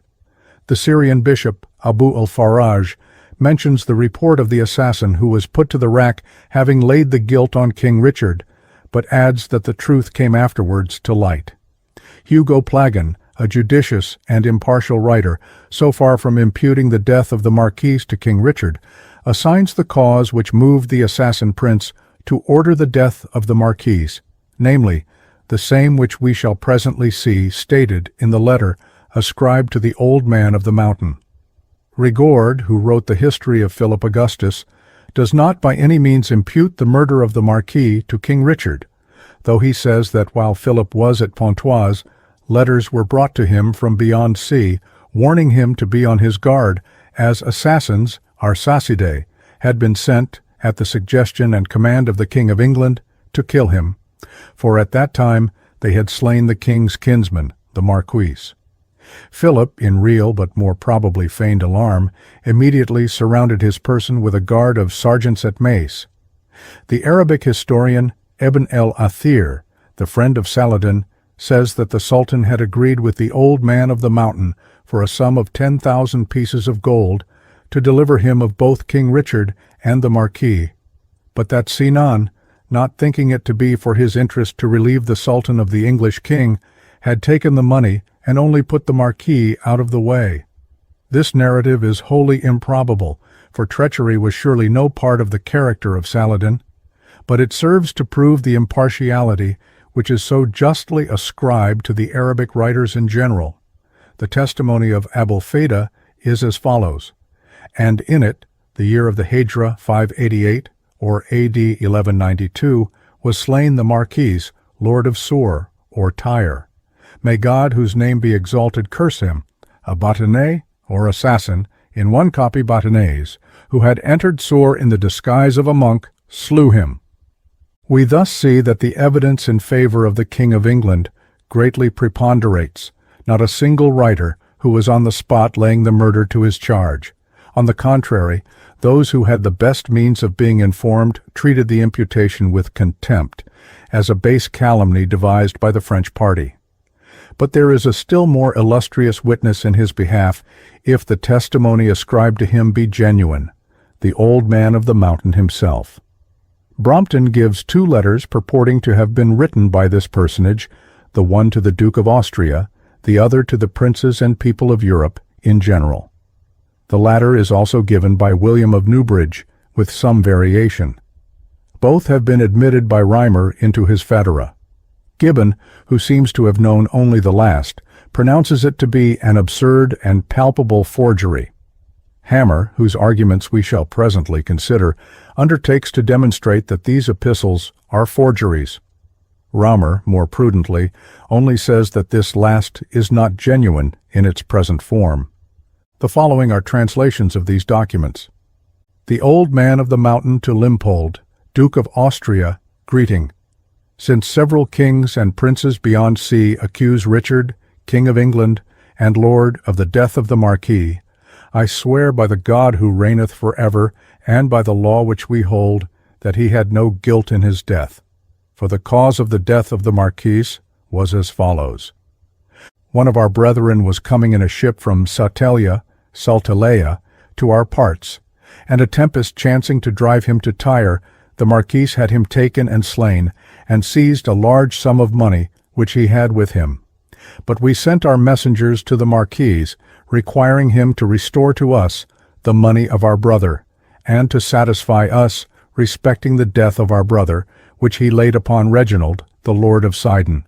And we exerted ourselves through our friends till we knew of a truth that it was he himself who had him put to death, and had seized his money. And again we sent to him another of our messengers, named Eurysus, whom he was minded to fling into the sea. But our friends made him depart with speed out of Tyre, and he came to us quickly, and told us these things. From that very hour we were desirous to slay the Marquis. Then also we sent 2 brethren to Tyre, who slew him openly, and as it were, before all the people of Tyre. This then was the cause of the death of the Marquis, and we say to you in truth that the Lord Richard, King of England, had no guilt in this death of the Marquis, and these who, on account of this, have done evil to the Lord King of England, have done it unjustly and without cause. Know for certain that we kill no man in this world for any hire or money, unless he has first done us evil. And know that we have executed these letters in our house, at our castle of Messiat, in the middle of September, in the year from Alexander M.D. and V. The old man of the mountain to the princes of Europe and all the Christian people, greeting. We would not that the innocence of anyone should suffer by reason of what we have done, since we never do evil to any innocent and guiltless person. But those who have transgressed against us, we do not, with God to aid, long suffer to rejoice in the injuries done to our simplicity. We therefore signify to the whole of you, testifying by him through whom we hope to be saved, that Marquis of Montferrat was slain by no machination of the King of England, but he justly perished, by our will and command, by our satellites, for that act in which he transgressed against us, and which, when admonished, he had neglected to amend. For it is our custom first to admonish those who have acted injuriously in anything to us or our friends to give us satisfaction, which if they despise, we take care to take vengeance with severity by our ministers, who obey us with such devotion that they do not doubt, but that they shall be gloriously rewarded by God if they die in executing our command. We have also heard that it is bruited about of that king that he has induced us, as being less upright and consistent, minus integros et constant, to send some of our people to plot against the King of France, which beyond doubt is a false fiction, and of the vainest suspicion, when neither he, God is witness, has hitherto attempted anything against us, nor would we, in respect to our honor, permit any undeserved evil to be planned against any man. Farewell. We will not undertake to maintain the genuineness of these 2 epistles, but we may be permitted to point out the futility of some of the objections made to them. Hammer pronounces the first of them to be an undoubted forgery because it commences with swearing by the law and ends by being dated from the era of the Seleucides. Both, he says, were equally strange to the Ismaïlites, who precisely at this time had begun to trample the law underfoot, and had abandoned the Hijra, the only era known in Mohammedan countries, for a new one commencing with the reign of Hassan II. He further sees, in the circumstance of a letter from the old man of the mountain, Sheikh-al-Jebal, being dated from Masyat, a proof of the ignorance of the Crusaders respecting the true head and seat of the Ismailite power. These objections are regarded by Wilkin as conclusive. They will, however, lose much of their force if we bear in mind that the letters are manifestly translations, and that the chief of Masyat, at that time, was Sinan, who some years before had offered to become a Christian, and who does not seem at all to have adopted the innovations of Hassan the Illuminator. Sinan might easily have been induced by the friends of the King of England, one of the most steady of whom was Henry of Champagne, who succeeded Conrad of Montferrat in the kingdom to write those letters in his justification, and it is very probable that the translations were made in Syria, where the Arabic language was of course better understood than in Europe, and sent either alone or with the originals. The translator might have rendered the title which Sinan gave himself by Senex de Monte, which would be better understood in the West, and he may also have given the corresponding year of the era of the Seleucides, the one in use among the Syrian Christians, for the year of the Hejra, used by the Ismaïlite chief, or indeed Sinan may have employed that era himself. In this case there would remain little to object to the genuineness of the letter to the Duke of Austria. Hammer regards the expression "our simplicity," simplicitas nostra, as being conclusive against the genuineness of the second letter. We must confess that we can see no force in the objection. Sinan might wish to represent himself as a very plain, simple, innocent sort of person.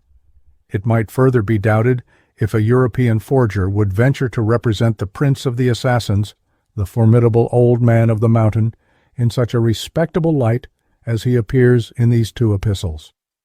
But there is another account of the death of the Marquis of Montferrat, which is probably much better known to the generality of readers than any of the preceding ones.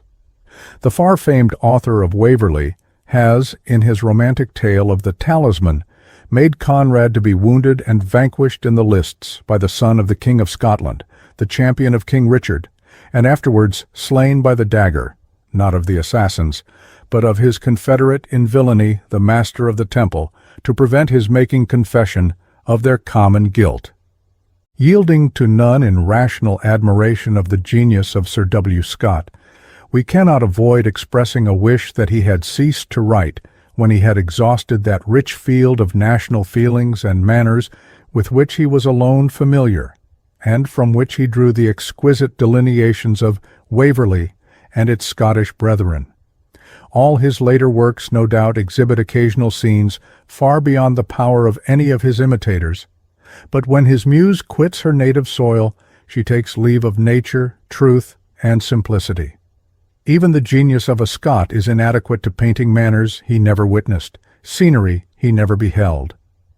The tale of the Talisman is a flagrant instance. Topography, chronology, historic truth, oriental manners, and individual character are all treated with a most magnanimous neglect, indeed, even, we might say, with contempt.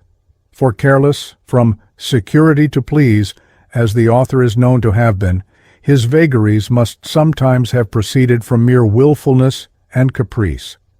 It would, we apprehend, perplex our Oriental travelers and geographers to point out the site of the fountain named the Diamond of the Desert, not far from the Dead Sea, and yet lying halfway between the camp of the Saracens and that of the Crusaders, which last, we are told, lay between Acre and Ascalon, that is, on the sea-coast, or to show the interminable sandy desert which stretches between the Dead Sea and the Mediterranean.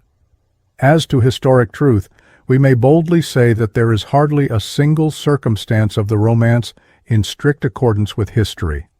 And as to the truth of individual character, what are we to say to the grave, serious, religious Saladin? But the very year before his death, being in the flower of his age, rambling alone through the desert, like an errant knight, singing hymns to the devil, and coming disguised as a physician to the Christian camp to cure the malady of the English monarch, whom he never, in reality, did or would see. We might enumerate many additional instances of the violation of every kind of unity and propriety in this single tale. Let not any deem it superfluous thus to point out the errors of an illustrious writer. The impressions made by his splendid pages on the youthful mind are permanent and ineffaceable, and, if not corrected, may lead to errors of a graver kind. The Talisman, moreover, affects a delusive show of truth and accuracy, for in a note in one part of it, The author, ironically no doubt, affects to correct the historians on a point of history. The natural inference, then, is that he has himself made profound researches and adhered to truth, and we accordingly find another novelist in what he terms a history of chivalry, declaring the talisman to be a faithful picture of the manners of the age. Sir W. Scott, however, has himself informed us, in the preface to Ivanhoe, of his secret for describing the manners of the times of Richard Coeur de Lion. With the chronicles of the time he joined that of Froissart, so rich in splendid pictures of chivalric life. Few readers of these romances perhaps are aware that this was the same in kind, though not in degree, as if, in his tales of the days of Elizabeth and James I, he had had recourse to the manner-painting pages of Henry Fielding, for the distance in point of time between the reign of Richard I and that of Richard II, in which last Froissart wrote, is as great as that between the reigns of Elizabeth and George II, and in both, manners underwent a proportional change. But we are in the habit of regarding the Middle Ages as one single period of unvarying manners and institutions, and we are too apt to fancy that the descriptions of Froissart and his successors are equally applicable to all parts of it. Chapter 10. Jellal-ed-deen, Restoration of Religion.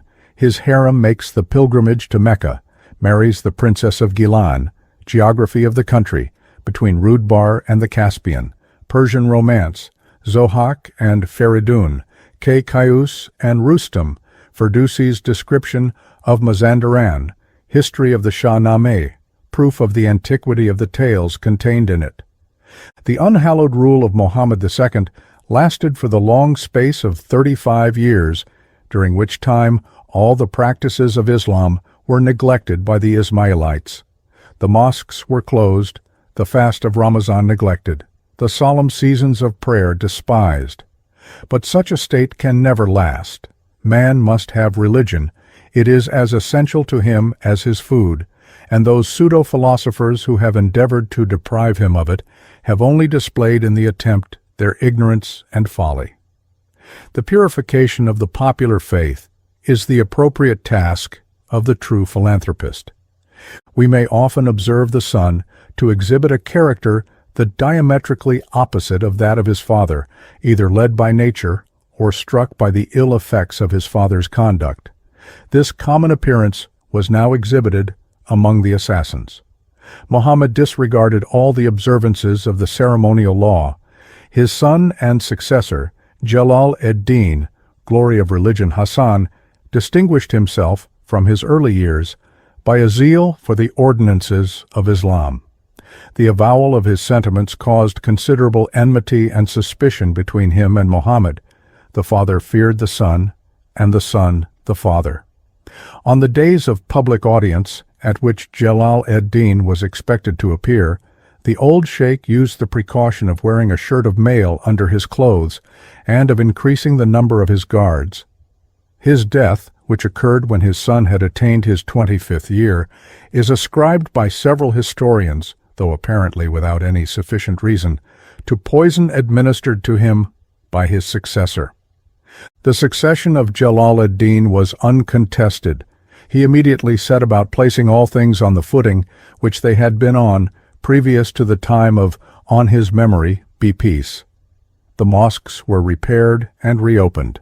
The call to prayer sounded as heretofore from the minarets, and the solemn assemblies for worship and instruction were held once more on every Friday. Imams, Quran readers, preachers, and teachers of all kinds were invited to Alamoot, where they were honorably entertained and richly rewarded. Jellal-ed-deen wrote to his lieutenants in Khuzestan and Syria, informing them of what he had done and inviting them to follow his example. He also wrote to the Caliph, to the powerful Shah of Khwarizm, and to all the princes of Persia, to assure them of the purity of his faith. His ambassadors were everywhere received with honor, and the Caliph and all the princes gave to Jellal-ed-deen, in the letters which they wrote in reply, the title of prince, which had never been conceded to any of his predecessors. The imams and the men learned in the law loudly upheld the orthodoxy of the faith of the mountain chief, on whom they bestowed the name of Nev, New Musulman. When the people of Qazvin, who had always been at enmity with the Ismailites, doubted of his orthodoxy, Jellal-ed-deen condescended to ask of them to send some persons of respectability to Alamoot, that he might have an opportunity of convincing them. They came, and in their presence he committed to the flames a pile of books, which he said were the writings of Hassan Sabah, and contained the secret rules and ordinances of the society. He cursed the memory of Hassan and his successors, and the envoys returned to Qazvin, fully convinced of his sincerity. In the second year of his reign, Jellal-ed-deen gave a further proof of the purity of his religious faith by permitting, or perhaps directing, his harem, that is, his mother, his wife, and a long train of their female attendants, to undertake the pilgrimage to the holy city of Mecca, to worship at the tomb of the Prophet. The sacred banner was, according to custom, borne before the caravan of the pilgrims from Alamoot, and the tesbil, or distribution of water to the pilgrims, usual on such occasions, was performed by the harem of the mountain prince on such a scale of magnificence and liberality as far eclipsed that of the great Shah of Khwarizm, whose caravan reached Baghdad at the same time on its way to Mecca.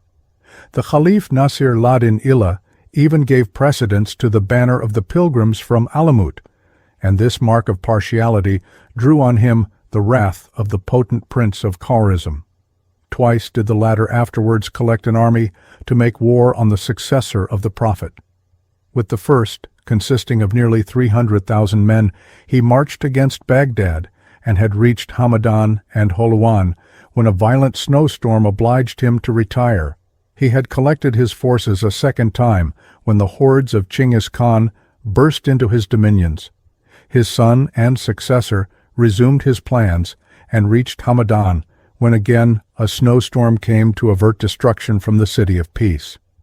As the power of the Mongol conqueror was now great and formidable, the prudent prince of Alamoot sent in secret ambassadors to assure him of his submission and to tender his homage. Jellal-ed-deen took a more active part in the politics of his neighbors than his predecessors had done. He formed an alliance with the Atabeg Mozaffar-ed-Din, causing the religion to be victorious, the governor of Azerbaijan against the governor of Iraq, who was their common enemy. He even visited the Atabeg at his residence, where he was received with the utmost magnificence, and each day the Atabeg sent 1,000 dinars for the expenses of his table. The two princes sent to the Caliph for aid. Their request was granted, and they marched against, defeated, and slew the governor of Iraq, and appointed another in his place. After an absence of 18 months, Jellal-ed-deen returned to Alamoot, having in the meantime, by his prudent conduct, greatly augmented the fame of his orthodoxy. He now ventured to aspire to a connection with one of the ancient princely houses of the country, and asked in marriage the daughter of Keäh, the Prince of Gilan. The latter, having expressed his readiness to give his consent, provided that of the Caliph could be obtained, envoys were dispatched to Baghdad, who speedily returned with the approbation of Nasir-ed-deen, and the Princess of Gilan was sent to Alamoot.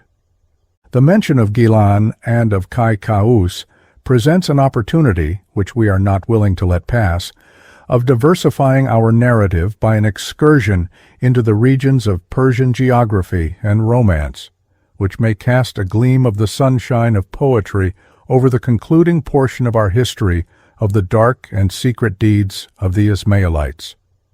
The mountain range named Damavend, on the south side of which Rudbar, the territory of the Ismailites, lies, is the northern termination of the province of Iraq Ajameh, or Persian Iraq. Beyond it stretches to the Caspian Sea a fertile region, partly hilly, partly plain. This country is divided into 5 districts, which were in those times distinct from and independent of each other. At the foot of the mountains lay Tabaristan and Dilem, the former to the east, the latter to the west. Dilem is celebrated as having been the native country of the family of Buya, which, rising from the humblest station, exercised under the caliphs, and with the title of Amir al-Omra, Prince of the Princes, a power nearly regal over Persia during a century and a half. North of Dilem lay Gilan, and north of Tabaristan, Mazenderan, the ancient Hyrcania. In the midst of these four provinces lay Ruyan and Rostamdar, remarkable for having been governed for a space of 800 years by one family of princes, while dynasty after dynasty rose and fell in the neighboring states. In these provinces, the names of the royal lines recall to our mind the ancient history, both true and fabulous, of Iran, Persia, as we find it in the poem of Ferdowsi, the Homer of that country.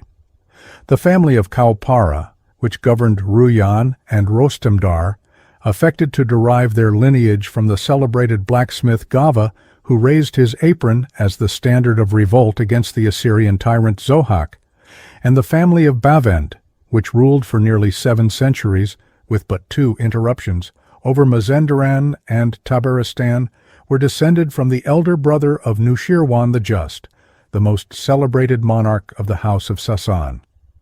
This region is the classic land of Persia. When, as their romantic history relates, Jemshid, the third monarch of Iran after Qaimars, the first who ruled over men, had long reigned in happiness and prosperity, his head was lifted up with pride, and God withdrew from him his favor. His dominions were invaded by Zohak, the prince of the Tawzis, Assyrians or Arabs. His subjects fell away from him, and after lurking for 100 years in secret places, he fell into the hands of the victor, who cut him asunder with a saw. A child was born of the race of Jemshid named Fakhr-ed-deen, whom, as soon as he came to the light, in the village of Waregi, in Tabaristan, his mother Faranuk gave to a herdsman to rear, and his nourishment was the milk of a female buffalo, whose name was Purmaya. Zohak meantime had a dream, in which he beheld 2 warriors, who led up to him a third, armed with a club which terminated in the head of a cow. The warrior struck him on the head with his club, and took him and chained him in the cavern of a mountain. He awoke with a loud cry, and called all the priests and astrologers and wise men to interpret his dream. They feared to speak. At last they told him of the birth and nurture of Fakhr-ed-deen, who was destined to overcome him. Zohak fell speechless from his throne at the intelligence. On recovering, he sent persons in all directions to search for and put to death the fatal child. But the maternal anxiety of Faranuk was on the watch, and she removed the young Fakhr-ed-deen to the celebrated mountain Elburz, where she committed him to the care of a pious anchorite. Zohak, after a long search, discovered the place where Fakhr-ed-deen had been first placed by his mother, and in his rage he killed the beautiful and innocent cow, Purmaya. Zohak is represented as a most execrable tyrant. Acting under the counsel of the devil, he had murdered his own father to get his throne. His infernal adviser afterwards assumed the form of a young man and became his cook. He prepared for him all manner of curious and high-seasoned dishes, for hitherto the food of mankind had been rude and plain. As a reward, he only asked permission to kiss the shoulders of the king. Zohak readily granted this apparently moderate request, but from the spots where the devil impressed his lips grew forth 2 black snakes. In vain every art was employed to remove them. In vain they were cut away. They grew again like plants. The physicians were in perplexity. At length the devil himself came in the shape of a physician and said that the only mode of keeping them quiet was to feed them with human brains. His object, we are told, was gradually in this way to destroy the whole race of man. The design of the devil seemed likely to be accomplished. Each day 2 human beings were slain, and the serpents fed with their brains. At length 2 of the tyrant's cooks discovered that the brain of a man mixed with that of a ram satisfied the monsters, and of the 2 men who were given to be killed each day, they always secretly let go one, and those who were thus delivered became the progenitors of the Kurds who dwell in the mountains west of Persia. Among those unfortunate persons who were condemned to be food for the serpents was the son of a blacksmith named Gava. The afflicted father went boldly before the tyrant and remonstrated with him on the injustice of his conduct. Zohak heard him with patience and released his son. He also made him bearer of a letter addressed to all the provinces of the empire, vaunting his goodness and calling on all to support him against the youthful pretender to his throne. But Gava, instead of executing the mandate, tore the tyrant's letter and, raising his leathern apron on a lance by way of standard, called on all the inhabitants of Iran to arise and take arms in support of Fakhr-ed-deen, the rightful heir to the throne of Jemshid. Meantime, Fakhr-ed-deen, who had attained the age of 28 years, came down from Elburz, and, going to his mother, besought her to tell him from whom he derived his birth. Fakhr-ed-deen related to him his whole history, when the young hero, in great emotion, vowed to attack the tyrant and avenge on him the death of his father. But his mother sought, by representing the great power of Zohak, to divert him from his purpose, and exhorted him to abandon all such thoughts and to enjoy in quiet the good things of this life. But a numerous army, led by Gava in search of the true heir to the throne, now came in sight. Fakhr-ed-deen, joyfully advancing to meet them, adorned with gold and precious stones, the leathern banner, placed upon it the orb of the moon, and, naming it Direfsh-e-Gavani, Gava's apron, selected it for the banner of the Empire of Iran. Each succeeding prince, we are told, at his accession, added jewels to it, and Direfsh-e-Gavani blazed in the front of battle like a sun. Fakhr-ed-deen, then calling for smiths, drew for them in the sand the form of a club, with a cow's head at the end of it, and when they had made it, he named it Galpaigor, cow-face, in honor of his nurse. Taking leave of his mother, he marches against the tyrant.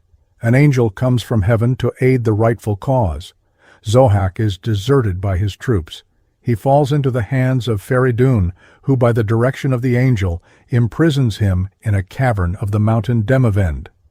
Fakhr-ed-deen, on ascending the throne of his forefathers, governed with such mildness, firmness, and justice that his name is to the present day in Persia significative of the ideal of a perfect monarch. Mazandaran is not less celebrated in Persian romance than the region at the foot of Demavend. It was the scene of the dangers of the light-minded Keäh Ka'us, supposed to be the Kyaxares of the Greeks, and of the marvelous adventures called the Seven Fables or Stages of the hero Rustam, the Hercules of Persia, who came to his aid. When Keäh Ka'us mounted the throne of Iran, he exulted in his wealth and in his power. A demon, desirous of luring him to his destruction, assumed the guise of a wandering minstrel, and, coming to his court, sought to be permitted to sing before the Padishah, emperor.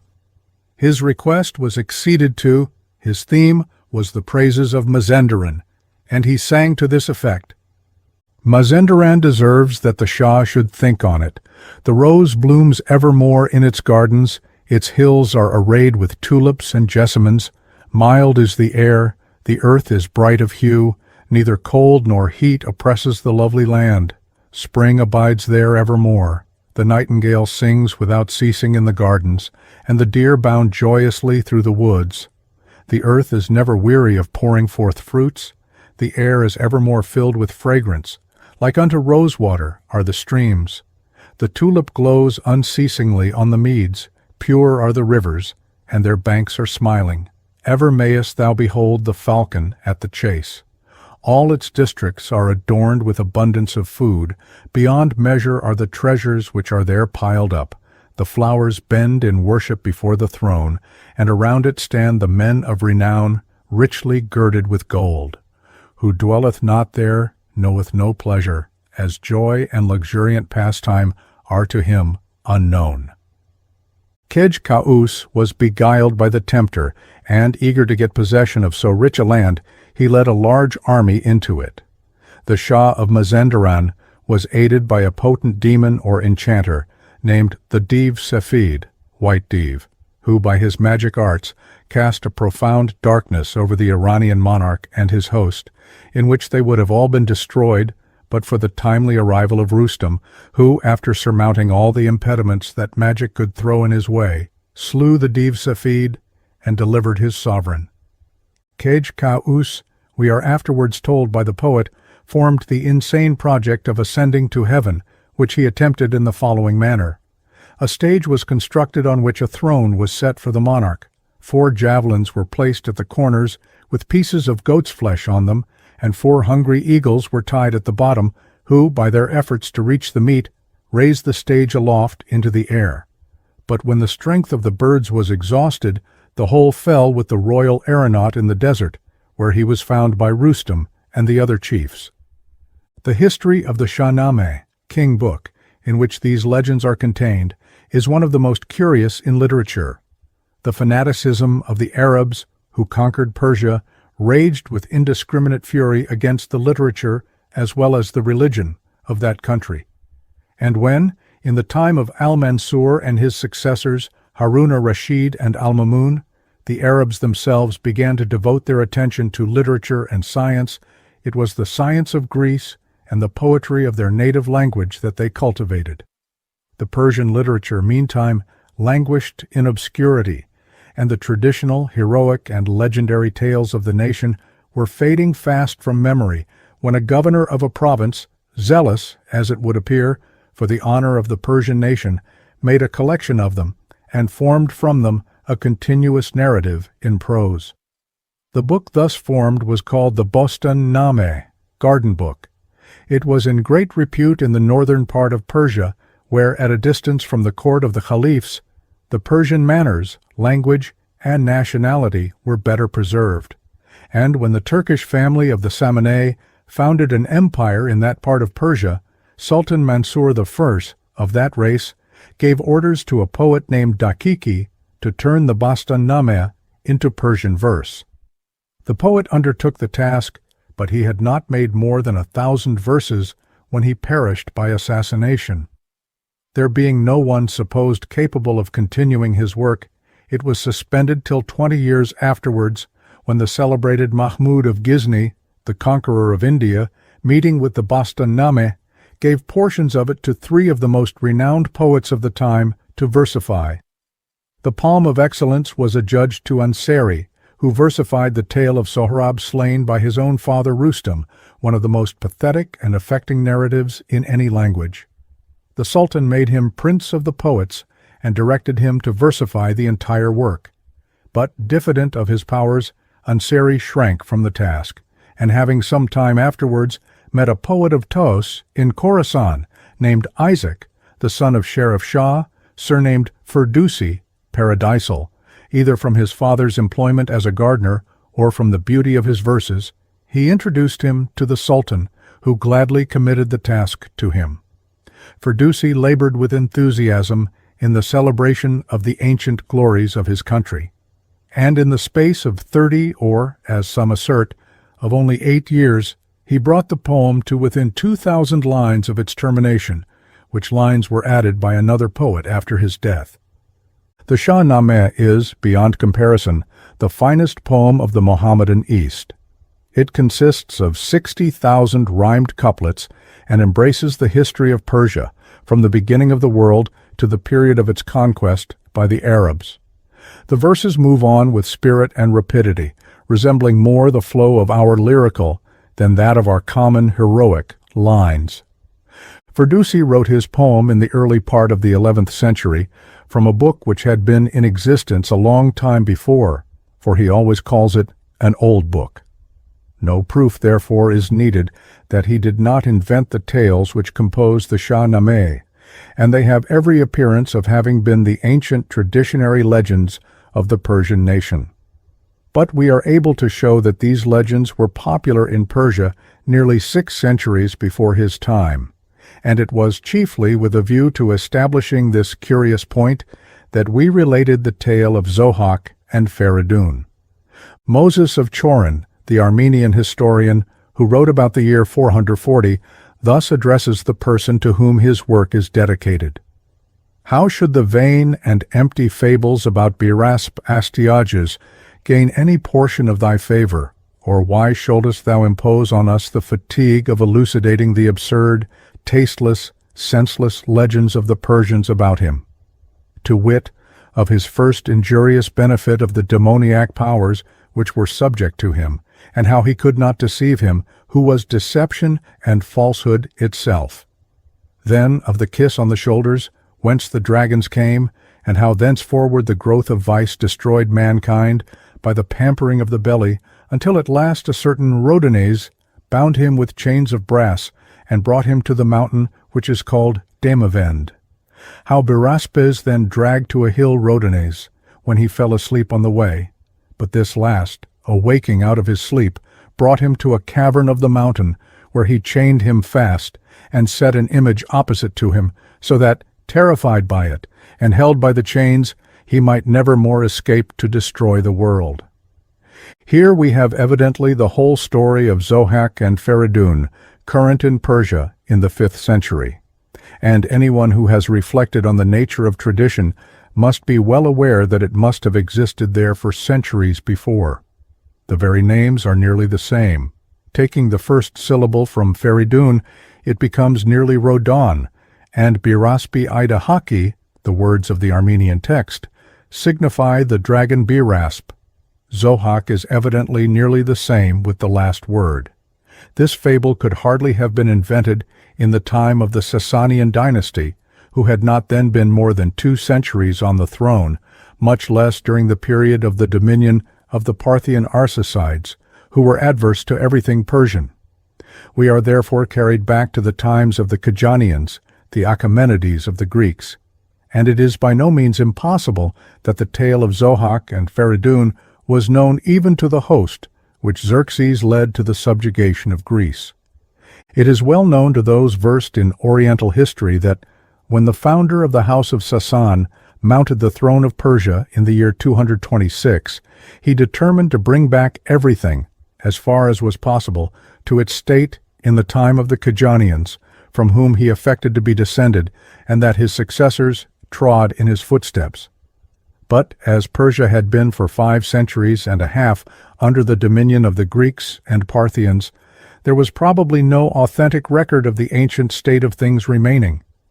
Recourse was therefore had to the traditional tales of the country, and as the legend of Zohak and Fakhr-ed-deen was, as we have seen, one of the most remarkable of these tales, it was at once adopted as a genuine portion of the national history, and a banner formed to represent the apron of Gava, which was, as the poet describes it, adorned with additional jewels by each monarch of the House of Sassan at his accession.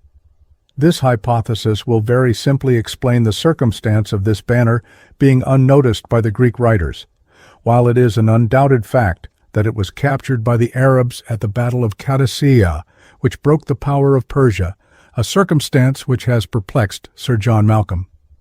We will finally observe that the historian just alluded to, as well as some others, thinks that the darkness cast by the magic art of the white Div over Caius and his army in Mazandaran coincides with the eclipse of the sun predicted by Thales, and which, according to Herodotus, parted the armies of the Medians and the Lydians when engaged in conflict. Little stress is, however, we apprehend, to be laid on such coincidences. Tradition does not usually retain the memory of facts of this nature, though fiction is apt enough to invent them. The only circumstances which we have observed in the early part of the Shahnameh, agreeing with Grecian history, are some relating to the youthful days of Keäh, which are very like what Herodotus relates of Cyrus. We now return to the history of the assassins. Chapter 11. Death of Jellal-ed-deen. Character of Ala-ed-deen, his successor, the Sheikh Jemal-ed-deen, the astronomer, Nasir-ed-deen, the vizier Sheref-al-Moolk, death of Ala-ed-deen, succession of Rukn-ed-deen, the last Sheikh-al-Jebal. The reign of Jellal-ed-deen, which unfortunately for the society lasted but 12 years, was unstained by blood, and we see no reason to doubt the judgment of the Oriental historians who consider his faith in Islam as being sincere and pure. It was probably his virtue that caused his death, for his life, it was suspected, was terminated by poison administered by his own kindred. His son Ala-ed-deen, eminence of religion, who succeeded him, was but 9 years old, but as, according to the maxims of the Ismaïlites, the visible representative of the Imam was to a certain extent exempted from the ordinary imperfections of humanity, and his commands were to be regarded as those of him whose authority he bore, the young Ala-ed-deen was obeyed as implicitly as any of his predecessors. At his mandate, the blood was shed of all among his relatives who were suspected of having participated in the murder of his father. Ala-ed-deen proved to be a weak, inefficient ruler. His delight was in the breeding and tending of sheep, and he spent his days in the cotes among the herdsmen, while the affairs of the society were allowed to run into disorder. All the restraints imposed by his father were removed, and everyone was left to do what was right in his own eyes. The weakness of this prince's intellect is ascribed to his having, in the 5th year of his reign, had himself most copiously bled without the knowledge of his physician, the consequence of which was an extreme degree of debility and a deep melancholy which never afterwards left him. From that time no one could venture to offer him advice respecting either his health or the state of the affairs of the society, without being rewarded for it by the rack or by instant death. Everything was therefore kept concealed from him, and he had neither friend nor adviser. Yet Ala-ed-deen was not without some estimable qualities. He had a respect and esteem for learning and learned men. For the Sheikh Jemal-ed-deen Gili, who dwelt at Kasvane, he testified on all occasions the utmost reverence, and sent him annually 500 dinars to defray the expenses of his household. When the people of Kasvane reproached the learned sheikh with living on the bounty of the impious, he made answer, "The Imams pronounce it lawful to execute the Ismaïlites and to confiscate their goods. How much more lawful is it for a man to make use of their property and their money when they give them voluntarily?" Ala-ed-deen, who probably heard of the reproaches directed against his friend, sent to assure the people of Kasvane that it was solely on account of the sheikh that he spared them, or else he would put the earth of Kasvane into bags, hang the bags about the necks of the inhabitants, and bring them to Alamoot. The following instance of his respect for the sheikh is also related. A messenger coming with a letter to him from the sheikh was so imprudent as to deliver it to him when he was drunk. Ala-ed-deen ordered him to have 100 blows of the bastinade, at the same time crying out to him, "O foolish and thoughtless man, to give me a letter from the sheikh at the time when I was drunk. Thou shouldest have waited till I was come out of the bath and was come to my senses." The celebrated astronomer Nasir-ed-deen, Victory of Religion, had also gained the consideration of Ala-ed-deen, who was anxious to enjoy the pleasure of his society. But the philosopher, who resided at Bukhara, testified little inclination to accept of the favor intended him. Ala-ed-deen therefore sent orders to the Dai-al of Kohistan to convey the uncourteous sage to Alamoot. As Nasir-ed-deen was one day recreating himself in the gardens about Bukhara, he found himself suddenly surrounded by some men, who, showing him a horse, directed him to mount, telling him he had nothing to fear if he conducted himself quietly. It was in vain that he argued and remonstrated. He was far on the road to Kohistan, which was 600 miles distant, before his friends knew he was gone. The governor made every apology for what he had been obliged to do. The philosopher was sent on to Alamoot to be the companion of Ala-ed-deen, and it was while he was there that he wrote his great work called The Morals of Nasir, Akhlaq Nasiri. It was during the administration of Ala-ed-deen that the following event, so strongly illustrative of the modes of procedure of the assassins, took place. The Sultan Jellal-ed-deen, the last ruler of Khwarizm, so well known for his heroic resistance to Chinggis Khan, had appointed the Emir Arkan governor of Nishabur, which bordered closely on the Ismailite territory of Kohistan. Arkan being obliged to attend the Sultan, the deputy whom he left in his stead made several destructive incursions into Kohistan and laid waste the Ismailite districts of Tim and Cain. The Ismailites sent to demand satisfaction, but the only reply made to their complaints and menaces by the deputy governor was one of those symbolical proceedings so common in the East. He came to receive the Ismailite envoy with his girdle stuck full of daggers, which he flung on the ground before him to signify either his disregard for the daggers of the society or to intimate that he could play at that game as well as they. The Ismailites were not, however, persons to be provoked with impunity, and shortly afterwards 3 Fedavis were dispatched to Kunja, where Arkan was residing at the court of the Sultan. They watched till the emir came without the walls of the town, and then fell upon and murdered him. They then hastened to the house of Sheref-al-Moolk, nobleness of the realm, the vizier, and penetrated into his divan. Fortunately, he was at that time engaged with the Sultan, and they missed him, but they wounded severely one of his servants, and then, sallying forth, paraded the streets, proclaiming aloud that they were assassins. They did not, however, escape the penalty of their temerity, for the people assembled and stoned them to death. An envoy of the Ismailites, named Fakhr-ed-deen, full moon of religion, Ahmed, was meantime on his way to the court of the Sultan. He stopped short on hearing what had occurred and sent to the vizier to know whether he should go on or return. Sheref-al-Moolk, who feared to irritate the assassins, directed him to continue his journey, and, when he was arrived, showed him every mark of honor. The object of Fakhr-ed-deen's mission was to obtain satisfaction for the ravages committed on the Ismailite territory and the cession of the fortress of Damaghan. The vizier promised the former demand without a moment's hesitation, and he made as little difficulty with regard to the second. An instrument was drawn out assigning to the Ismailites the fortress which they craved, on condition of their remitting annually to the royal treasury the sum of 30,000 pieces of gold. When this affair was arranged, the Sultan set out for Azerbaijan, and the Ismailite ambassador remained the guest of the vizier.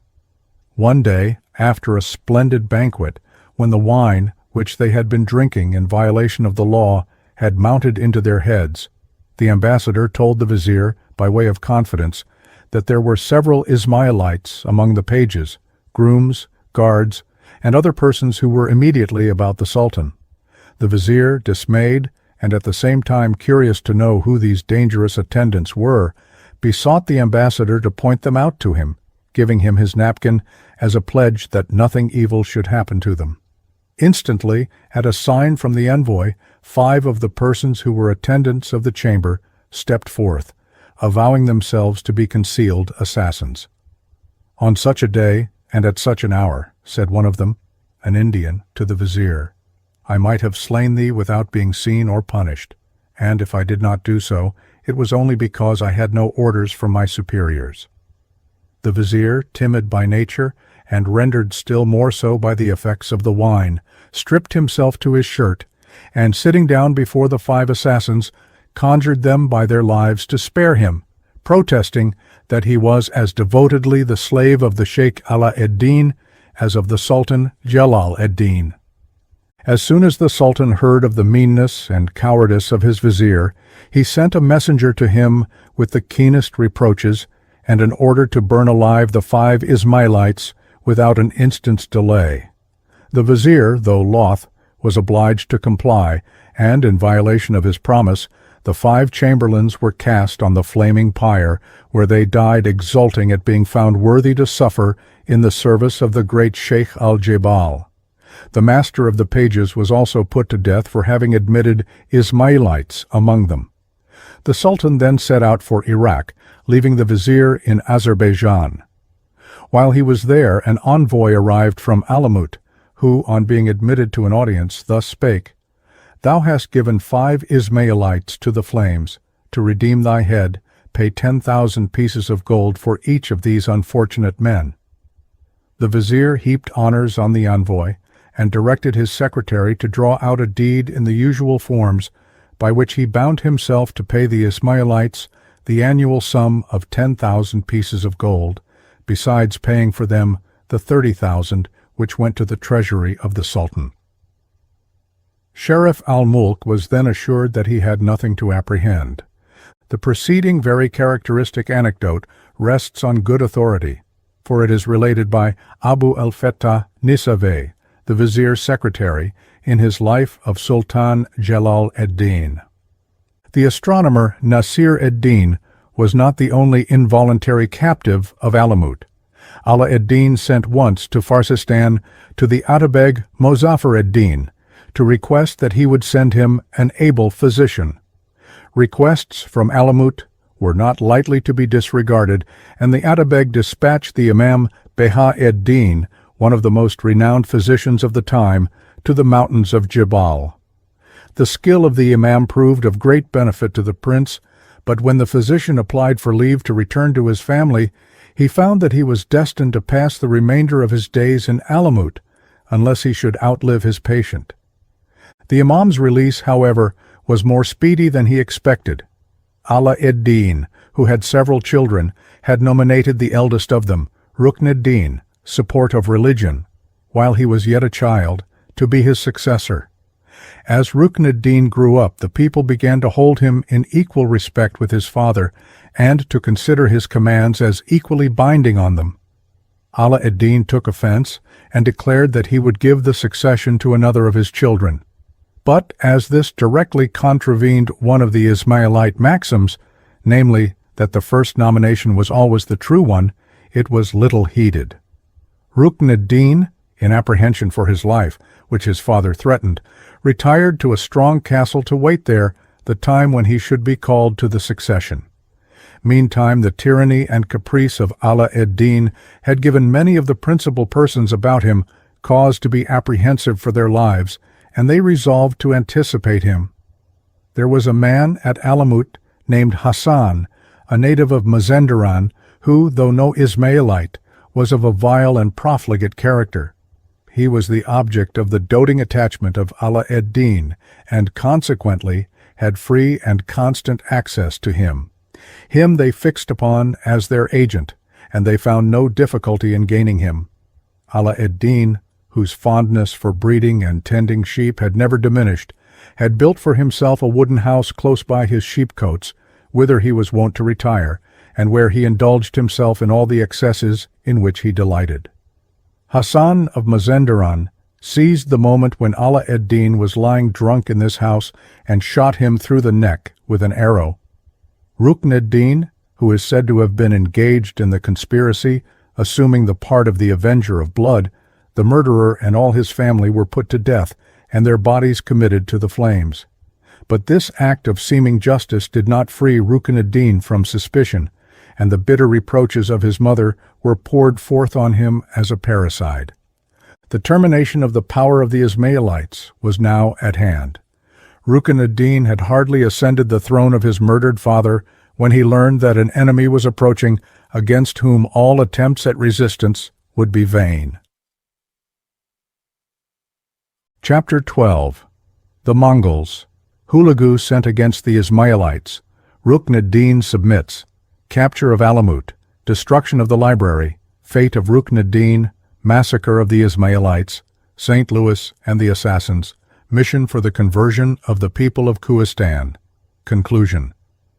Half a century had now elapsed since the voice of the Mongol seer on the banks of the Selinga had announced to the tribes of that race that he had seen in a vision the great god sitting on his throne and giving sentence that Temujin, one of their chiefs, should be Chinggis Khan, Great Khan, and the obedient tribes had, under the leading of Temujin, commenced that career of conquest which extended from the eastern extremity of Asia to the confines of Egypt and of Germany.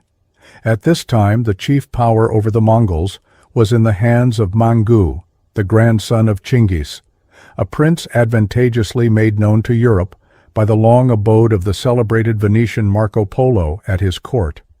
The Mongols had not yet invaded Persia, though they had, under Chinggis himself, overthrown and stripped of his dominions the powerful Sultan of Khwarizm.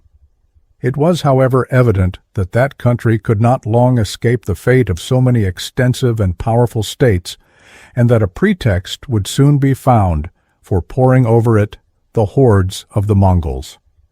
We are told, though it seems scarcely credible, that ambassadors came from the Caliph of Baghdad to Nevian, the Mongol general who commanded on the northern frontier of Persia, requiring safe conduct to the court of Mangu. The object of their mission was to implore the great Khan to send his invincible troops to destroy those pests of society, the bands of the Ismaïlites. The prayer of the envoys of the successor of the Prophet was supported by the judge of Kasvin, who happened to be at that time at the court of Mangu, where he appeared in a coat of mail, to secure himself, as he professed, from the daggers of the assassins. The Khan gave orders to assemble an army. His brother Hulagu was appointed to command it, and as he was setting forth, Mangu thus addressed him: "With heavy cavalry and a mighty host, I send thee from Turan to Iran, the land of mighty princes. It behoves thee now strictly to observe, both in great and in small things, the laws and regulations of Chinggis Khan, and to take possession of the countries from the Oxus to the Nile.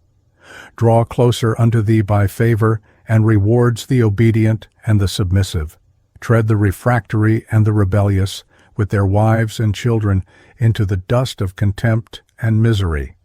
When thou hast done with the assassins, begin the conquest of Iraq.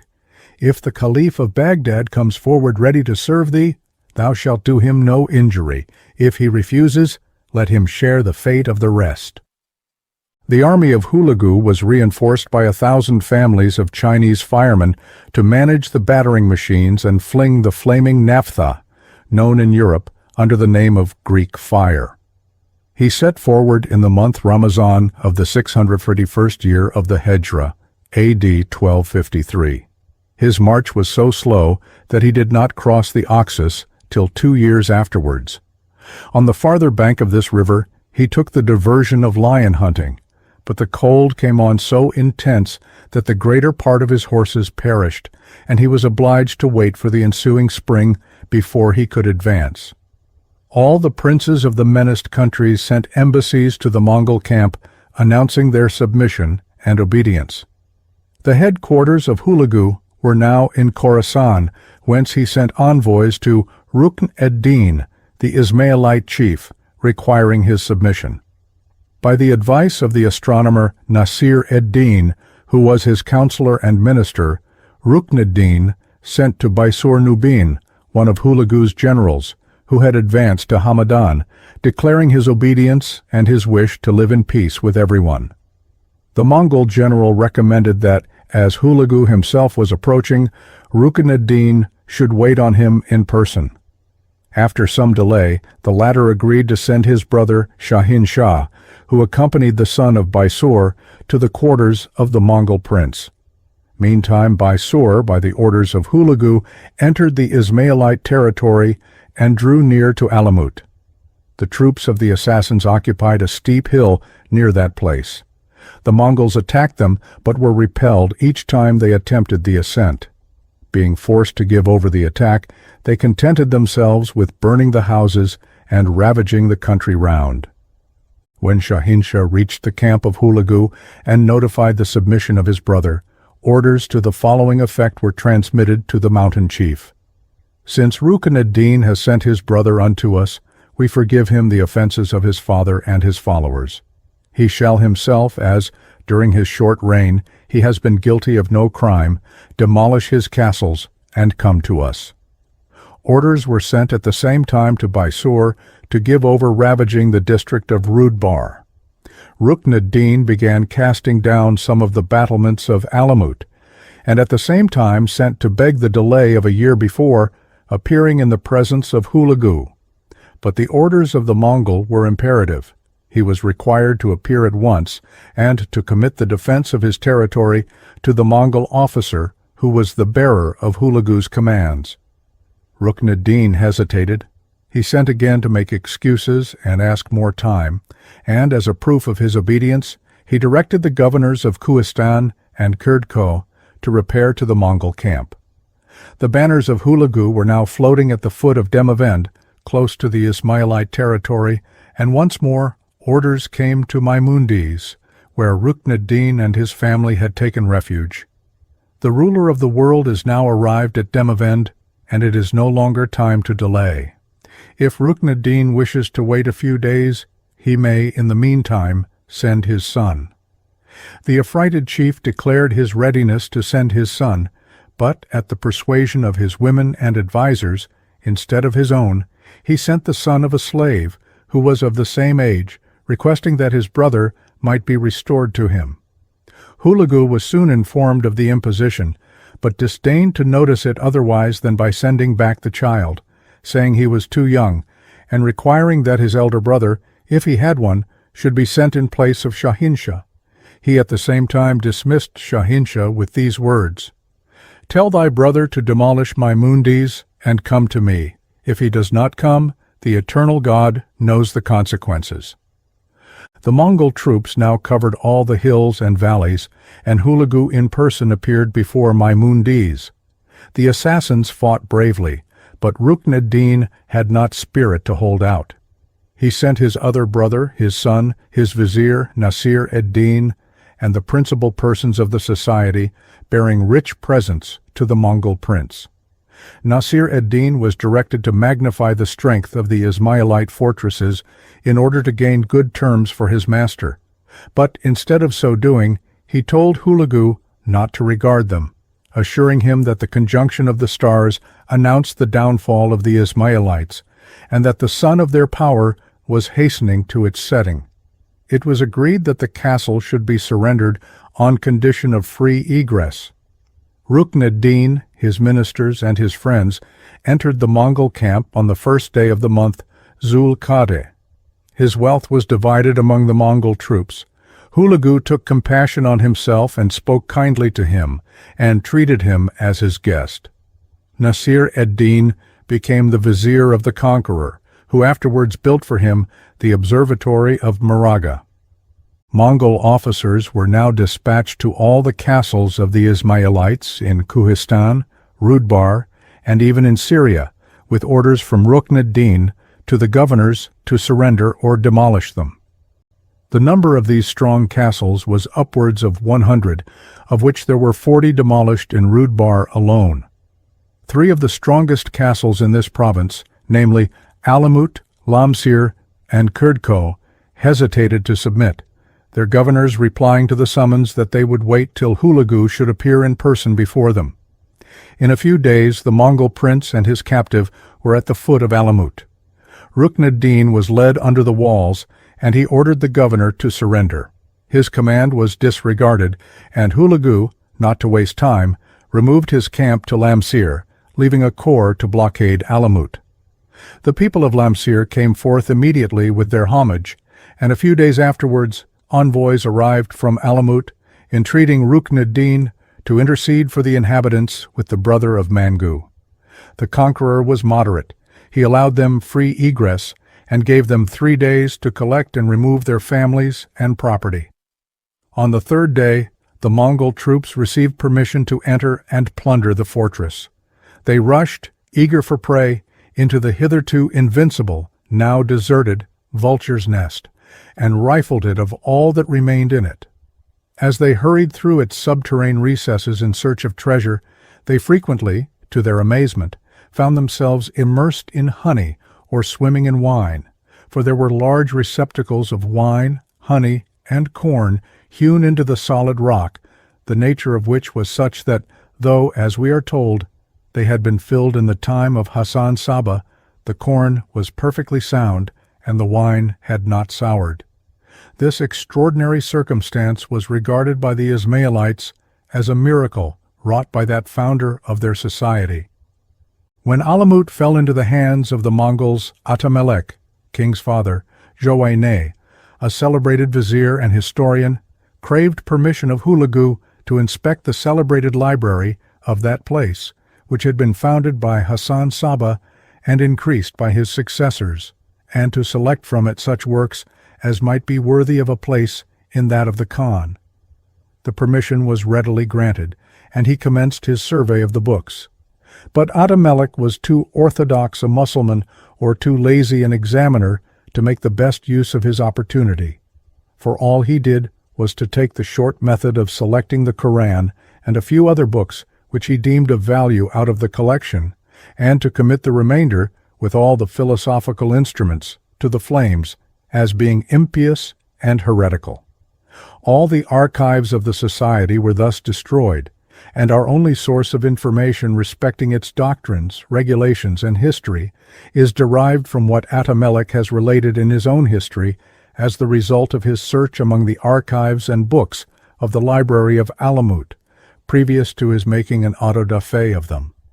The fate of the last of a dynasty, however worthless and insignificant his character may be, is always interesting from the circumstance alone of his being the last, and thus, as it were, embodying in himself the history of his predecessors. We shall therefore pause to relate the remainder of the story of the feeble Rukn-ed-deen. When Hulagu, after the conclusion of his campaign against Rudbar, retired to Hamadan, where he had left his children, he took with him Rukn-ed-deen, whom he continued to treat with kindness. Here the assassin prince became enamored of a Mongol maiden of the very lowest class. He asked permission of Hulagu to espouse her, and by the directions of that prince, the wedding was celebrated with great solemnity. He next craved to be sent to the court of Mangu Khan. Hulagu, though surprised at this request, acceded to it also, and gave him a corps of Mongols as an escort. He at the same time directed him to order on his way the garrison of Kurdko, who still held out, to surrender and demolish the fortress. Rukn-ed-deen, as he passed by Kurdko, did as directed, but sent at the same time a private message to the governor to hold out as long as possible. Arrived at Karakorum, the residence of the Khan, he was not admitted to an audience, but the following message was delivered to him. Thus saith Mangu, Since thou affectest to be obedient to us, wherefore has not the castle of Kurdko been delivered up? Go back, and demolish all the castles which remain, then mayest thou be partaker of the honor of viewing our imperial countenance. Rukn-ed-deen was obliged to return, and, soon after he had crossed the Oxus, his escort, making him dismount under pretext of an entertainment, ran him through with their swords. Mangu Khan was determined to exterminate the whole race of the Ismaïlites, and orders to that effect had already reached Hulagu, who was only waiting to execute them till Kurdko should have surrendered. As the garrison of that place continued obstinate, he no longer ventured to delay. Orders for indiscriminate massacre were issued, and 12,000 Ismaïlites soon fell as victims. The process was short. Wherever a member of the society was met, he was, without any trial, ordered to kneel down, and his head instantly rolled on the ground. Hulagu sent one of his viziers to Kasvin, where the family of Rukn-ed-deen were residing, and the whole of them were put to death, except 2, females it is said, who were reserved to glut the vengeance of the Princess Bulgan Kalun, whose father Jagatai had perished by the daggers of the assassins. The siege of Kurdko was committed by Hulagu, who was now on his march to Baghdad to put an end to the empire of the caliphs, to the princes of Mazenderan and Ruyan. The castle held out for 3 years, and the siege was rendered remarkable by the following curious occurrence. It was in the beginning of the spring when a poet named Korbi of Ruyan came to the camp. He began to sing, in the dialect of Tabaristan, a celebrated popular song of the spring beginning with these lines. When the sun from the fish to the ram doth return, spring's banner waves high on the breeze of the morn. The song awoke in the minds of princes and soldiers the recollection of the vernal delights they had left behind them. An invincible longing after them seized the whole army, and without reflecting on the consequences, they broke up the siege and set forth to enjoy the season of flowers in the fragrant gardens of Mazenderan. Hulagu was greatly incensed when he heard of their conduct, and sent a body of troops against them, but forgave them on their making due apologies and submissions. The Ismailite power in Persia was now completely at an end. The Caliphate, whose destruction had been its great object, was also involved in its ruin and the power of the Mongols established over the whole of Iran. The Mongol troops failed in their attempts on the Ismaïlite castles in Syria, but at the end of 14 years, what they could not effect was achieved by the great Baybars, the Circassian Mamluk Sultan of Egypt, who reduced all the strongholds of the assassins in the Syrian mountains and extinguished their power in that region. The last intercourse of the assassins with the Western Christians which we read of was that with St. Louis. William of Nangis relates, but the tale is evidently apocryphal, that in the year 1250, 2 of the Arsacidae were sent to France to murder that prince, who was then only 22 years of age. The Senex de Monte, however, repented and sent others to warn the French monarch. These arriving in time, the former were discovered, on which the king loaded them all with presents, and dismissed them with rich gifts for their master. Rejecting this idle legend, we may safely credit the account of Joinville, that in 1250, when St. Louis was residing at Acre after his captivity in Egypt, he was waited on by an embassy from the old man of the mountain, the object of which was to procure, through his means, a remission of the tribute which he paid to the Templars and the Hospitallers. As if to obviate the answer which might naturally be made, the ambassador said that his master considered that it would be quite useless to sacrifice the lives of his people by murdering the masters of these orders, as men as good as they would be immediately appointed to succeed them. It being then morning, the king desired them to return in the evening. When they appeared again, he had with him the masters of the temple and the hospital, who, on the propositions being repeated, declared them to be most extravagant, and assured the ambassadors that, were it not for the sacredness of their character and their regard for the word of the king, they would fling them into the sea. They were directed to go back, and to bring within 15 days a satisfactory letter to the king. They departed, and returning at the appointed time, said to the king that their chief, as the highest mark of friendship, had sent him his own shirt and his gold ring. They also brought him draught and chessboards, adorned with amber, an elephant, and a giraffe, orifice, of crystal. The king, not to be outdone in generosity, sent an embassy to Masyat, with presents of scarlet robes, gold cups, and silver vases, for the Ismailite chief. Speculative tenets will continue and be propagated long after the sect or society which holds them may have lost all temporal influence and consideration. Accordingly, 70 years after the destruction of Alamoot, in the reign of Abu Zaid, the 8th successor of Hulagu, it was found that nearly all the people of Kohistan were devoted to the Ismailite opinions. The monarch, who was an Orthodox Sunni, advised with the governor of the province, and it was resolved to send a mission composed of learned and zealous divines for the conversion of the heretics.